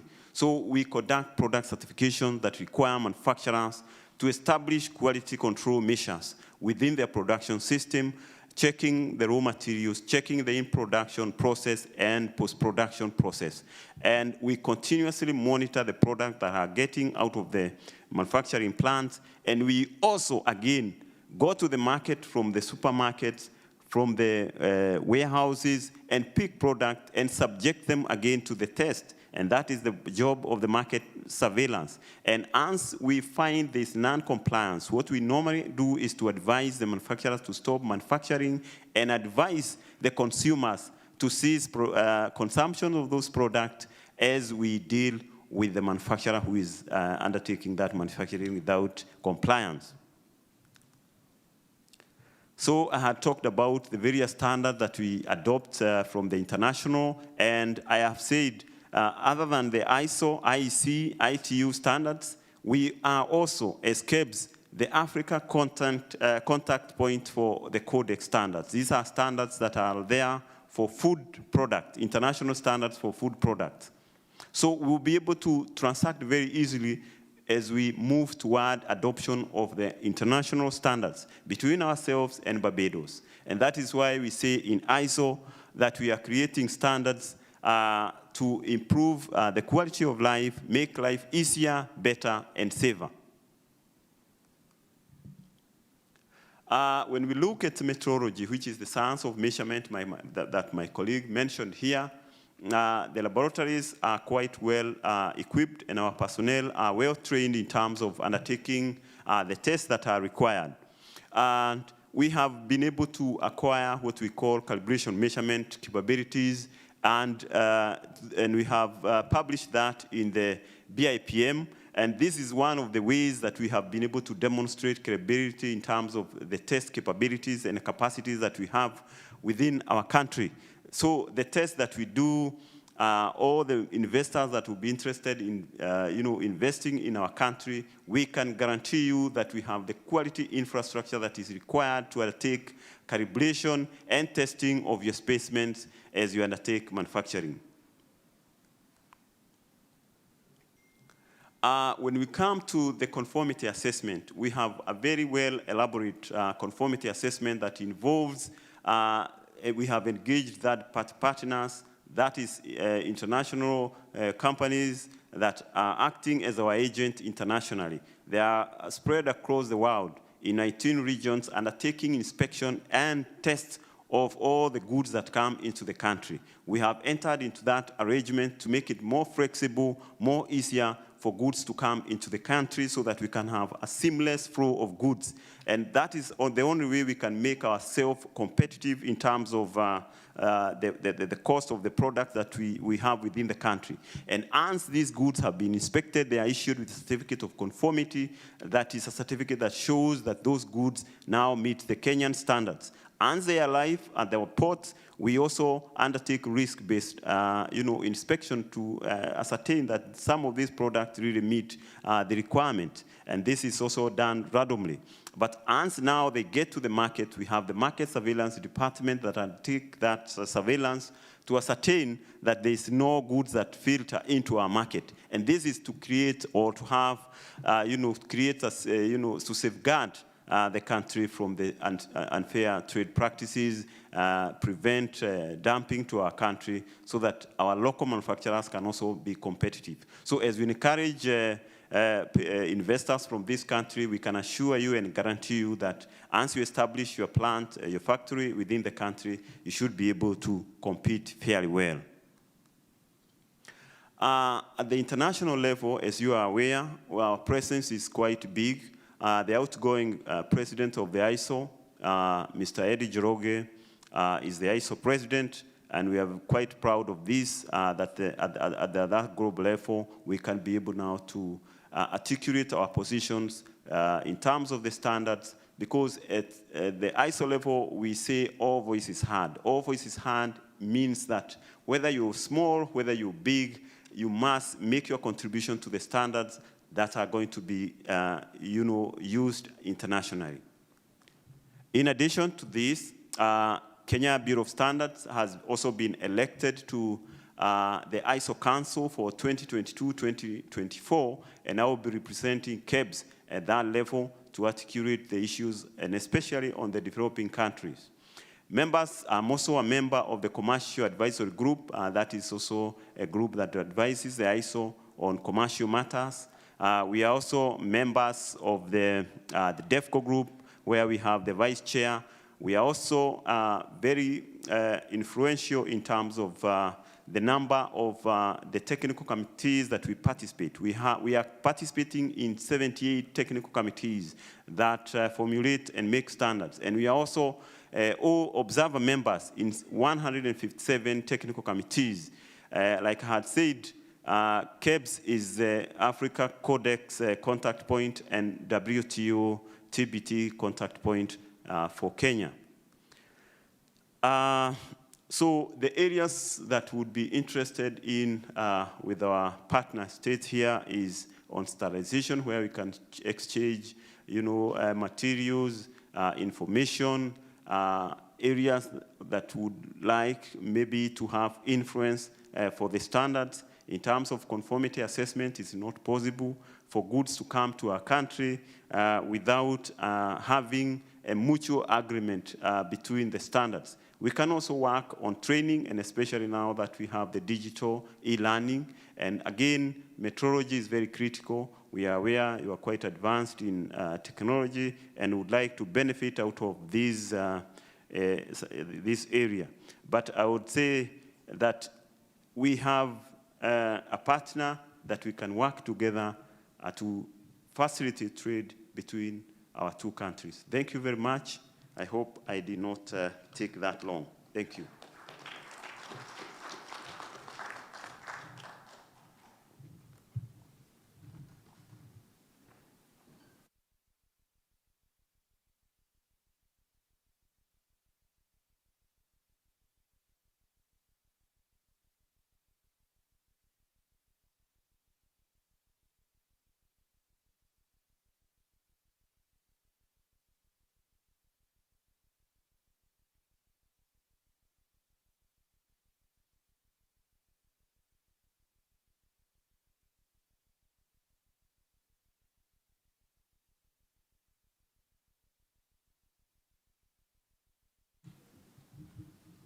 Okay, we want to thank our panelists, our final panel for today, for such an important presentation, because the reality is that without standards, we cannot export. And quality infrastructure is at the heart of us being able to facilitate trade and to engage in sound commercial activity.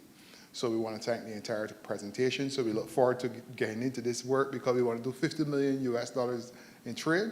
So both standards bureaus have a lot of work to do in a very short time to get the MOU signed and to build up this relationship, so we have a joint standard between Barbados and Kenya and joint processes going forward. And also our plant quarantine and our plant health persons, because of our biotrade. Barbados's main exports are in the area of biological products, so we can't ship nothing unless you validate it. So we really want to get everybody together, working in a significant way, but in a seamless way as well, so that goods and services moving between Kenya and Barbados is at the highest global standard. So thank you very much. So put your hands together for this panel. Yes. And you can just exit. So as we come to closure of these sessions, we really want to thank our team. On behalf of the folks at Export Barbados, at the Barbados Export, BADC, Barbados Investment Development Team, you are phenomenal. We want to thank you for your hard work, and also the team from the PMO's office, Ricardo Redmond and team for world-class broadcast, and Kyle for covering this event as well on photography, Kyle Harrison. We've really had a significant team. But as we wrap up, I want to invite both chairmen to the stage. We're doing a final gift exchange between Barbados and Kenya. So my colleague from Kenya would express gratitude, and also he will let us know exactly what he wants to share on his heart as well. Yeah?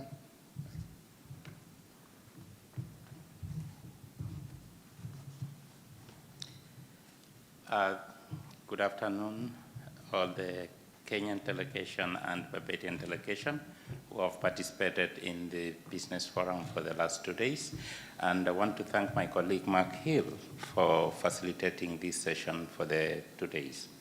Mine is very brief, to say thanks to all of you, and also as a sign of appreciation and a sign of goodwill for the future of our business and investment relationship, we are here to give one another simple gifts just to appreciate ourselves, and a sign that we need to exchange more.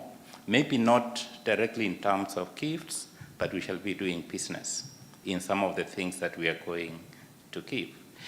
From the Kenyan side, we have the chairman of the Kenya Export Promotion and Branding Agency, who will hand over a gift from Kenya to his counterpart, the chairman of Export Barbados.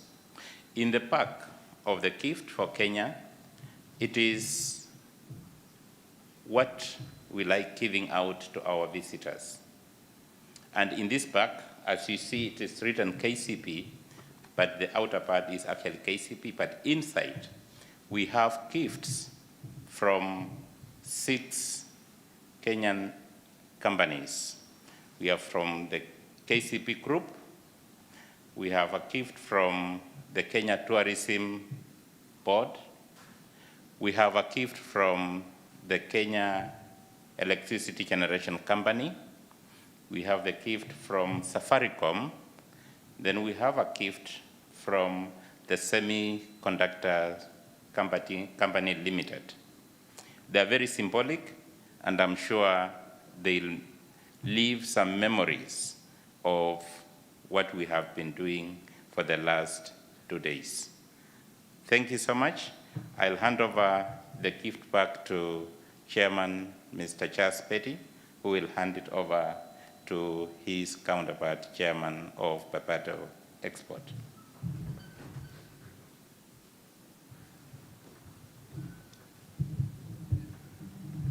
Okay, so on behalf of Barbados, the Export Barbados BADC team, we also have our gifts, and our chairman will hand over our gifts. We have our Green Monkey chocolates as a taste of our innovations that are now coming into the market in a significant way. Also, we have the Windens coffee, because Kenya, actually Dominique is right there. He just won 8 top tasting awards for his coffee in England. Yeah, and he also uses Kenyan coffee beans to produce his product. So Dominique is there, so you can liaison with him as well. And also we have from Wabisco, our beloved Shirley biscuits, so you will love those as well. We have some wine from one of our local winemakers, and a new innovation called cat spraddle. That's a Bajan term for mean that you mash up. Yeah? And that's made from sweet potatoes. So we have a number of innovations in these bags, and it really symbolizes the type of relationship that we want to foster with Kenya going forward. So we'll hand these over to my chairman, and they will officially hand them over to each other. Thank you very much.